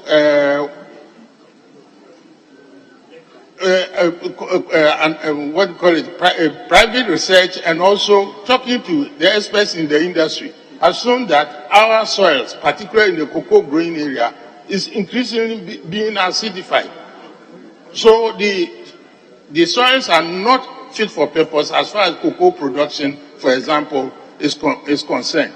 So we need a supra body to make sure that if Ministry of Agri says they have to regulate the acidification and they have to apply certain, make certain applications for the soil conservation and all that, EPA, I can imagine EPA under this law, making sure that the cocoa board or the sector under Ministry of Agri sticks to that regulation. I am a practitioner and I know that that is not being done. Mr. Speaker, before I end, let me say that this bill is very, very, very important for our economic prosperity. And I urge, particularly in the agri sector and other environmental factors, it will help us, particularly in the subsequent legislative allies, which will then guide us to make sure that we apply the laws to guide us, and which will then make sure the scientific approach is leveraged to make sure that all these problems are cured. Thank you very much for the opportunity. I urge my colleagues to support the motion. Well, I thought we have had enough, but members are still showing interest. So leadership, guide me. How many more? Mr. Speaker, if we can take all together. All of them? About, there are 4 people now. So 5 minutes each. Yeah, Mr. Speaker, so 4. 4 minutes each. 4 minutes. Agreed? We are allowed 2 each for 5 minutes, and then there's the leadership no on this side. There's only 4 here. 4. Speaker, leadership will still be speaking, so. Leadership inclusive? No, it's not part of the okay, 4. Included. So three from the back. 3 plus leadership. Who in leadership? Only the minority chief whip. Now it's notaries. Well, I'll give all of them 4 minutes each. So we start with the most senior, Honorable Dr. Kobina Donko. Thank you, Mr. Speaker. Mr. Speaker, I am enthused about this new bill and the trajectory. However, I am extremely worried if we attempt to create a super organization. Mr. Speaker, various regulatory bodies have their very specific technical remits, and it is important that we keep these remits. Are we saying that the new EPA should supervise, should superintend over Petroleum Commission, over Forestry Commission, over the various regulatory bodies? Is that the intent of the law? If it is no, then rather in the word coordinate, which already exists within the existing act of the existing EPA Act, should be what we should be looking at. How do they coordinate more effectively and more efficiently? Because a number of the natural resource areas are very specialized areas. And I am worried when we start, even on the floor, attempting to create a super organization. Mr. Speaker, I support the general thrust of looking at the existing EPA law in the context of new developments. However, we should not attempt to create a supra organization. Mr. Speaker, thank you for this opportunity. Yes, Honorable Sweeney. Thank you, Mr. Speaker. I think that the Honorable Governor Donko almost took the wind out of my sail. Generally, I support the motion and the intention behind the proposal to strengthen the Environmental Protection Agency as it is currently known, and to make it more impactful, especially in the light of new development as far as climate change is concerned, and the opportunity that we have as a country to benefit and also play key roles in the world polity as far as climate change is concerned. But I also will wish to caution that we do not, in our attempt to go with the current trend, create an institution that will have responsibilities that are already carried out by other institutions within the law. For example, Mr. Speaker, my caution is that in our attempt to strengthen the EPA and make it more impactful, we do not make it contradict with functions that are reserved for the Water Resources Commission, for example. And Mr. Speaker, I'm saying this because I had the opportunity to attend one of the meetings when the committee discussed this bill. And I was particularly not impressed when I didn't get a straight answer as to the direct weakness in the current bill that we are seeking to cure as far as the role of the EPA is concerned, beyond the suggestion that it has become trendy in the world for many nations to create an agency and make it more powerful and all that. So, Mr. Speaker, I am cautioning that as we look at this proposal, we are wary of functions reserved for the Water Resources Commission, for example, the Fisheries Act and the Forestry Commission Act. It is important that the bill align with these existing legislations to ensure consistency and efficiency in the environmental protection of our country. I thank you for the opportunity, Mr. Speaker. I see the point the two of you are raising as to how to iron out the linkages. But you should also accept the fact that we have established these autonomous regulatory bodies which are not talking to each other, but they are all dealing with the environment. And you cannot have any of them coordinating until there is a body elevated above them, because you have command and control. If you have to coordinate. So there is a need for the existence of a body above the existing autonomous regulatory bodies to be able to coordinate, using the word coordinate, and perform other functions of enforcement and other things when they are failing. So there's really the need. It's not just because that's the trend. You know, if somebody gave you that lesson, maybe the person was not deep enough. It's not because it's just the trend. But there's an urgent need for a higher authority to coordinate the work of these equally empowered regulatory bodies into various areas of the environment and empower them to be more effective and efficient than we are having. I think at least I've had some studies in that area too, and I think there's a need for it. But please, the others, you can share your views with us. Yes, I mean the tallest is the one that has prevailed. Yes. Thank you very much, Right Honourable Speaker, for the opportunity to also contribute to the report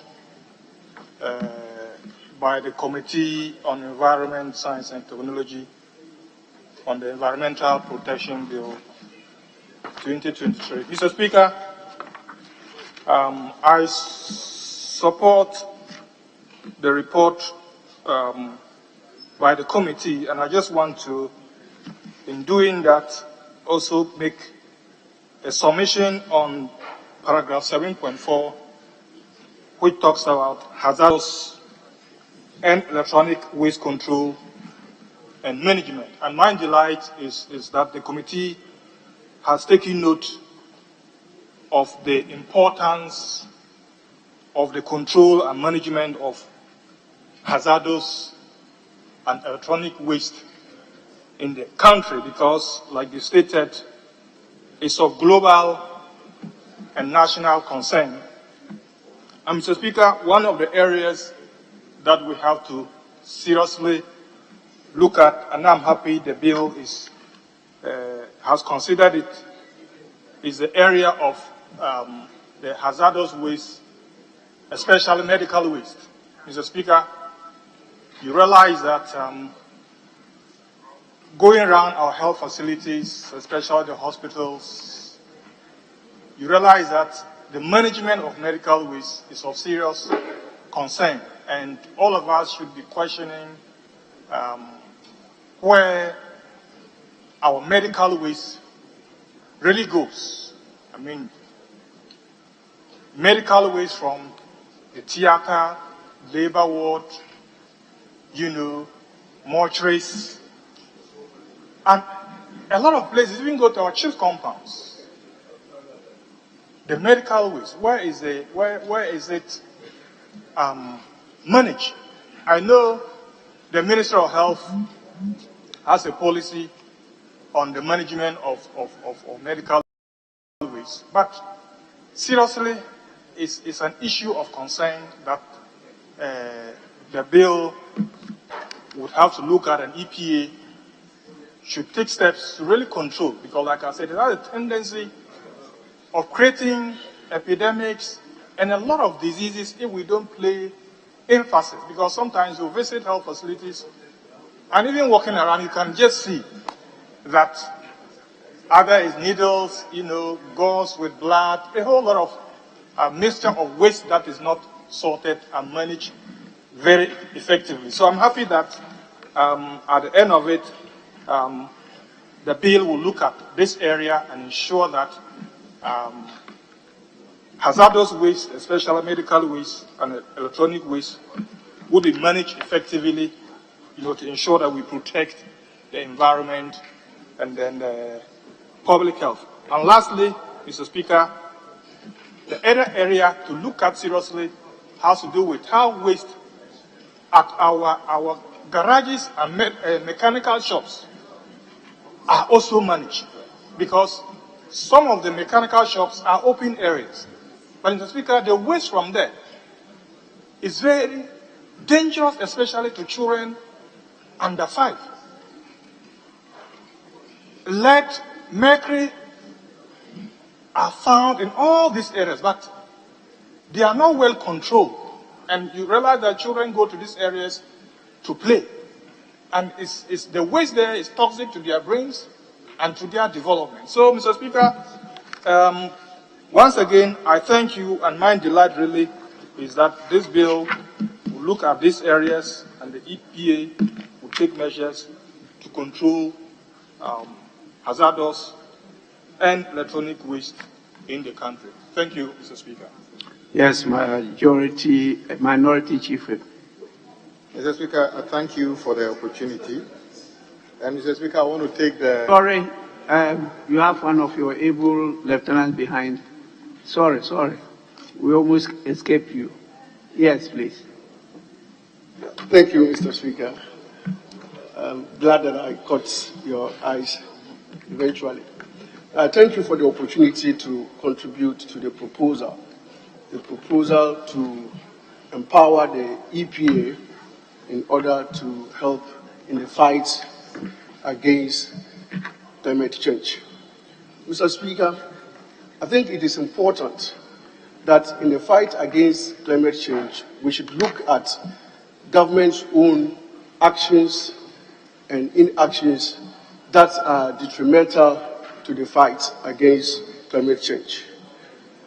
Mr. Speaker, there are a number of policies that government have embarked or continue to embark upon that is inimical to the fight. Mr. Speaker, just about 2 or 3 weeks ago,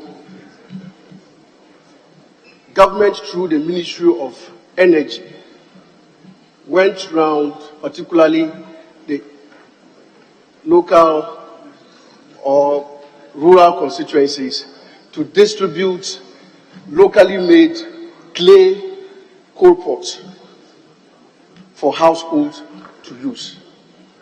Mr. Speaker, the question is, how do they use these coal pots? Obviously, they are going to depend on charcoal. They are going to depend on firewood in order to use them. Mr. Speaker, whereas government is working with EPA to ensure that they fight, government, on the other hand, is also encouraging the local to continue to fall trees so that they can be able to survive.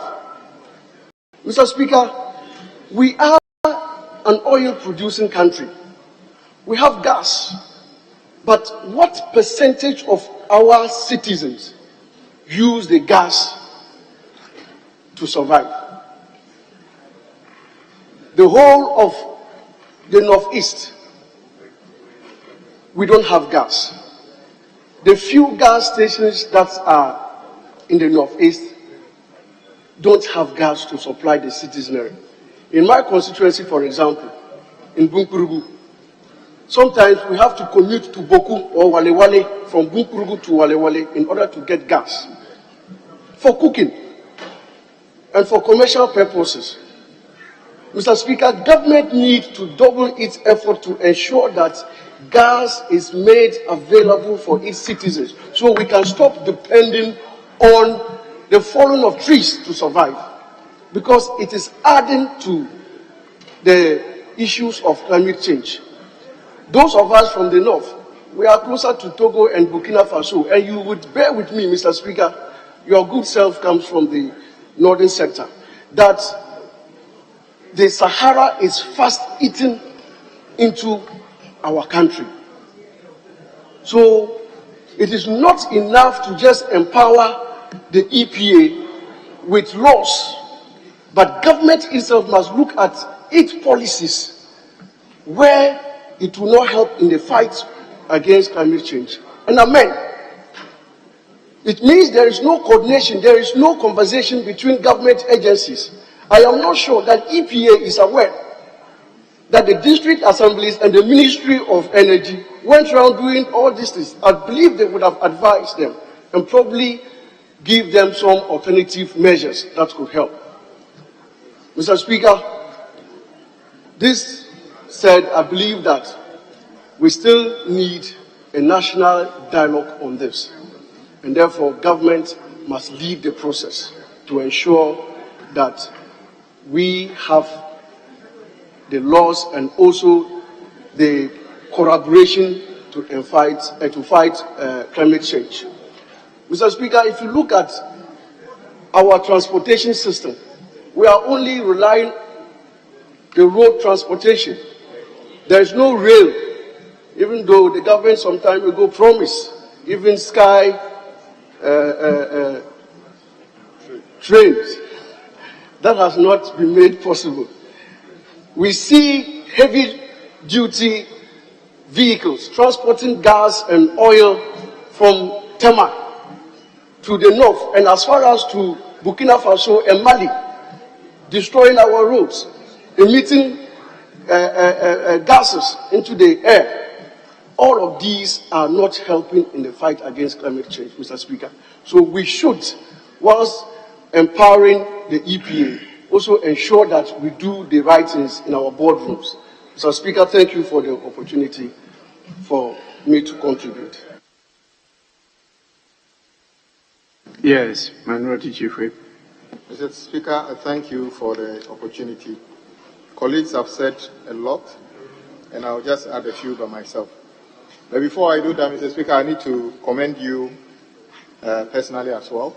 You have been a champion of this journey of Ghana recognizing the dangers of the climate and how we take steps to mitigate that. I want to thank the outgoing minister, who actually has been the driver of this, and I am very happy to see him here to speak to what he's been doing with this for a period of time. And I can't conclude without thanking Dr. Mafo, who is our champion for climate-related issues in this parliament. So these people have done very well. Mr. Speaker, the clause 2 of the bill that talks about the object of the bill, and if you read that, it says the object of the authority is A, regulate, protect, coordinate, and exercise general oversight. So, Mr. Speaker, the introduction of this bill actually raised issues. And these issues are nothing new, Mr. Speaker. There are so many agencies in this country who claim territory over so many issues but do nothing. When you go to Ministry of Energy, they will tell you this is about energy, don't touch it, we'll do something about it. They do nothing about it. If you come to local government, they will say the same thing. They do nothing about it. Indeed, I agree that we need a coordinating agency that actually can be brought even to this house to ask or to explain what is going on. I also agree with colleagues who say that government itself must show leadership in terms of what they actually are going to do. I noticed that even in this house, there's a group of some journalists they call themselves climate communication and on governance and something in Africa. They've been going to some community. In fact, they visited Adapu some time ago. But Mr. Speaker, I used to tease them that upon all the local travels and international travels you've done, I haven't seen anything that have changed in the country so far. So if they are listening to me, we recognize that you have been doing some advocacy. The advocacy haven't changed anything. So your advocacy is still theory. Mr. Speaker, why do I say this? Are we saying that whilst government have ticked all the boxes, we have attended every international conference, presented good papers. In fact, in Dubai, the president himself was there with a lot of high government officials. But Mr. Speaker, take the activities that actually damage the climate and ask yourself, what steps have we taken? For instance, Mr. Speaker, to construct roads in this country, not a liter of bitumen is produced in this country. Whilst we import bitumen, there's somebody asking that the carbon footprint is going to bring bitumen from another country on the impact of the climate on this country. Can we find a solution, an alternative to the use of bitumen? When you are able to do these things, then you are actually activating activities that can reduce the carbon footprint and protect the climate. But if you are still importing bitumen from Far East and everywhere else, the theories wouldn't cut it. Mr. Speaker, when you take, for instance, even haulaging of laterite, there are construction projects in this country that the next available laterite that the materials engineers have approved is 60 kilometers away in another location. Imagine the fuel that will be burnt with trucks traversing between the pit where the laterite is to the location where the road is supposed to be built. In fact, a huge cost of that project will be the haulaging of laterite.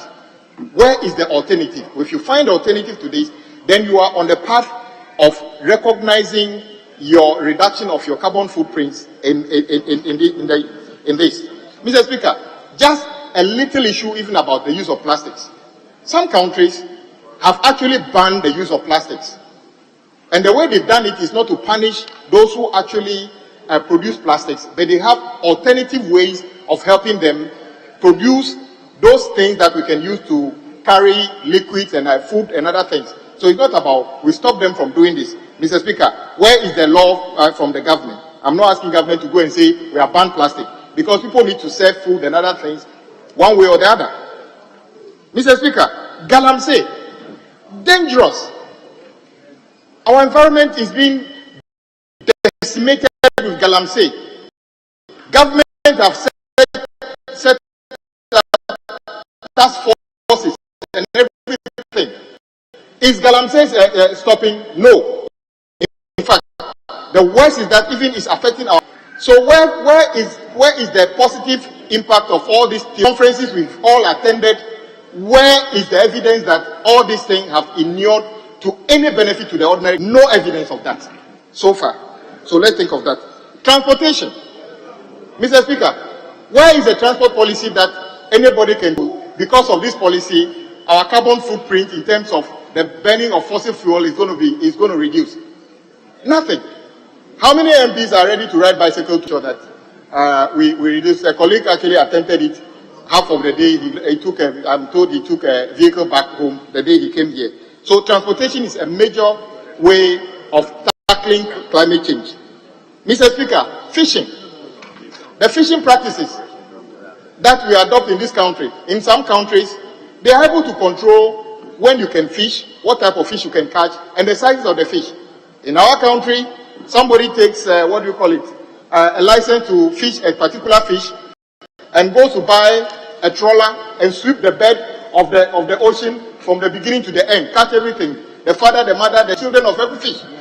Mr. Speaker, how can we show that all the investment, the policies, the conferences we have attended on climate change has led to improvement of our fishing and the fisher folk? There's no evidence of that at the moment.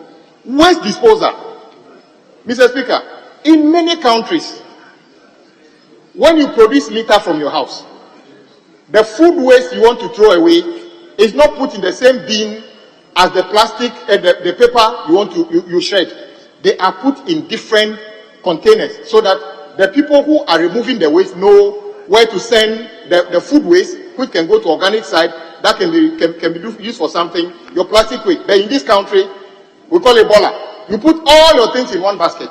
Whose job is it? Then maybe a company, without mentioning the company, collects them and claims that they are separating them somewhere else, which is another cause, because the process of the separation is they use power, they use energy to do all those things. So where is the evidence that all that we have said so far for years is going to lead to anything?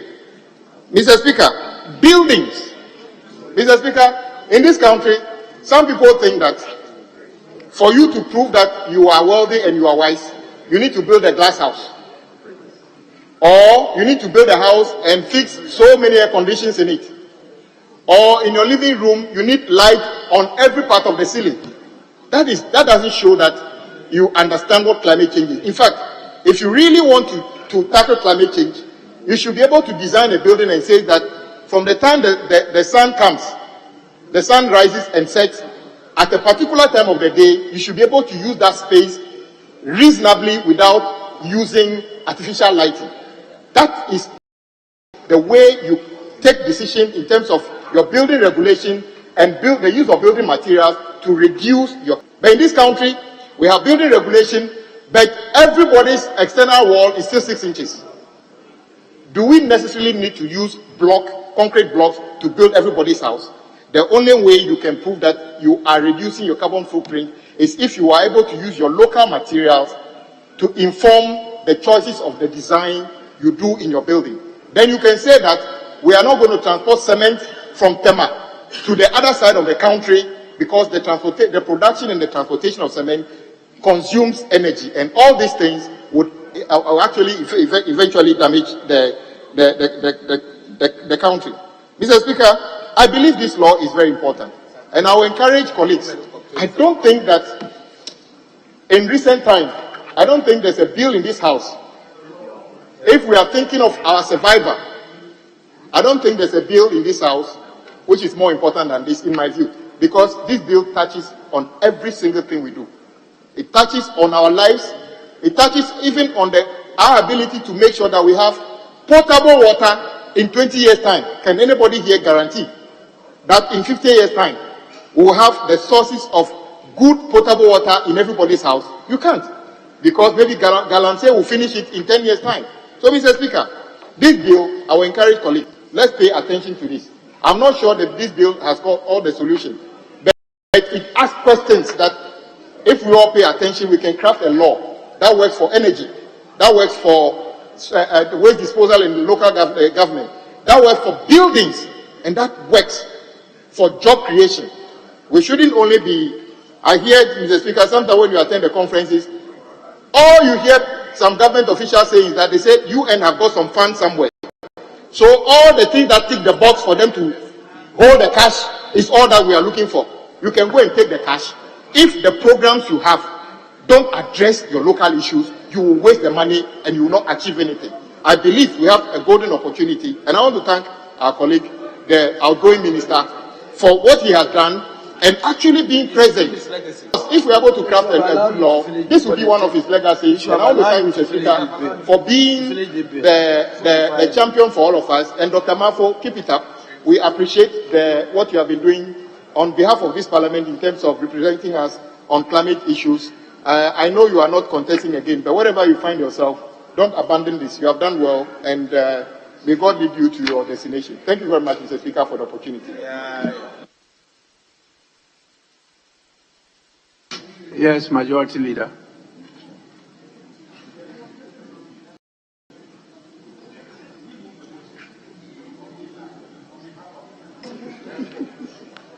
Mr. Speaker, thank you very much for the opportunity.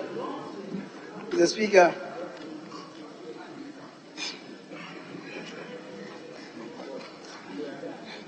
Mr. Speaker, the very preamble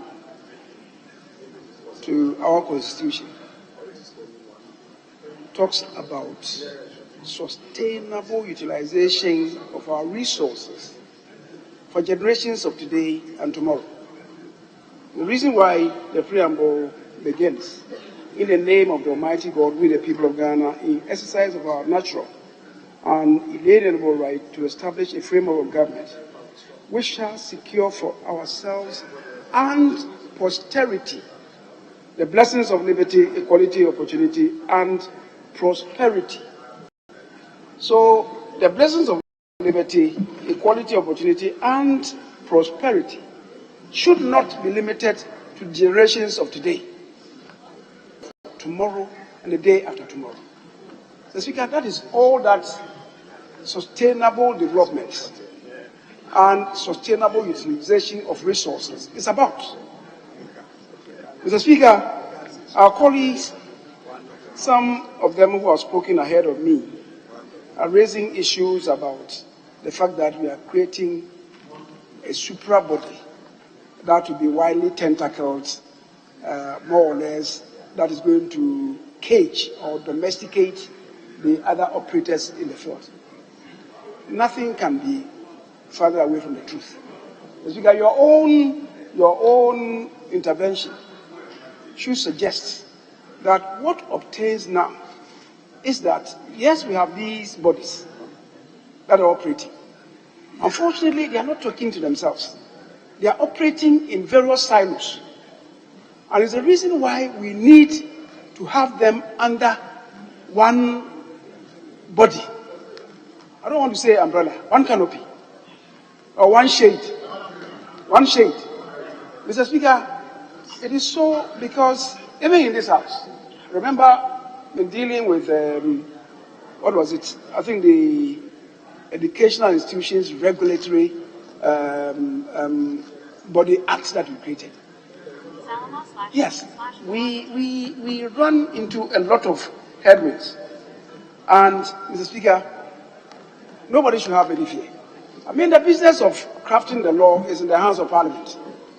And with hindsight to guide us, I believe we'll be able to walk the path and straighten the affairs for all of us. Mr. Speaker, the issue is these bodies that are existing already are managing the various issues, the various matters relating to their backyards. They are managing the utilization of these resources. And they are at the same time regulating themselves. The issue is who watches the watchman? Who should have a super body to be doing just that? Who should be having a super body to be doing just that? The intent really is not, as I said, to cage them. So you look at, Mr. Speaker, you look at Article 269. Article 269 of the Constitution, which provides, 2691, which provides that subject to the provisions of this Constitution, Parliament shall, by or under an Act of Parliament, provide for the establishment within 6 months after Parliament first meets, after the coming into force of this Constitution, of a Minerals Commission. So a Minerals Commission exists. A Forestry Commission exists. A Fisheries Commission exists. And such other commissions. Honorable Majority Leader, I've just been reminded that we started at 10:30, and by our new standing orders, we are to be sitting ordinarily for 5 hours. And so the 5 hours is up, but by virtue of the same standing order 55-4, the Speaker may direct that the sitting be held outside a prescribed period, and I so direct, having regard to the nature of business before the House. So I direct that we hold this outside the prescribed hours, and you may continue now. Thank you very much, Mr. Speaker. So I was saying that 2691 establishes these commissions, and I've mentioned them. Other commissions, as Parliament may determine, which shall be responsible for the regulation and management of the utilization of the natural resources concerned and the coordination of the policies in relation to them. So they are managing the utilization, they are regulating the utilization, and at the same time doing the coordination in their backyards. Now, how do you place all of them on a common platform? That is what this bill is about. That indeed is what this bill is about, so that they cease to operate in silos, just as we did for the Educational Institutions Regulatory Authority. But within that, because these are constitutional creatures, you cannot diminish their functions. You cannot. And this is not intended to amend the Constitution through the back door. So they have been granted space, and Parliament has the responsibility to even add on to the commissions that are mentioned in the Constitution in Article 2691, which we have been doing, which is why we established the Petroleum Commission, the Water Resources Commission, not mentioned here. But we need to bring all of them under one regulatory authority, so that that big watchman will be watching the backs of these other minor watchmen. That's the intent of this bill. So, Mr. Speaker, the issues raised by my colleague about what must be done to get it right, all of us must really get our lawyers to look at what is right. I went through the memorandum, they've mentioned so many things. What has not been explicitly mentioned, for instance, is our archaic agricultural practices. The slash and burn. We know the devastation, charcoal burning. And when we wanted to stop it, when, Mr. Speaker, when these people, our compatriots, came back from Nigeria. We were saying that, oh, let's afford them alternative employment. Yes, when they came in with these chainsaws, let's afford them alternative employment. And they went into the bush to use the chainsaws and contributed immensely to our deforestation. My colleague was saying that, and it's true, that the Sahel, he says Sahara, but it's rather the Sahel, that is migrating to the northern portions of Ghana. How do we explain that when one moves beyond the Paga border and enters the southern section of Burkina Faso, which is supposed to be drier than the northern portion of Ghana, the southern portion of Burkina Faso is greener than the northern portion of Ghana? How do you explain that? It's because when you cross the boundary, every stream or river that the road traverses is on one side or the other blocked, and, Mr. Speaker, is dammed to provide irrigation water for their producers. We don't do that. We harvest our trees, and whereas the southern portion of Burkina Faso has banned charcoal use, they come to Ghana to ferry charcoal to Burkina Faso because we are destroying the forest that is left. And we think the fault is in our stars. It's in ourselves. So I'm happy we have this, Mr. Speaker, and as a colleague said, you yourself have had very good eyes in respect of the sustainable utilization of our resources. Unfortunately, we have a big champion amongst us, Dr. Emmanuel Maf, who has risen to the pinnacle in Africa to be our guardian in Africa. And he's from Ghana, and he's in Ghana's parliament. I'm happy for him that together with the ministry, they are bringing this. Mr. Speaker, I believe even though we do not have too much time between now and when the House is programmed to adjourn, we should be able to finish with this bill before the House takes an adjournment. Mr. Speaker, I thank you very much. Honourable members, it's important I remind you that our current standing orders, that is Standing Order 167, 1 and 2, mandates us, and that's what we've just done, that a full debate shall arise on the principle of the bill on the basis of the explanatory memorandum and the report of the committee, as well as on the fiscal impact analysis of the bill and the effect on the economy generally. So for some time now, the bills we've been considering, we have the fiscal impact analysis report before we process them. We've done that with all the bills now because we have a unit with technical expertise supporting us in that direction. The public should know this. Those not part of Parliament should know this, so that when we pass these laws, there is no issue raised, whether in court or outside court, that there was no fiscal impact analysis. It's been done, and I go through them, I read them myself. With this, I put the question. Honourable members, at the conclusion of the debate, the question is, as many as are in favour of the motion, say aye. Those against, say no. Honourable members, the ayes have it. The Environmental Protection Bill 2023 is deemed to have been read the second time. An act to amend and consolidate the laws relating to environmental protection, establish the Environmental Protection Authority to regulate, protect and manage the environment, to provide for pesticide control and regulation, to provide for control, management and disposal of hazardous waste, electrical and electronic waste, and for related matters. Yes, honorable members, we may now have to move to another bill, and with your kind permission, if we may do the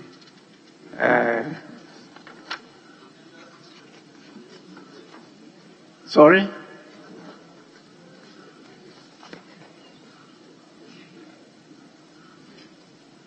Yes. Mr. Speaker, our colleague, Honorable Okujeto, was, there was this agreement that he was going to make a statement when the first Deputy Speaker was in the chair. I'm not sure what coordination went on before he left, but we are in your hands. If you want us to take it today or shift it to tomorrow, we will take it. I want us to handle item 44. There are some of the proposed amendments for the second consideration stage of the Human Sexual Rights and Family Values Bill that we could take quickly. And whilst doing so, there's some urgent matter that will come back as an addendum. And then after we finish that, we'll allow him to make the statement. Then we take that addendum and then we call it a day. So, because the essence of what I wanted to do was initiated at the last consideration stage. And luckily, we have the proposal still with us, the deputy majority leader, so that he could take that, and then we now go to the statement. But if the addendum is ready, we'll do that too. The import was debated, the issues analyzed, so we can take that.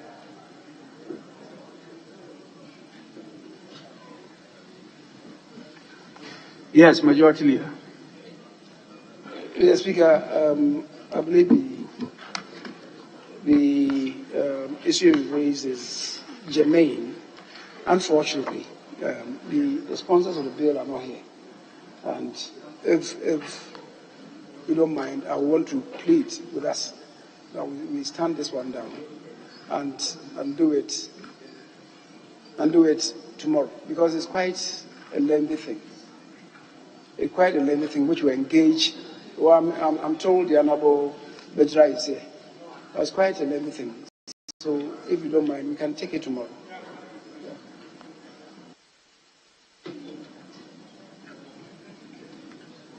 There's one trend that runs through a number of the amendments by the Honorable Deputy Majority Leader. Clause 6, Clause 7, 8, 9, 10, 11, 12, and up to 16 is just one. And that was moved, and we took a decision on it. But they wanted us to adopt it, and I said, no, let's give him opportunity to come again. And so it's not something that we'll be debating from clause to clause. It's just one proposal. His is against custodian. And he thought that we should replace it wherever it appears to this. And I had a chat with him on that. So I thought we could take that aspect, then leave the rest, and then we can continue tomorrow. Yes, Deputy Majority Leader. Well, Mr. Speaker, perhaps I may have to bring this to your attention. We have started some discussions. I engaged some of the sponsors, and the understanding was that we could do some form of winnowing. They are in agreement in part with me on certain aspects of my proposed amendment, except that we have to sit down. Over the weekend, some sort of informal engagement ensued. I believe that if we sit down together, yes, we haven't concluded on it, and I think that tomorrow will not be too late to meet with them to discuss. the import of this amendment. They agree in part, and then also feel that we can make some, have some. Speaker, in view of that, I humbly pray that since all of them are not here, we could take advantage of that opportunity and engage further, and then perhaps come back tomorrow and then do it. Yes.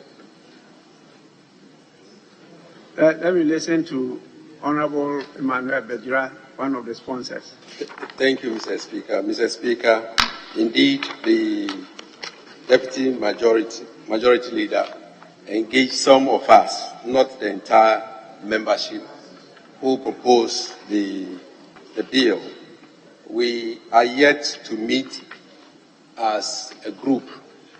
And since this is in the joint name, not in one person's name, we are yet to meet on this proposal. What we agreed last time that we met was that since his proposal runs through, as we have mentioned, and that proposal was not approved by the House, was defeated, we could agree that since one has been defeated, it runs through the same, all the proposal. But Mr. Speaker, I've seen additional amendment to the proposal that he has made.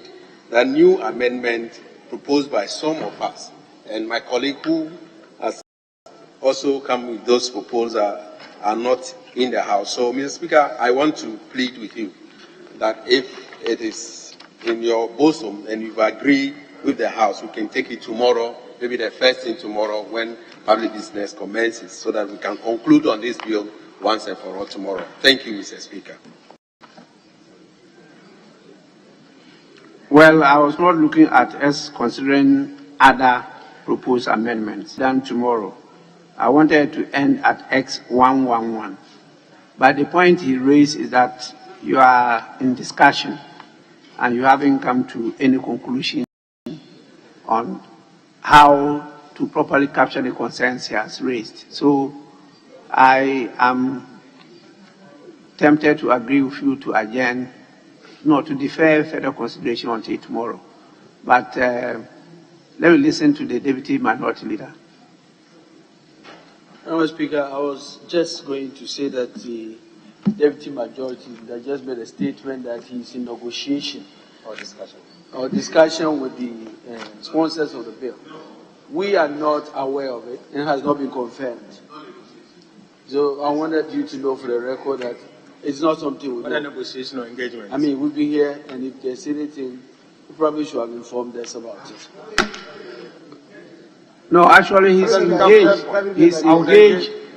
He's engaged the sponsors. It's the sponsors who are leading the House in the discussion of the bill.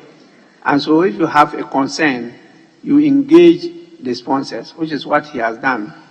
In fact, he personally mentioned it to me and raised the issue, and I advised him as to how to go about it. I advised him on that. And so he got in touch with the sponsors and he's engaged them in further discussion. At the end of the day, they will bring back the report and they will definitely get in touch with leaders that this is what is happening before we can carry on the business as revised by them. But with this, let's defer the second consideration stage to tomorrow, and then we'll listen to the statement from our colleague, Honorable Okujeto, whilst we wait for the addendum. The addendum deals with the establishment of the Committee on Selection, because we have to do it quickly to enable us meet and report on the composition of the new committees. So please, can they, oh yes. Mr. Speaker, whilst I agree with my good friend, the Deputy Majority Leader on this, Mr. Speaker, we should also be clear in our minds that we will not unduly always find a reason to postpone the progress of this bill another day, because as we said the other day, everything that he has raised in his proposal, he took about an hour here that day and spoke about it. Now, he's put it back on the other paper and say tomorrow. Tomorrow comes, then another reason is found why we can't deal with it, Mr. Speaker. If tomorrow comes and we can't deal with it, then, Mr. Speaker, whoever is in the chair should pave way for him to move his amendments, and then we take a decision. Because the last time, he moved the amendment, took 45 minutes to speak about it, and we voted against it anyway. So if tomorrow comes, there should not be any negotiation, there should not be any discussion. Let plenary decide. So we are just giving you ample time. You have up to tomorrow. Do your consultation, but beyond tomorrow, no more filibustering. Thank you, Mr. Speaker.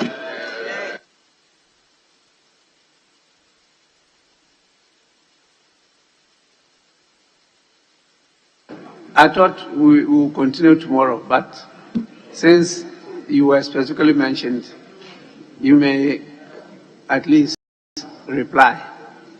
Mr. Speaker, I'll forgive him of his sins. Yes, Honorable Samuel Okudzeto Ablakwa, you may make your statement. I'm most grateful, Right Honourable Speaker, for the opportunity to make this important statement.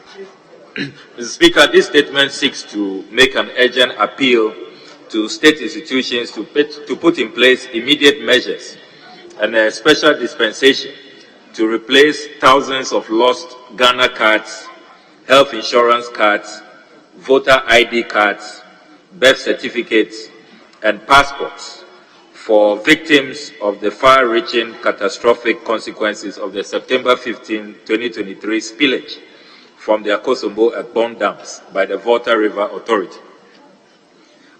Right Honourable Speaker, according to the National Disaster Management Organization, NADMO, the devastating spillage left some 40,000 Ghanaians displaced. In my constituency, which is the epicenter, NADMO reports that some 12,633 beloved constituents of mine have been displaced.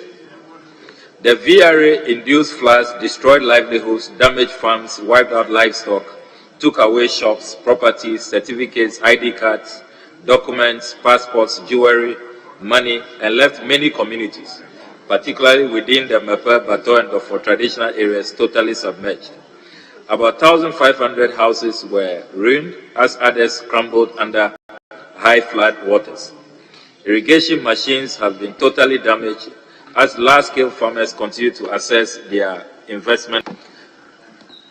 Due to the enormity of the devastation, Mr. Speaker, even though the water levels have receded, and even though some compassionate donors and I have constructed 2 resettlement projects to house 600 displaced persons, thousands remain without shelter and are forced to put up in tents, living like destitute and desperate refugees in their own hometowns.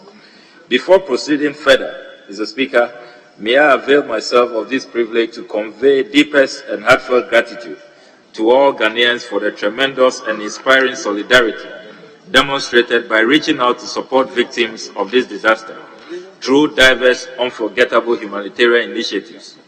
It is the golden hearts of Ghanaians, including you, Right Honourable Speaker Bagdon, former President Mahama, former Speaker Doa Jaho, Her Ladyship Chief Justice Gertrude Araba, Esaba Tokonu, judges and staff of the Judicial Service of Ghana, the National Chief Imam, Sheikh Dr. Osman Nuhu Sharabutu, the Christian Council of Ghana, Mr. Ibrahim Mahama, Dogbe Apede the 14th, Corporate Ghana, NGOs, UN agencies, embassies, high commissions, the Minority Caucus in Parliament, and many others that have led to numerous relief interventions to help salvage the situation.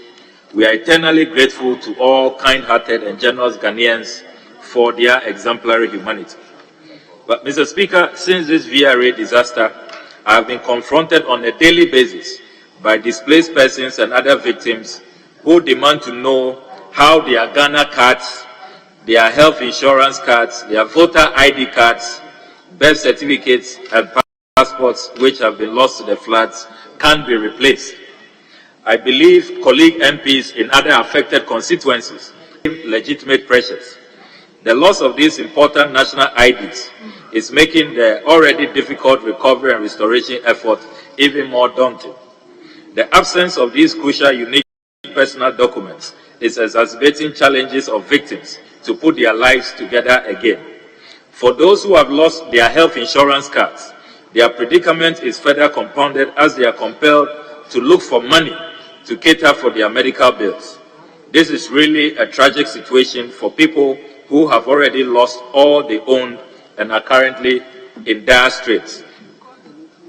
So, Mr. Speaker, permit me to commend the management and staff of the Bator Catholic Hospital who, seeing the plight of victims who have lost their health insurance cards, decided on humanitarian grounds to offer free medical services.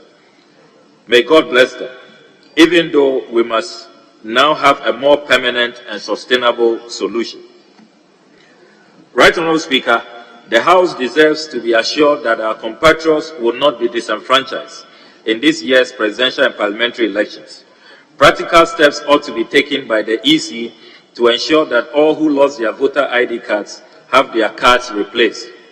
It is not good enough for them to be told by the EC that they can vote without their cards, when we know that they could be subjected to unwarranted challenge and frustration by party agents, while others may not even bother to show up to vote because they do not have their cards. So, Mr. Speaker, after 5 months of spillage recovery efforts, the time has come for the relevant public institutions to carry out a special and comprehensive exercise in all affected constituencies by immediately replacing these important IDs and documents. The institutions of concern are the Health Insurance Authority, the National Identification Authority, the Electoral Commission of Ghana, Birth and Deaths Registry of Ghana, and the Passport Office. May I also, Right Honourable Speaker, submit that any replacement exercise by these 5 institutions of state should not only be immediate, the intervention must prioritize convenience where officials could be deployed in the affected communities and the displaced camps, and also it is my firm expectation that these replacements must be done free of charge on purely humanitarian grounds. Right Honourable Speaker, I respectfully invite you and this August House to make consequential orders directing these 5 public institutions to take urgent and concrete steps to have all the lost Ghana cards, health insurance cards, voter ID cards, birth certificates, and passports duly replaced for all victims of the VRA spillage from the Kosovo and Pond dams. In conclusion, Mr. Speaker, may I remind the Akufo-Addo-Bawumia-led administration to commence work on the resettlement and general compensation of all the victims. It must be a scar on the conscience of national leadership to watch fellow citizens remain in tents and congested classrooms 5 good months after the VRA spillage. Government must be alive to its constitutional obligations and the rights of VRA victims. The current situation is absolutely unconscionable and untenable. The spillage victims and I, Mr. Speaker, are exceedingly grateful to you for your magnanimity. I thank you very much, Mr. Speaker.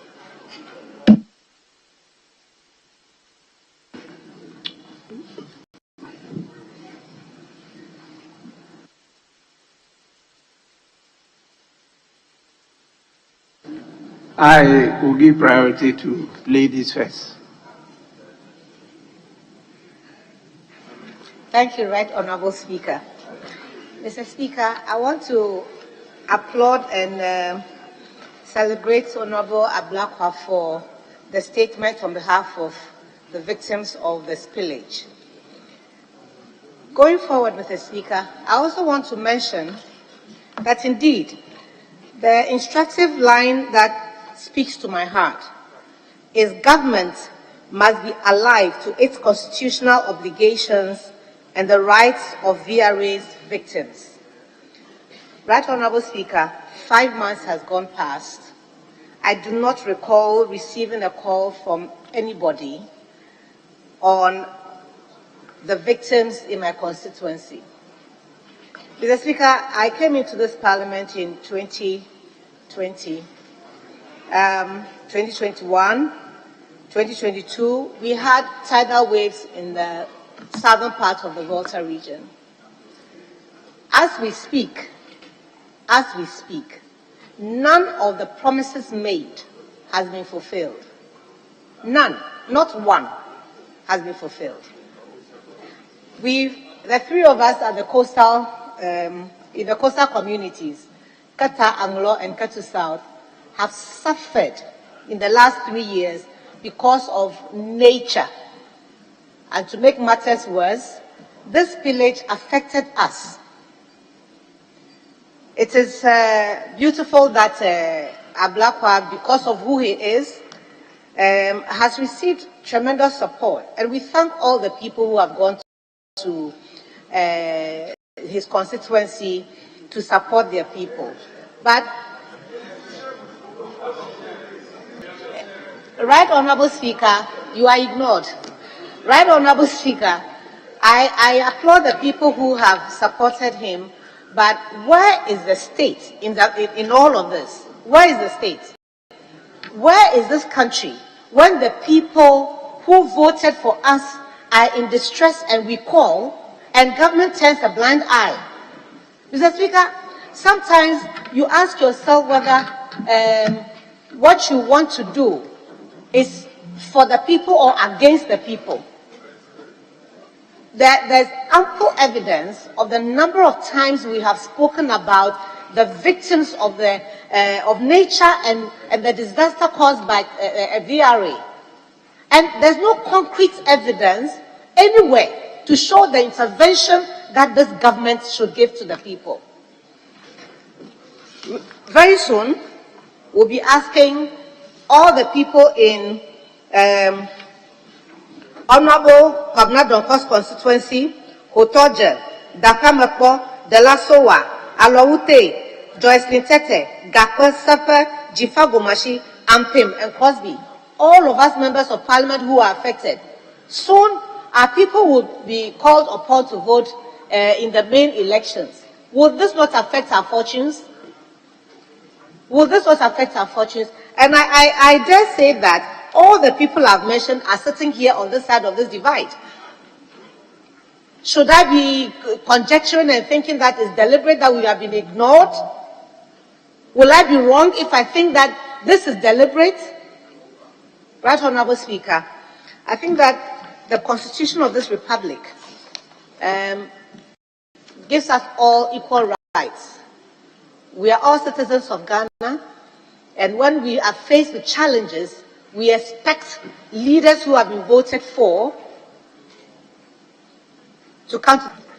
I want to urge that indeed those who have lost their documents, especially these cards that Honourable Ablakwa has enumerated, be listed, be assisted at the expense of the state. The replacement of these cards, Mr. Speaker, it must be done for the people at the expense of the state. As long as they can prove that they live in the communities where these disasters happened, they should not be made to pay a dime, 1 peswa, for their cars to be restored to them. I thank you, Right Honourable Speaker, and I urge you to please add your voice to ours to call on the state to respond to the victims of tidal waves and the victims of the spillage. I thank you for the opportunity.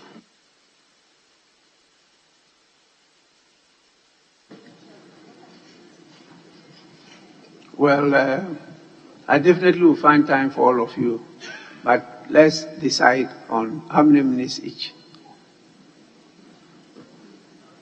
How many? 2 minutes? 2 minutes. Then can we start from the backbencher? Thank you, Right Honourable Speaker, for giving me this opportunity to have a bite on this very important statement. Right Honourable Speaker, Kintampo North happened to have its fair share of this flooding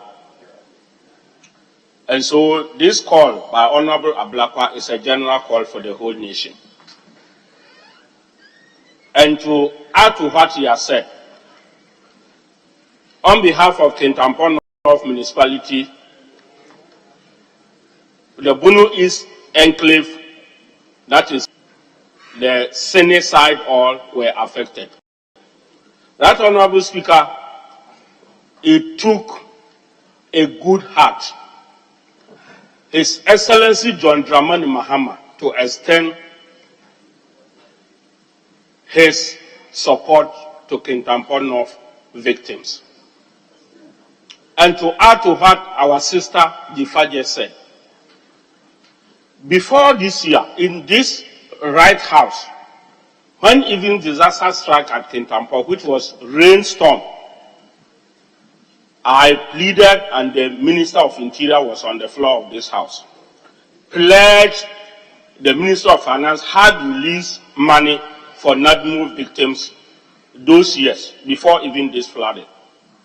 And up to date, whether the money was what they used to pay for their NADMO vehicles, or the victims of Kintampo North are still waiting for Ministry of Finance money to come there, only God knows.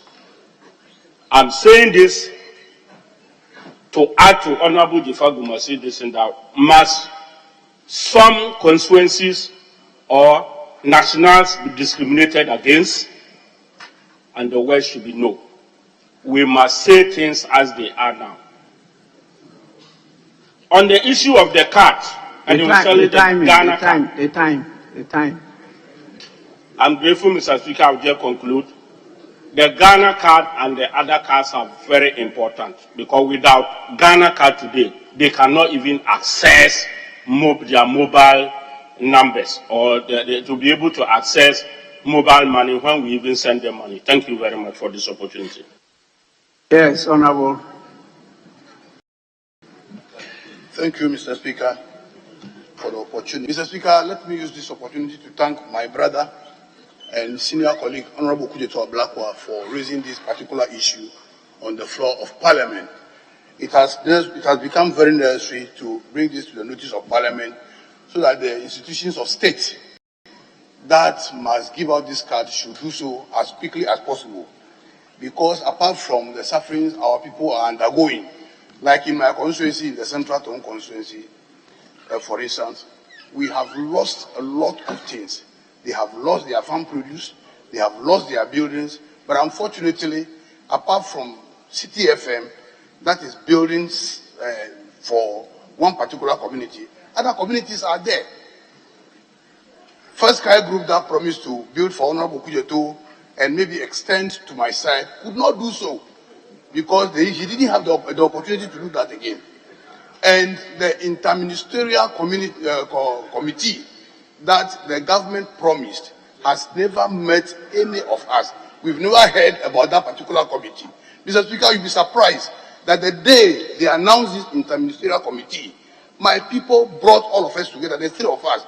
They brought the Tongues together, and we formed a committee to meet this particular government committee. But we have never heard about this particular committee up to date. So I am appealing to government that our people have had too much. They must come into her. If you get to Bakpa, Old Town, the buildings are all wiped out. Nobody is building for them. If you get to Apajuekume, the buildings are wiped out. Nobody is building for them. If you get to Siamakume, the people are still at Ajidume, hanging in tents, and it has become a problem. They think that I am not doing it. Meanwhile, you cannot force anybody to help you. In spite of the interventions that we got from other people, we still suffer. And our people are still at the mercy of mosquitoes. So I want to appeal to government that apart from appealing to the institutions of state to replace these cars, they must also consider putting out shelters for our people. They have been made to go through a lot for far too long. Thank you, Mr. Speaker. Thank you, Mr. Speaker. Mr. Speaker, I want to say that the call made by Honorable Ablakwa is germane. However, I feel that if your earlier directive for us to have a thorough inquiry into the circumstances leading to this spillage and its effect on our people had taken effect, we would have had a comprehensive idea about the effect of the spillage on the people. As we speak now, what is the cost implication of saying that all the Ghana cards lost should be given to them for free? We don't know. So we will sit here and say, okay, the institution doing Ghana, NIA, provide Ghana cards for everybody that is affected. We just heard the Honorable Fokintampo saying that his people too were affected. Honorable Jifa Gomashi. So we don't have a full appreciation of the problem. And so this seems to be piecemeal attempts at resolving the issue. So, Mr. Speaker, I humbly want to appeal to you. I don't know what is preventing us from going ahead with your earlier directives. I feel that we should do it. We should have the inquiry so that we will have a comprehensive knowledge of the effect and then make proper recommendations as to what should be done to mitigate the effect on our people. Thank you very much, Mr. Speaker.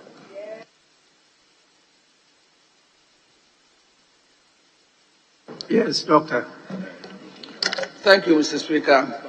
I associate with the statement made by the Honourable Member. But, Mr. Speaker, in associating with the statement made, I would rather the context is expanded to include flood victims. The statement was on spillage, but the flooding even preceded the spillage. And as we speak, some areas in Pru East are still flooded. People have lost livelihoods. They have you sleep overnight and then your room is immersed in water overnight. So you are unable to take out your most essential things. The first reaction is to escape. And therefore your documentation will be the last thing you will be looking for when you are escaping for dear life. And therefore, Mr. Speaker, I will want this to be taken as a national crisis, not just privilege limited to the southern voter, but a national crisis, so that the livelihoods that have been lost, and in my area, farmers have lost their farms, they've lost animals, etc., we can have a comprehensive undertaking and help rehabilitate these people. Thank you, Mr. Speaker, for the opportunity. Yes, Honorable Emmanuel Bejra. Thank you, Mr. Speaker. Mr. Speaker, let me commend my brother Samuel Kujeto Ablaka for his statement on this issue. Mr. Speaker, any working government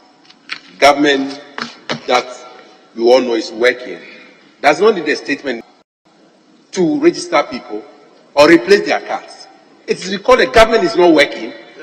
That is why a member of parliament will call on government to register its own citizens who have lost their cards, national identification card, national health insurance card, voters register card. Why should we be calling on government without digitization? They are talking about rolling out so many tap-to-go cards and so on and so forth. We cannot replace our own cards. It's a shame. Mr. Speaker, I want to call on you, the Right Honourable Speaker, to direct this government to make sure that any citizen that has lost his card through this pillage should go and register them. Thank you, Mr. Speaker.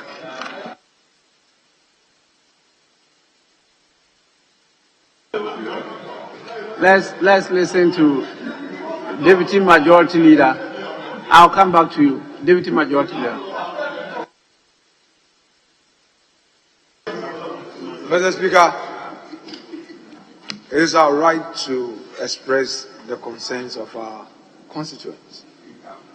And it's our right to bring this to the attention of the institutions of state. But, Mr. Speaker, we must be forthright and sincere in such approach. Honorable Ablakwa, since he started making known the worries his constituents, I know that many institutions have gone to the aid of his constituents, including my good self as a member of parliament. I donated handsomely 50,000 Ghana cedis to the constituent. I've not been mentioned. I gave 50,000 Ghana cedis from my pocket. I did. May I finish? You guys will never allow anybody to speak. We always listen to you. You're not ready to listen to us. Mr. Speaker, I supported his constituency with 50,000 Ghana cedis because the concerns of his people are my concerns too. As Jifa, I've contributed to Jifa's constituency. I've contributed to all the colleagues in the three constituencies who were affected. They know. You know. You Bejra. You know. Yet, you are here. I've not been acknowledged. Stop. Oh, why are you? Mr. Speaker. You see, they will never want to listen to the truth. There we go. It took you.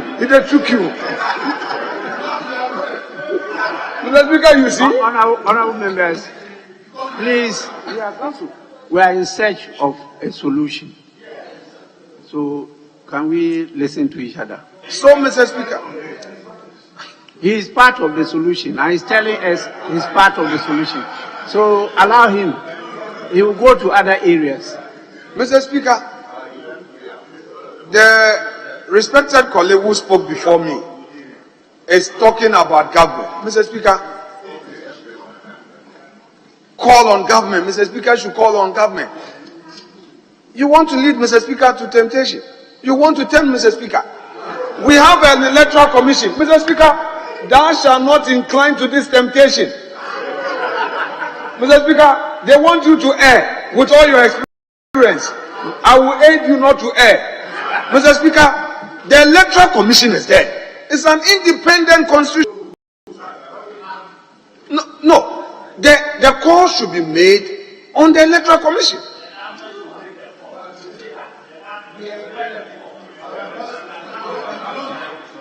Mr. Speaker, the electoral commission belongs to government. Speak into the mic.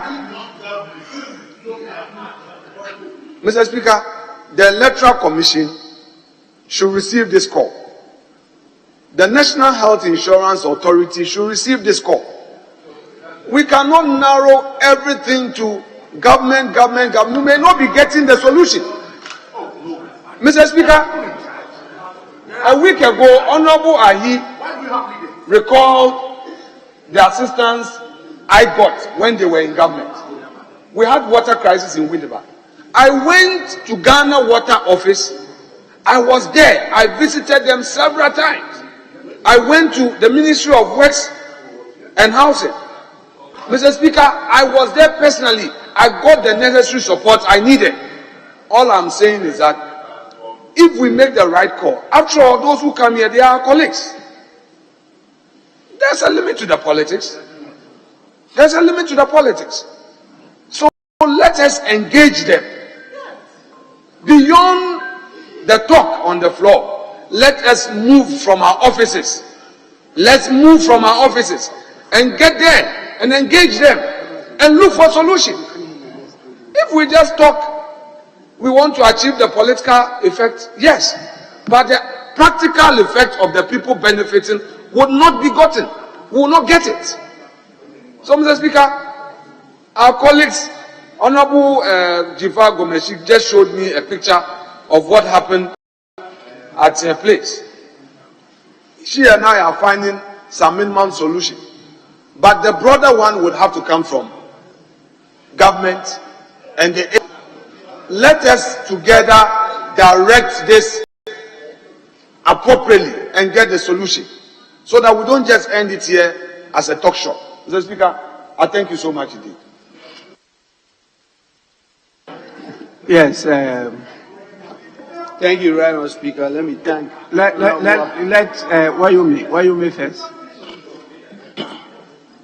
Thank you, Mr. Speaker, for allowing me to contribute to the statement made by my dear colleague, the Member of Parliament for North Tongue.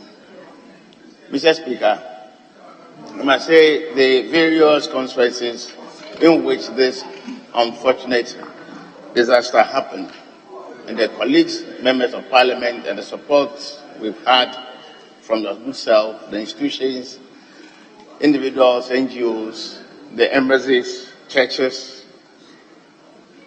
I should say, Mr. Speaker spoke so well of how Ghanaians love each other, and have been there for one another in a terrible moment like that.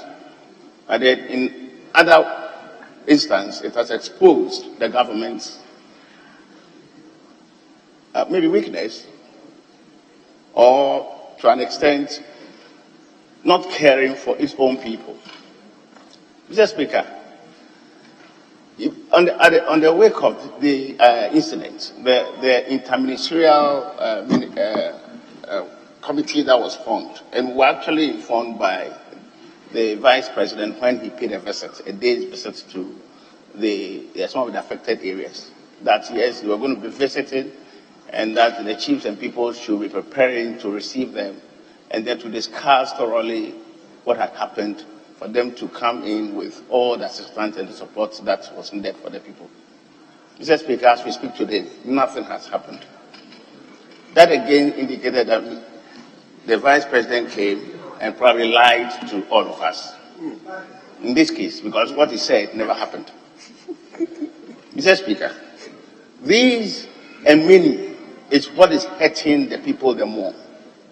And so we've had to really, sound our own pain and frustrations to the extent calling on people who have responded so generously. The various institutions, for instance, the Electoral Commission, I withdraw that. Yes, withdraw. I withdraw that. Unfortunately, I withdraw the aspect where he indicated that the interministerial committee was going to pay us a visit. Myself, and that he lied. But in other words, what he said never happened. That's all. In other words, it never happened. So the chiefs and people have been waiting and still waiting for the interministerial committee's visit to discuss the matter. Mr. Speaker, people are hurting and are frustrated. And so the statement the statement concerning the replacement of those cards, for instance, are matters that are on the front burner. And we're thinking that the state institutions must come without necessarily being prompted, because these are matters that everybody's a national interest, and then everybody is talking about high cost to discuss this matter in the various media houses. And of course, some of those management of those institutions were even called. Maybe we placed strong calls, and some of them were frustrated by saying that they had some budgetary constraints. And so where my colleagues seem to suggest that it is not a matter for the government, then I want to say that it is very important. Government must listen to them, and probably I give them the necessary support by way of the money for them to go and then do the needful. I thank my colleague very, very much. And yes, we still have a lot of challenges, and so it will be appropriate, Mr. Speaker, if you can allow your committee, or what we wanted initially, that you should form a special committee to go into the matter of the spillage, if you can reconsider that for us, so that we can put a comprehensive report together to guide us going forward. Thank you, Mr. Speaker, for the opportunity. Yes, Honourable Member for Adan. Thank you, Mr. Speaker, for the opportunity to add my voice to the statement made by our colleague from Southern. Mr. Speaker, ever since this disaster happened and the interministerial committee was announced, we don't even know one member of the committee even to go to them and launch complaint to them. Mr. Speaker, even could you imagine VRA announced that all students in those areas, they will cater for their fees and other things. We have not seen any of them. We have our list, and we are just waiting for the committee so that we can hand over the list to them. That ends it, Mr. Speaker. Mr. Speaker, it will be appropriate you form a committee here so that it will take care of the hardship and then the complaints from those areas. Because how can we live here? The chairman now will mark register. We have to recite our pledge so that it will remind us. So we are all eager to be here early morning to work for the nation. How can we live here and run to NHIS, run to VRA, run to Electoral Commission, run to that, and they knew that we are in trouble. We have a big problem. Still the problems are there. We have still not solved the problems. Mr. Speaker, those whose canoes have been washed away, still they are not working, they are there. Those whose houses have collapsed, still they don't have a place to sleep. Their ID card, this election, the assembly election, that you see a lot of them saying, so what do? We say, go there and mention your name. Mr. Speaker, we don't even have to come and argue here and debate here before they come to our aid and help those who were affected. You cause a problem yourself. So solve all the surroundings problems around the problem. That one too you can't do unless we come and shout and scream before you do it. Mr. Speaker, we are pleading your committee will be better because the committee, the interministerial committee, we don't even know them. We haven't heard any name. We don't see anybody. Those who is not, still they want food. There is no food. There is no work. So, Mr. Speaker, we are pleading. Give us a committee because I know your committee do effective work so that they run to our constituency, their NHIS card, the voters ID card, and then the Ghana card. They replace them for this just simple as ABCD. Just go to, if at that constituency you go, you open up, they all come and register wherever they were affected. Mr. Speaker, we stand on this line pleading that they should come, your committee should come so that we work hand in hand with them. Thank you. Yes, Honorable Mama Ayaria. Thank you very much, Mr. Speaker. Mine will be a very brief one. I think that no matter what we say, the statement helps because it draws the attention of the relevant agencies that there is such a problem and therefore parliamentarians are discussing it and they should take steps to deal with the problem. But also we must begin to use the various mechanisms available to us in our standing orders to properly channel our powers as a parliament. So, Speaker, I heard colleagues talking about a committee that you instructed to do some work in the past, but we also know how sometimes committee work can drag on for a long time. We are talking about people losing their Ghana cards, their voter ID cards, their health insurance, and other cards and passports. Mr. Speaker, these are urgent, in some cases, life-saving things. As it is now, you can't go to the bank and withdraw money unless you show your bankers your Ghana card. And already the person has lost everything. And he can't even go to the bank and take what belongs to him. If you go to the hospital as a victim of the flood, you can't even access health care. So these are urgent matters. And so I would have said that maybe under our own standing orders, an urgent half-hour motion could be moved, and then a resolution passed by this House directing these agencies to move into these communities that have been affected so that steps can be taken to replace their various identity cards. Don't forget that we also approve certain limited budget for these agencies. Sometimes they are aware, but they can't move because there's no money.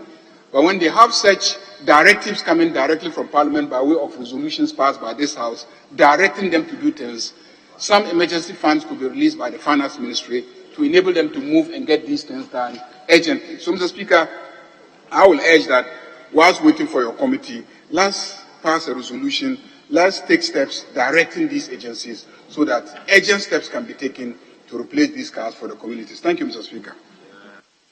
Deputy Minority Leader, then we come to Majority. Thank you, Honourable Speaker. Council, I'll be very brief. Let me thank the maker of the statement and state that it was in the right direction for members to have called on government to really address this issue. Because frankly, the National Health Insurance is under the Ministry of Health. The DVLA is under the Ministry of Transport. And let's all be very frank. The President of the Republic of Ghana has not shown the way since this crisis.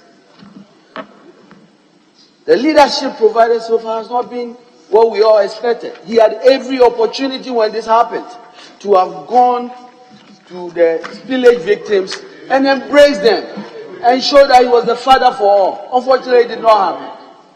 And the least people who are going through so much should worry about is these ID cards.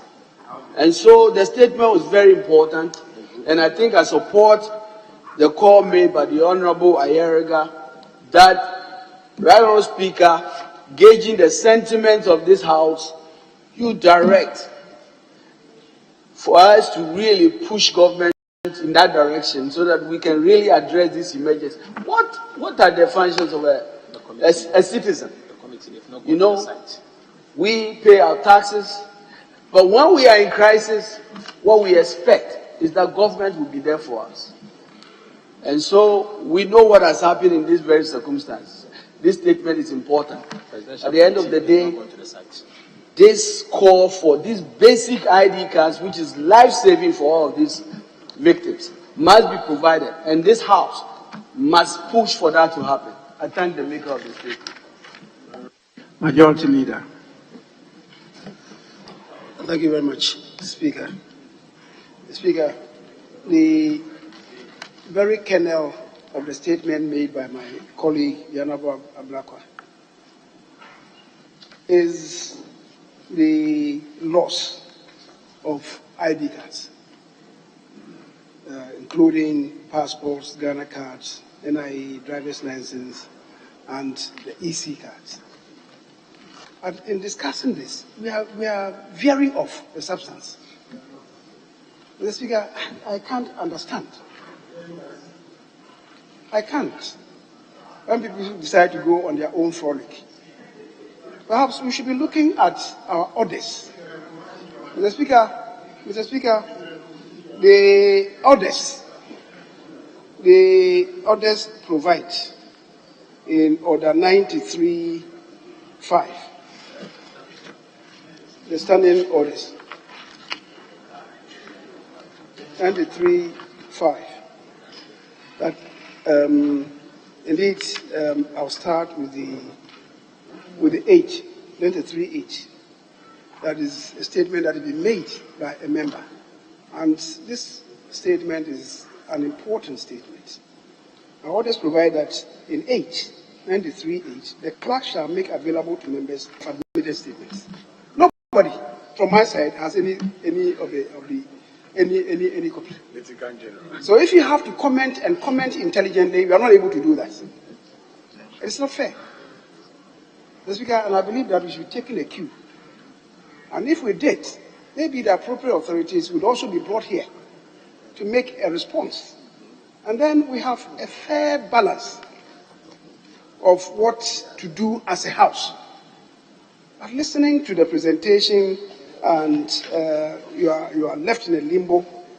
In fact, 5 says a member, 93.5 or the order says a member may comment on the statement for a period not exceeding 5 minutes, and the comment shall not provoke debate.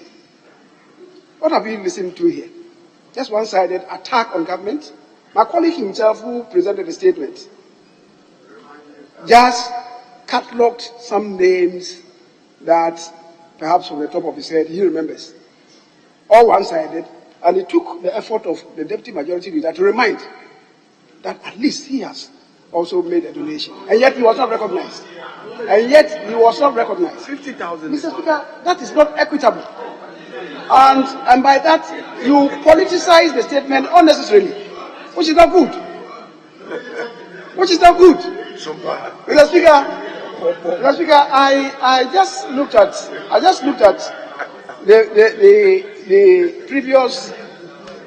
the previous rules of procedure. If you look at Order 72, that's where I even have a problem. Order 72 in the old order provides that a minister of state may make an announcement or statement on government policy. Any such announcement or statement should be limited to facts which is deemed necessary to make in the House and should not be designed to provoke a debate. That statement, in the first place, should not be designed to provoke a debate.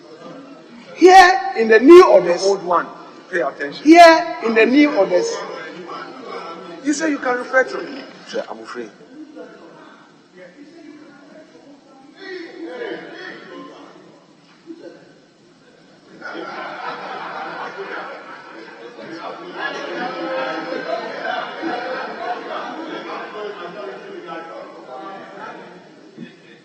Majority leader, you should lead the way. Order 72 is something else. He read from the old one. Clearly, my colleague is out of joint. He was not even listening to me when I was speaking. I said that in the old standing orders, the provision is that the statement that is made should not provoke a debate. In the new standing orders, there's no such thing. It is rather the comment. It says it's the comment that should not provoke a debate. And we may have a problem. So I'm just drawing attention to it that we look at it and reconcile it. Otherwise, if the statement itself is very provocative, how do you then gag people from commenting on it to say that your contribution should not provoke a debate? That's the issue that I'm raising, that we should look at that. Mr. Speaker, having said so, the issue, as I said, is about the loss of cats. How do we deal with it? The Honorable Ayariga, who spoke to it, just said that the sentiment of the House should be gauged for the Speaker to make the appropriate directive. My colleague, the lady Deputy Whip, said that she got up to say that the Speaker should issue a directive. Don't vest authority in the Speaker that the Speaker doesn't have. The Speaker cannot suo moto do that. It is the House that makes the decision and the Speaker communicates it. But Mr. Speaker, the Honorable Ayariga is also saying that perhaps we need to come by a motion and so on. I think that, again, we should look at it.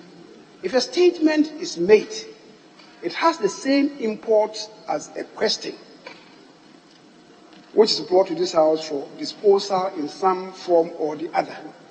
And I think we should look at that.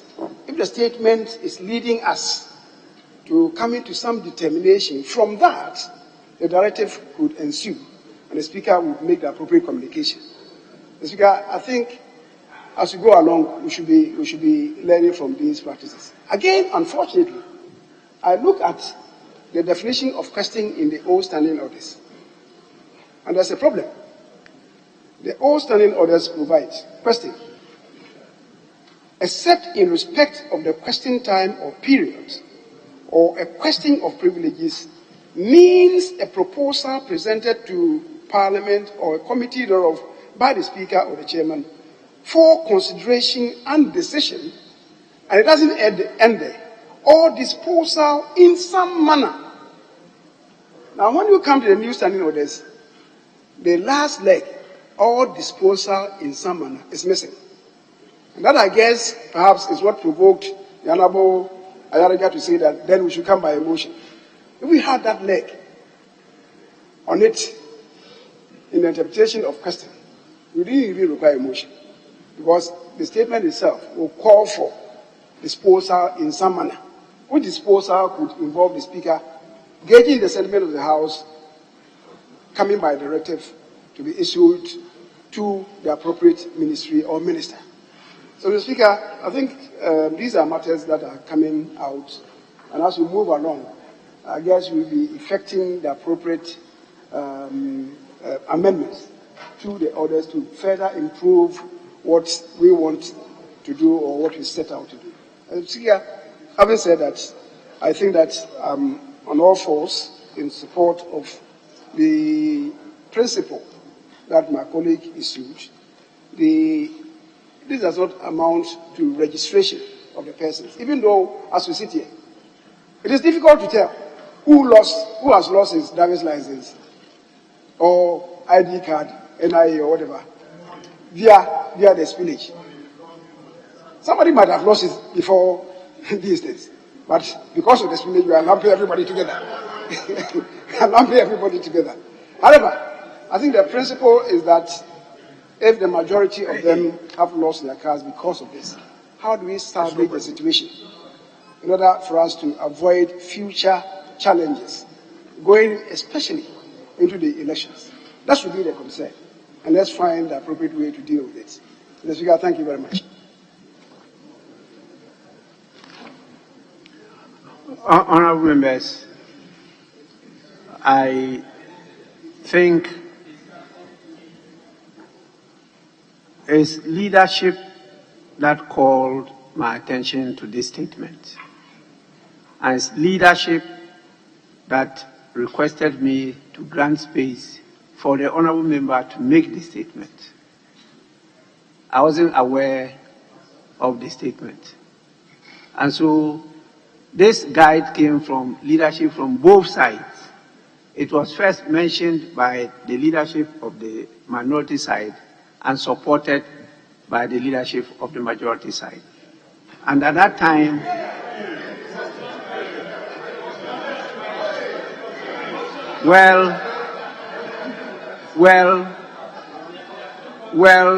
the two available leaders from the majority side have washed their hands off. Yes, so I thought that my colleagues, the deputy speakers, one might have admitted the statement and that the statement has been distributed to members in compliance with our standing orders. And let's be clear, a statement is a statement, whether it's by a minister or by a member. And statements deal with the presentation of facts. They don't deal with arguments. If you import arguments into a statement, then it becomes a debate. And so the framers of the new standing orders, which fortunately for us included the majority leader. The majority leader participated actively in the crafting and drafting of the new standing orders. And as I chaired the new standing orders, he was always visibly and actively present. And so as we go along, I stated over the weekend, we'll fine-tune them and we'll improve them. But it was for good reason that I did propose that a committee be established, because I knew that the disaster, both flood and the spillage induced, had multi-dimensional matters that had to be looked at critically. And I was not just looking at only the short term. I indicated that recommendation could be made that could prevent future disasters of that nature. Since then, because of the nature of the challenge, I've been in touch with various stakeholders, including members of parliament here, and some have contributed, as to how to constitute the committee. It is not for me just to dictate. I even solicited the assistance of stakeholders as to membership, taking my experience into consideration that a number of referrals to only parliamentary committees have not found responses from those committees, and they are still hanging at those committees level in spite of my daily, constant, frequent reminders. And so you realize that I'm moving away from just constituting committees as parliamentary committees to including technical people who definitely will give technical support. They are usual non-voting members because they are not members of parliament. And so the consultation is ongoing, but I need some experts from all these areas to be able to support us to come out with really a good report that could support governance in the country. So we will definitely establish the committee, and I think the call was for me to proceed to do so. I hope that members after this will support me with the pieces of advice that I'm soliciting from them, so that it will not just be looking at lower Volta. It covers up to the Bono East and also Savannah and the rest. And so we need, yes, the Voltairean Basin. So we need to have that kind of comprehensive committee, but there should be some professionals and people with experience. I have had material which are passed on of research hasn't been done by some professors on this area concerning these disasters and what should have been done, which has not been done. And I've been in touch with the VRA itself. In fact, on daily basis, even when I'm outside this country, I see call, because this is one of the things that give me sleepless nights. That this thing is still hanging and our colleagues are sleeping in the open and they are still suffering. They are, in fact, drudgery, and not much is being done. And so it's after we've done that, and my inquiries show that also government is trying to source some financing from the World Bank to intervene in this matter. That is something that we must push as a house and call for urgent action to be done so that we can process it for the benefit of our constituents. So we once again want to commend the maker of the statement for reminding all of us and bringing it home strongly that there's a need for urgent action in this matter. So I want to thank all of you for that. But sooner than later, I'll be announcing the composition of the committee, and that committee will have the opportunity of calling on these agencies to take immediate action. Then together, we can advise government as to how to source money from, if there's still some money in the contingency fund or any other funds to support this one. Because it's a national disaster and we should be seen to be concerned and to be acting on it. With this, I want to thank members, and without any more business, yes, there's some pending business, very short one, which we have to do now. I'm sure that members have been given the order paper addendum. Order paper addendum. Oh, it was distributed. I have my copy here.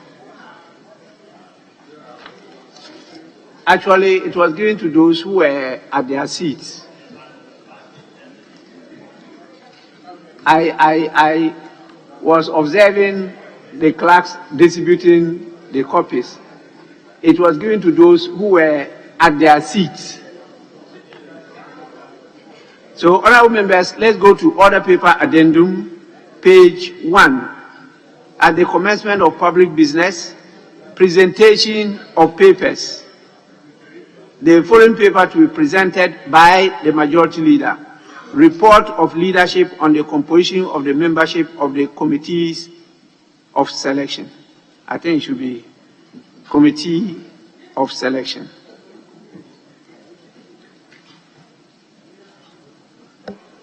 Mr. Speaker, that indeed is true. And we should forgive the printers did. So I present the report of the committee. Report of leadership on the composition of the membership of the Committee of Selection. Honorable members, the report has been presented and it's for distribution to all members of the House.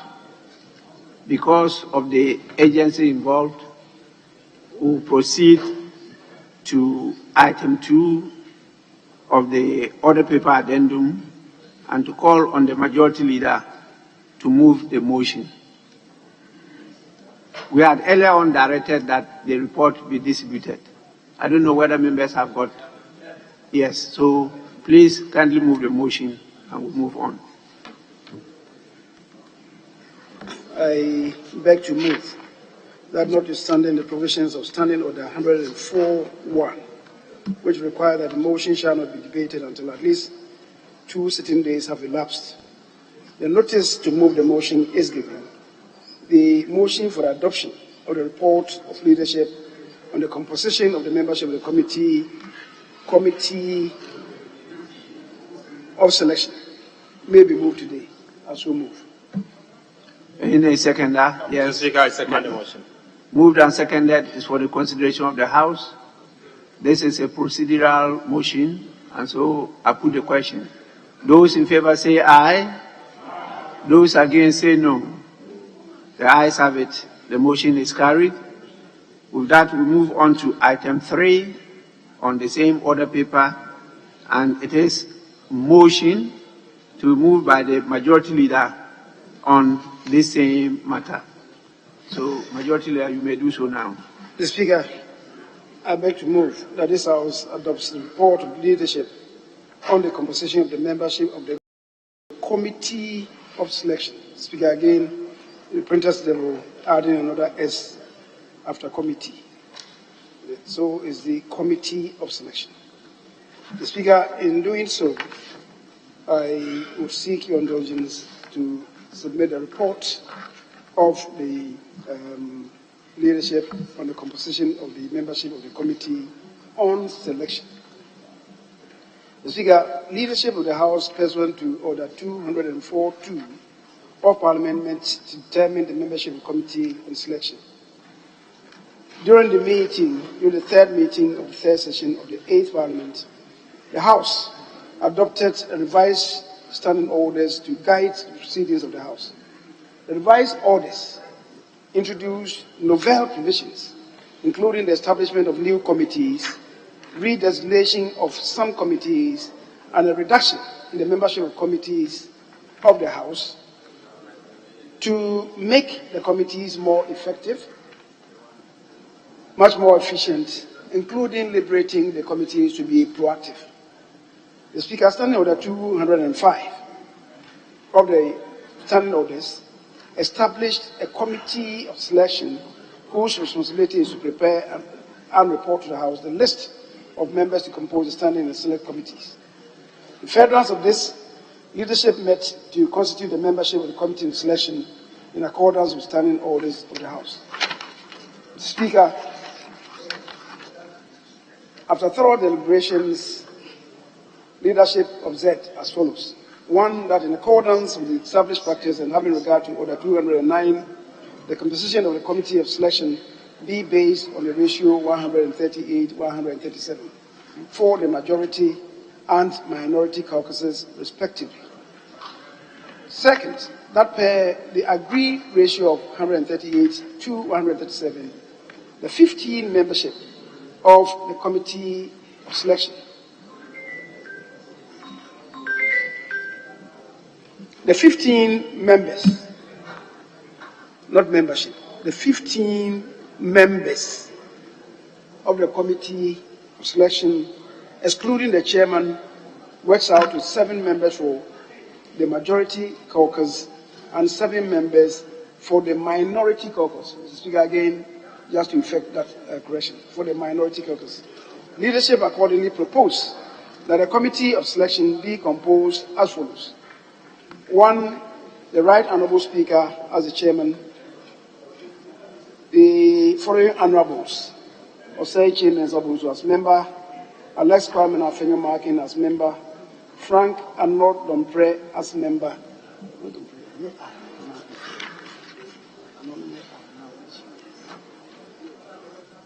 Habib Idrisu as member, Ambrose Derry as member, Sarah Adwasafo as member, and Brian Echampong as member. On the side of the minority, we have Kesel Ato Barforson as member, Emmanuel Ama Kofibwa as member, Kwame Gobbins Abuja as member, Comfort Doyo Kujo as member, Mahama Ayariga as member, Beniza Okle Telabi as member, and Honorable Emmanuel Kojo Ajikum as member. The Speaker, leadership accordingly recommends for the approval of the House, based on the agreed ratio, the composition of the membership of the Committee of Selection as indicated above, pursuant to Order 204, Sub 2. Respectfully submitted, not respectively. Respectfully submitted. So, Mr. Speaker, let's effect that correction. And then the last line indicated, let's also correct it. It's not indicated. Indicated. Let's get the word appropriately spelled. Mr. Speaker, I beg to submit. Thank you very much. Yes, any seconder? Mr. Speaker, I rise to second the motion. In doing so, Mr. Speaker, I will dwell on page 2, paragraph 2.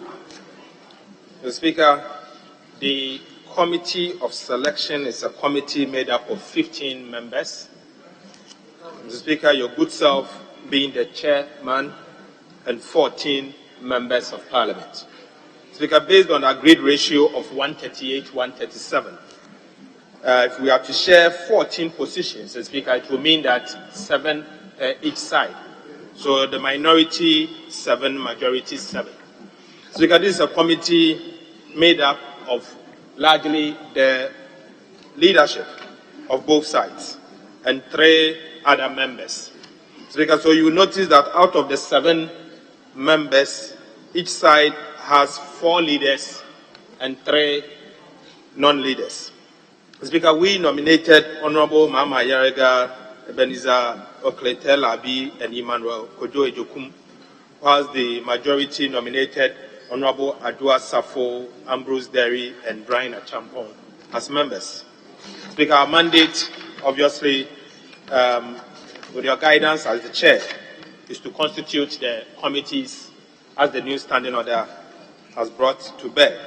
Mr. Speaker, our hope is that this House will approve a committee of selection so that we can get to work as soon as possible and get the committees constituted. Thank you, Mr. Speaker. Honourable members, motion moved and seconded is for the consideration of the House. This is to kickstart and empower the Committee on Selection to constitute and compose the committees and present a report to the House. But members are permitted to make inputs into this. Yes, please. Honourable Emmanuel Bejira. Thank you, Mr. Speaker. Mr. Speaker, I also support the motion. But your report, Mr. Speaker, I've noticed that on page 2, that's item 2 of the report, where the majority leader says that's paragraph 2.2, that per the agreed ratio of 138, 137, the 15 membership of the Committee of Selection, excluding the chairman, works out to 7 members of the majority caucus, 7 members of the minority caucus of majority. He corrected the minority caucus. But Mr. Speaker, Order 205 of the new standing orders states that Order 205-2, the Committee of Selection Order 205-1, the Committee of Selection shall comprise the Speaker as chairperson and not more than 14 members of Parliament. Not by your report says that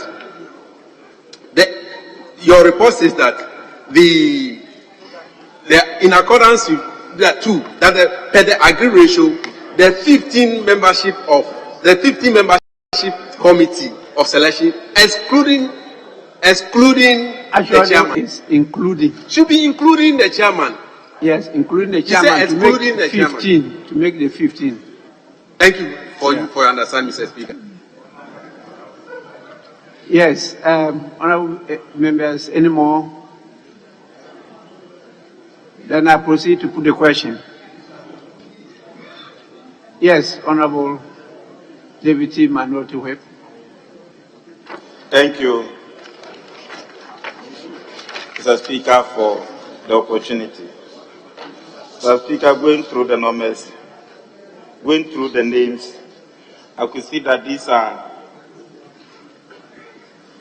most of the seniors who have been here for a long time have found their names in the composition of this committee of selection. Mr. Speaker, your good self as chairman, the Honorable Osechi Mensah Bonsu as majority leader and Minister for Parliamentary Affairs, the Honorable Afenyo Makin, through to Honorable Atufosin, Honorable Abuja. Most of the members in this committee have been here for several terms. But Mr. Speaker, my advice is that some of us might not be members of this committee. Mr. Speaker, the usual complaint in this House has always been committees taking referrals and not reporting to the House. Therefore, once we accept this motion and adopt this committee of selection, in constituting the other committees, care must be taken. Those former chairmen who were not responding to referrals, Mr. Speaker, in constituting the committees, due diligence must be done to that effect. Well, we cannot form a committee of this House, give you a referral, and you take the referral and put it in your bosom and without reporting to the House. Mr. Speaker, I know if we begin to do things in that direction, the rules of procedure will be complied with, where a committee will not be taking custody of a referral for more than 3 months without referring to the House, and that becomes an abortive case. Mr. Speaker, it was pathetic to hear when we were told in this House that there are about 700 referrals that have not been responded to the House. Mr. Speaker, what are we doing? And this is a House of Parliament which work through its committees. So if the committees are not effective, Parliament will not be effective. But no matter how effective the members of the committee might be, if the leadership of the committee is not effective, the Speaker will continue to be facing this problem. You've cured most of the ills and mischiefs in the old standing orders. You brought new orders. Much as you have brought new orders, the Speaker, care must be taken in making sure we select carefully. Now that the numbers have been downsized from 20 to 13, from 25 to 15, if you don't get effective chairmen and ranking members to make sure that the work of the committee goes on, Mr. Speaker, very soon this House may become something on its own. When, Mr. Speaker, I heard that you said you started even making sure that in giving things to committees, technical persons are taken. Mr. Speaker, no matter how you brought technical persons outside, if the leadership are not determined to respond effectively and timeously to this House, we may be disgracing ourselves. I know, now that we have people like you in our midst, people like the majority leader, Honorable Osechi Mensah, in our midst.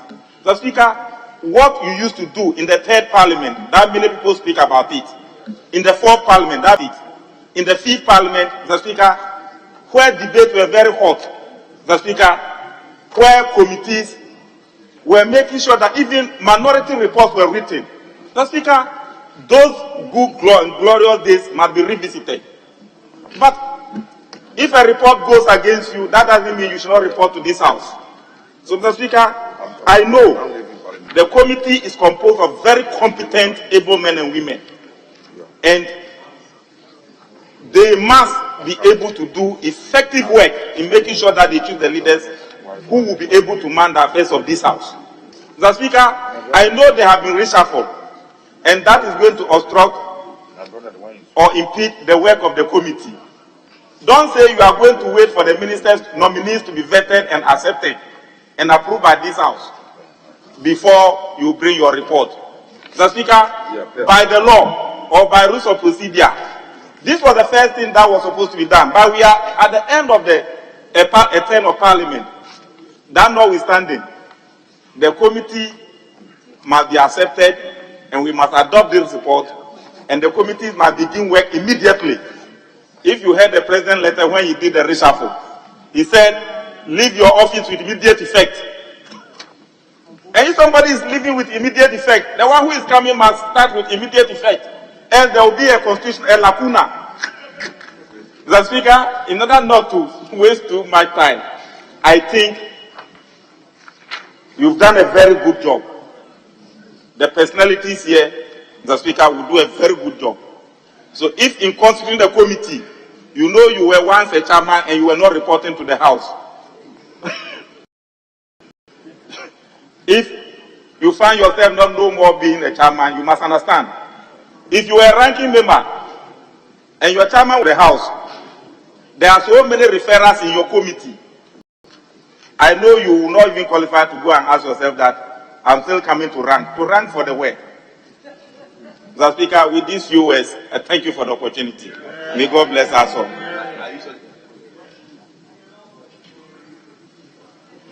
Yes, honorable members. Yes, majority leader.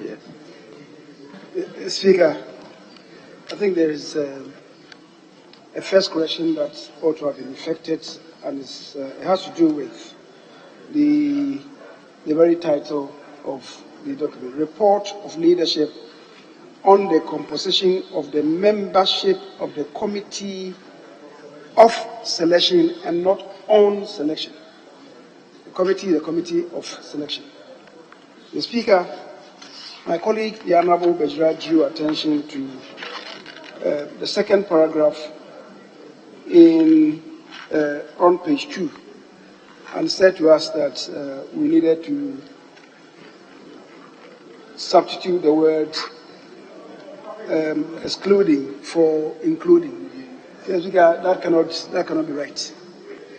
The word there is excluding. And look at the commas. Look at the commas there.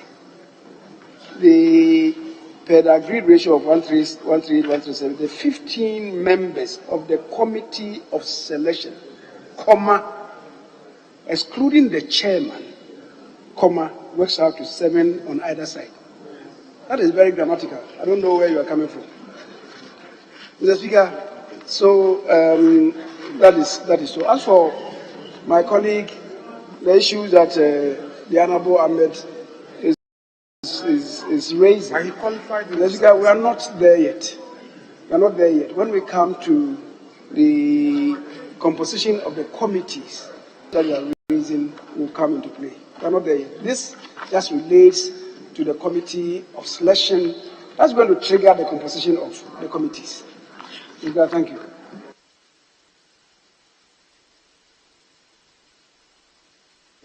Yes, honorable members, I think it's time to put a question, but kindly note the issues that have been said by members, particularly the leaders, Honorable Deputy Whip, because as chairman of the Committee on Selection,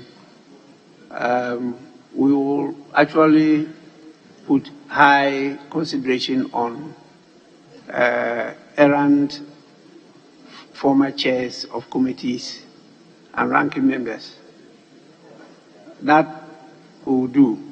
Because of this experience, if you go through the new standing orders, there are copious provisions on the conduct of committee meetings, the functions of the chairman, the clerk, how at the end of the day the question will be put and the decision taken, which will be the report of the committee, and how that is to be presented.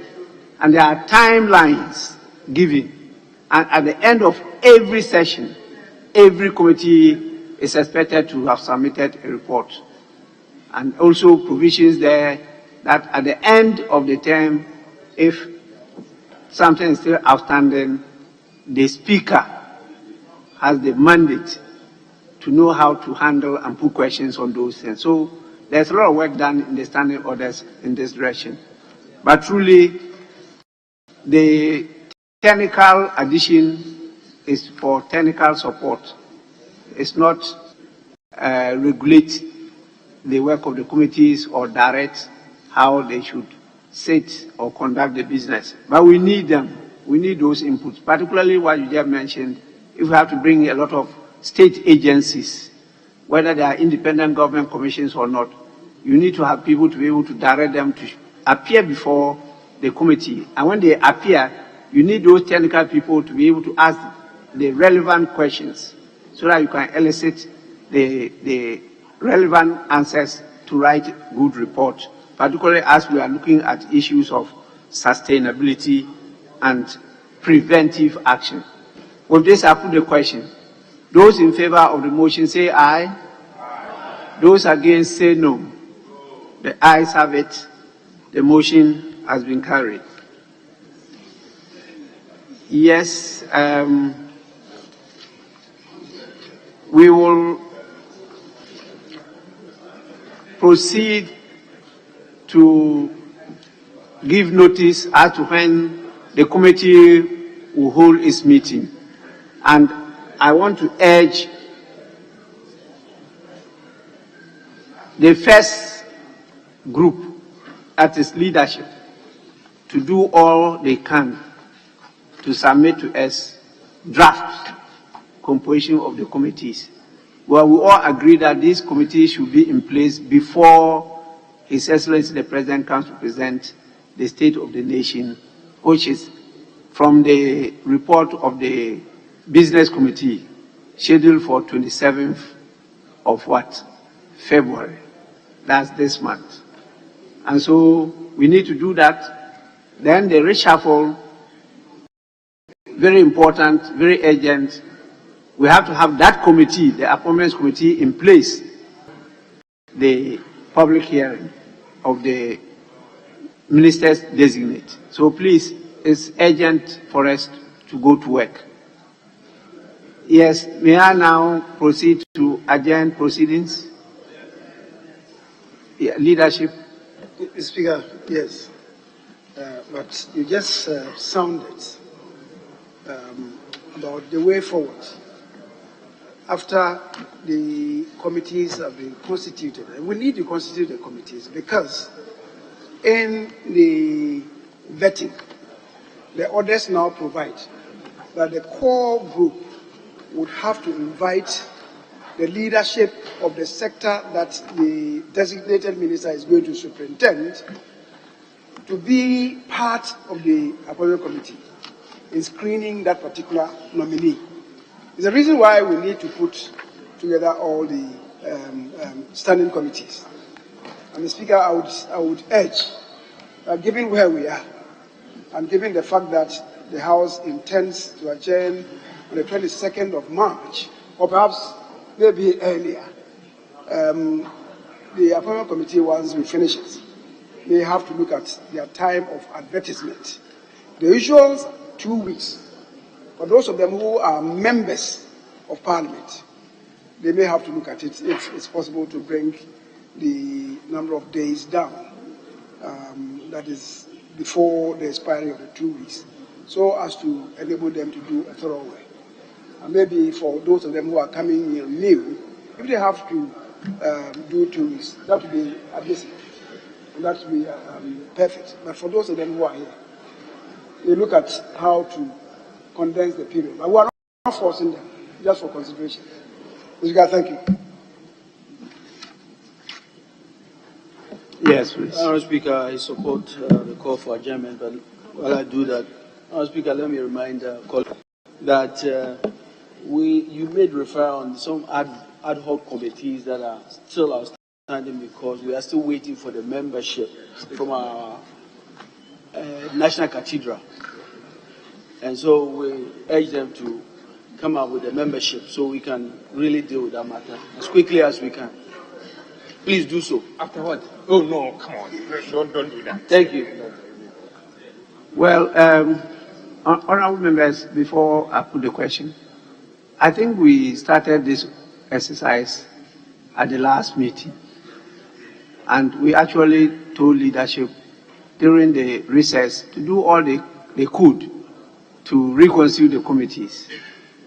The only thing that cropped up is the President's decision to do a reshuffle, which meant that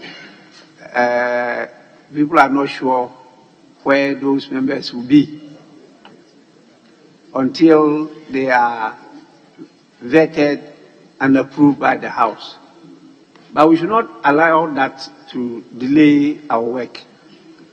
I think we can proceed to do business, and tomorrow I'll urge the Select Committee to hold its first meeting and plan as to how to receive the inputs from leadership. And I expect that by Friday, leadership should have submitted. Friday. Today is Tuesday. Tomorrow, Wednesday, we'll meet to plan, and then leadership work on Friday submit the proposed composition of the committees. The President is to be here 27th. 27th is Tuesday. And so some of the committees, particularly Appointments Committee, will have to by the weekend. Many of the nominees or designees you already know. And so we don't expect you to be using 2 hours per nominee. There is no extra time in this matter. It's only end times we have. You can't add many more days to the tenure of a government. So there cannot be extra time or injury time or penalties. We can only have end time. No, I don't think so.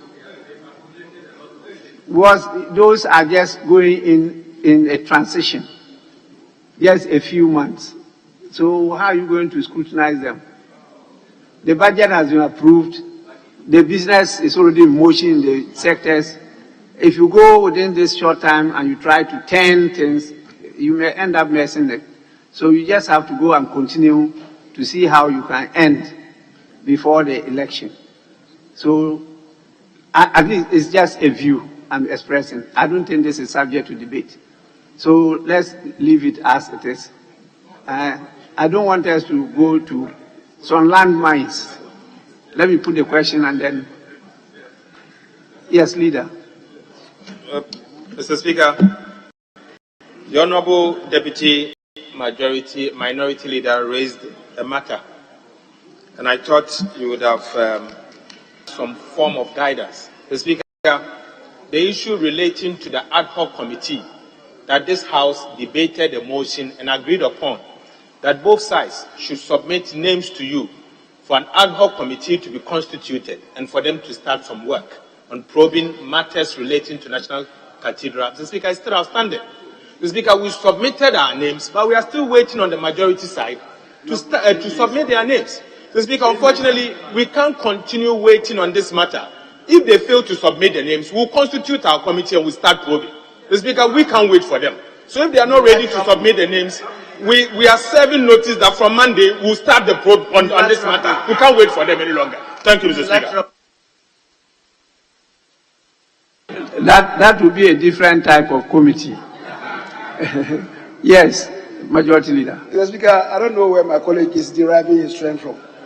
If you set up a committee involving one house, one side of the house, how would you describe the house? It certainly cannot be a committee of the house. Mr. Speaker, actually, who will set it up? So it cannot be set up if it's going to be a committee of the House. Mr. Speaker, the other one, you've given us up to Friday. I don't see why we should be lethargic on this. The composition of the committee on selection. Why should we go to Friday? I guess if we are diligent enough, we should be able to do this by tomorrow. I said the committee will meet tomorrow.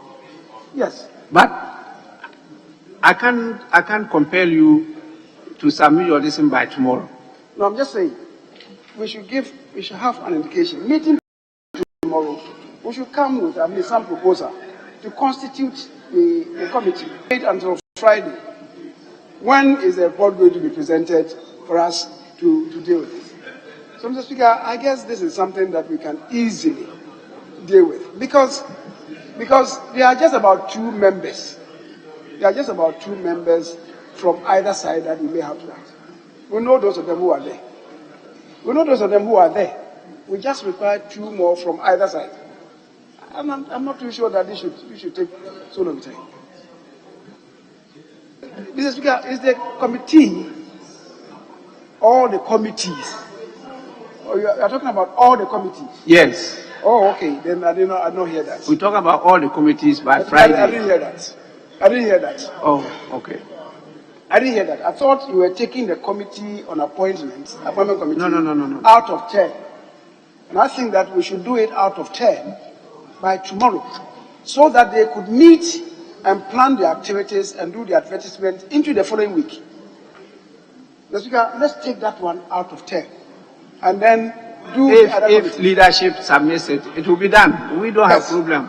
Committee of selection, we don't have problem. Once you are able to do that for us, we'll submit the report on the composition of the committee, the appointments committee. So we don't have problem with that. But you discuss that and let's have it. The 9 permanent members are there, then the 2 subject members from the state will come. That's all. 9 permanent members. That one is spelled out in the standing orders. Then, depending on the nominee, then you have 2 from each side of the house to add. And that will be it. Yes, sir. Mr. Speaker, I thought your directive was that we should constitute all the members of the standing and select committees and make it ready by Friday. That's what the directive was. And so we should work towards that. That's what that is still the directive, but the majority leader is saying that we can take out the appointments committee and expedite action on that one by tomorrow. Please, leaders, resume your seat. Speaker, respectfully, he got me wrong. I'm just, after the application, the directive, I'm just making an application. And I don't understand why my colleague just got up. I'm making an application that let's take this one out of 10, because they have to meet and plan. The referral that they will make will not be to members of the committee. It will be to the committee, which then will be composed along the line. If it has to be Friday, maybe you meet Friday, you're not able to finish, it goes to Monday or Tuesday. It still could be in reckoning. But let's have the appointment committee constituted, and then they will have their meetings ahead of time. That's what I'm saying. Please, this application he has made is because of the agency involved. For that committee to be taken out of the rest, constituted early, so that they can start the work. And now when you go to Order 217, Order 217, which is the order on appointment committee, it says, 1, the appointments committee comprises the first deputy speaker as chairperson. This was based on the insistence of the House. Right? Minority leader as ranking member. The deputy majority leader as vice chairperson. And the following other members. A, deputy minority leader, majority chief, minority chief whip, and D, 3 other members selected based on the numerical strength of the parties in Parliament. So, apart from the 3, the rest are known. So, it's the leaders that should meet to decide on that 3.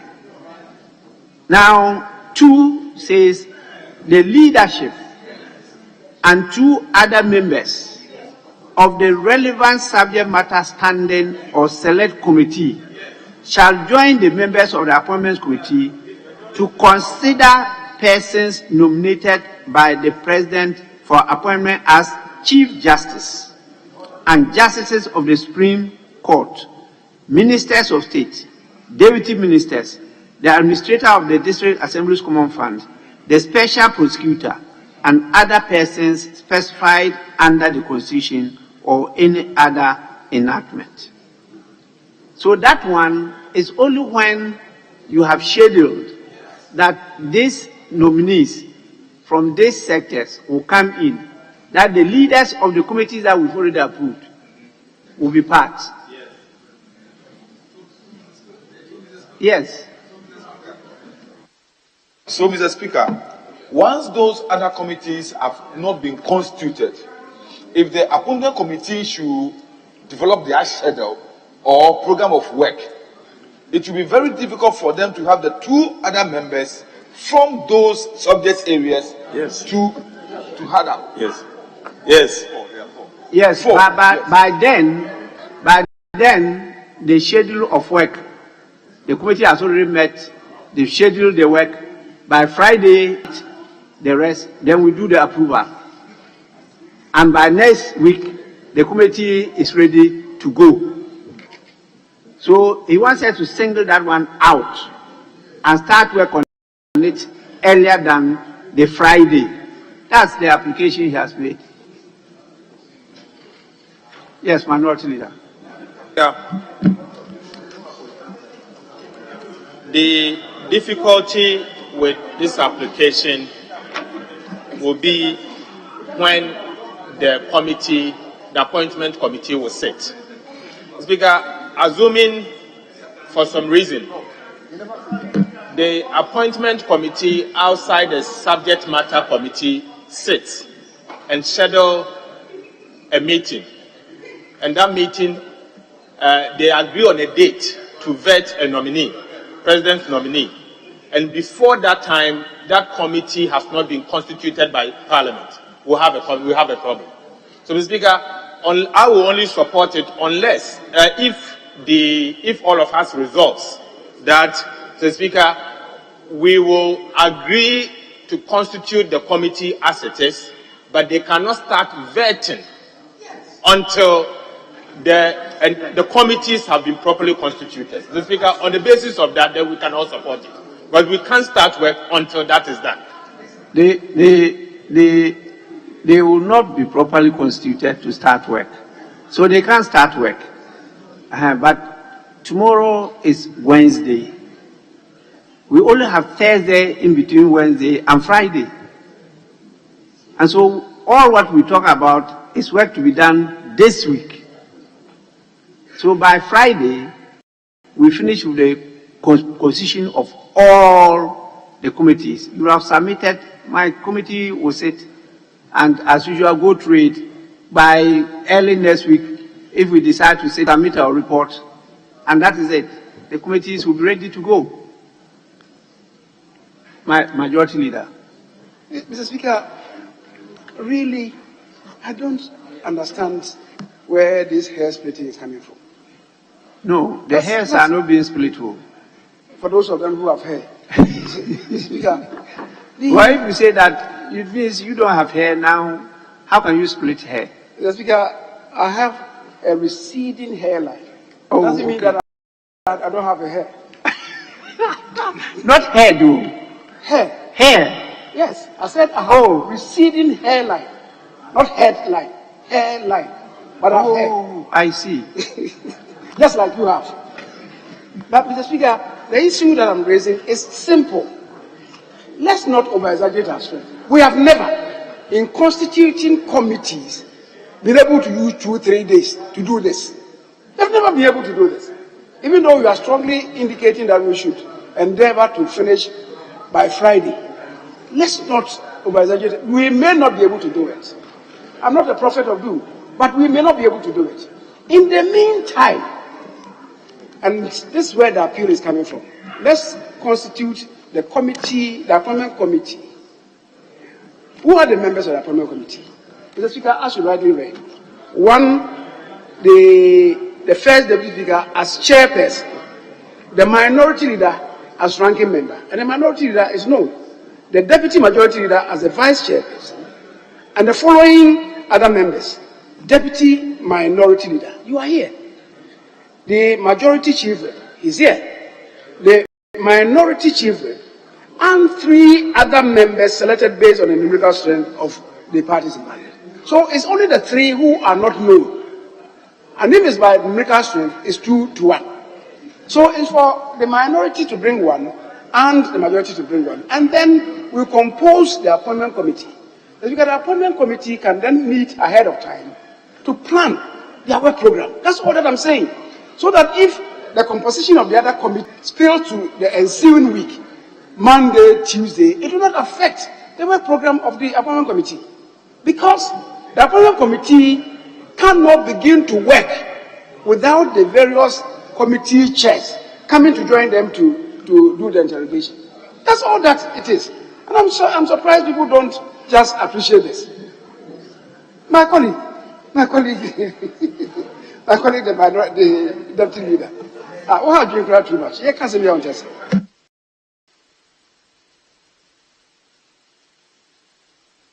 Yes, Speaker, I think it's very clear that we will support that proposal to basically start the preparatory work and continue until we get the subject matter committees ready before the actual vetting takes place. So we'll support the motion. Yes. Mr. Speaker, our standing orders, the new standing orders, clearly stated in 2172, the leadership and 2 other members of the relevant subject matter standing or select committees. Now, to have the complete appointment committee, you need 4 other members from this standing committee or select committee to form part of the appointment committee to make it complete. And so, Mr. Speaker, if we have not agreed on all other committees, why is everybody? Mr. Speaker, if you also look at their core, they should have said that they are not core. No, so it's not. It is not in the standing orders that they are not core members. They are co-opted members. It is not saying, Mr. Speaker. Now, if you look at Order 293, Order 293 says that the standing order shall come into force on the 2nd day of January 2024. So, 2nd day of January, we have a new standing orders. Thank you, Mr. Speaker. Yes. Mr. Speaker, please. Listen. Mr. Speaker, the new standing orders that our standing orders 2171 says that the appointments committee, that is the appointments committee, comprises the first deputy speaker as chairperson, minority leader as ranking member, the deputy majority leader as vice chairperson, and the following other members. That is A, deputy minority leader, B, majority chief whip, minority chief whip, and 3 other members. 3 other members. That is the appointments committee. Listen. That is the appointments committee. Now come to 2. 2 is what you are referring to. So listen to 2. Listen to 2. The leadership of 2 other members of the relevant subject matter standing or select committees join the members of the appointments committee. So they are not members. They are only to join them. They are only to join them for the purposes of doing the actual vetting.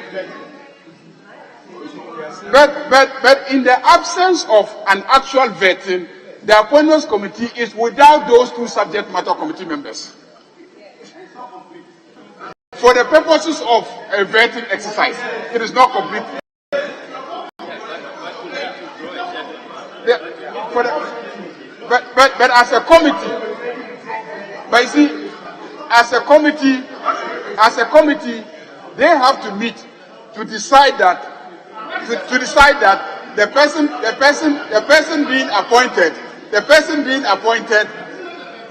being appointed is to this sector, and therefore they should invite this subject matter committee. So I think that the matter is simple, and Honorable Bejira understands now.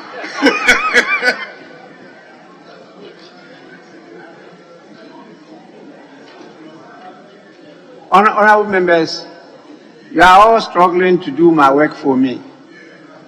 Order 5 is very clear.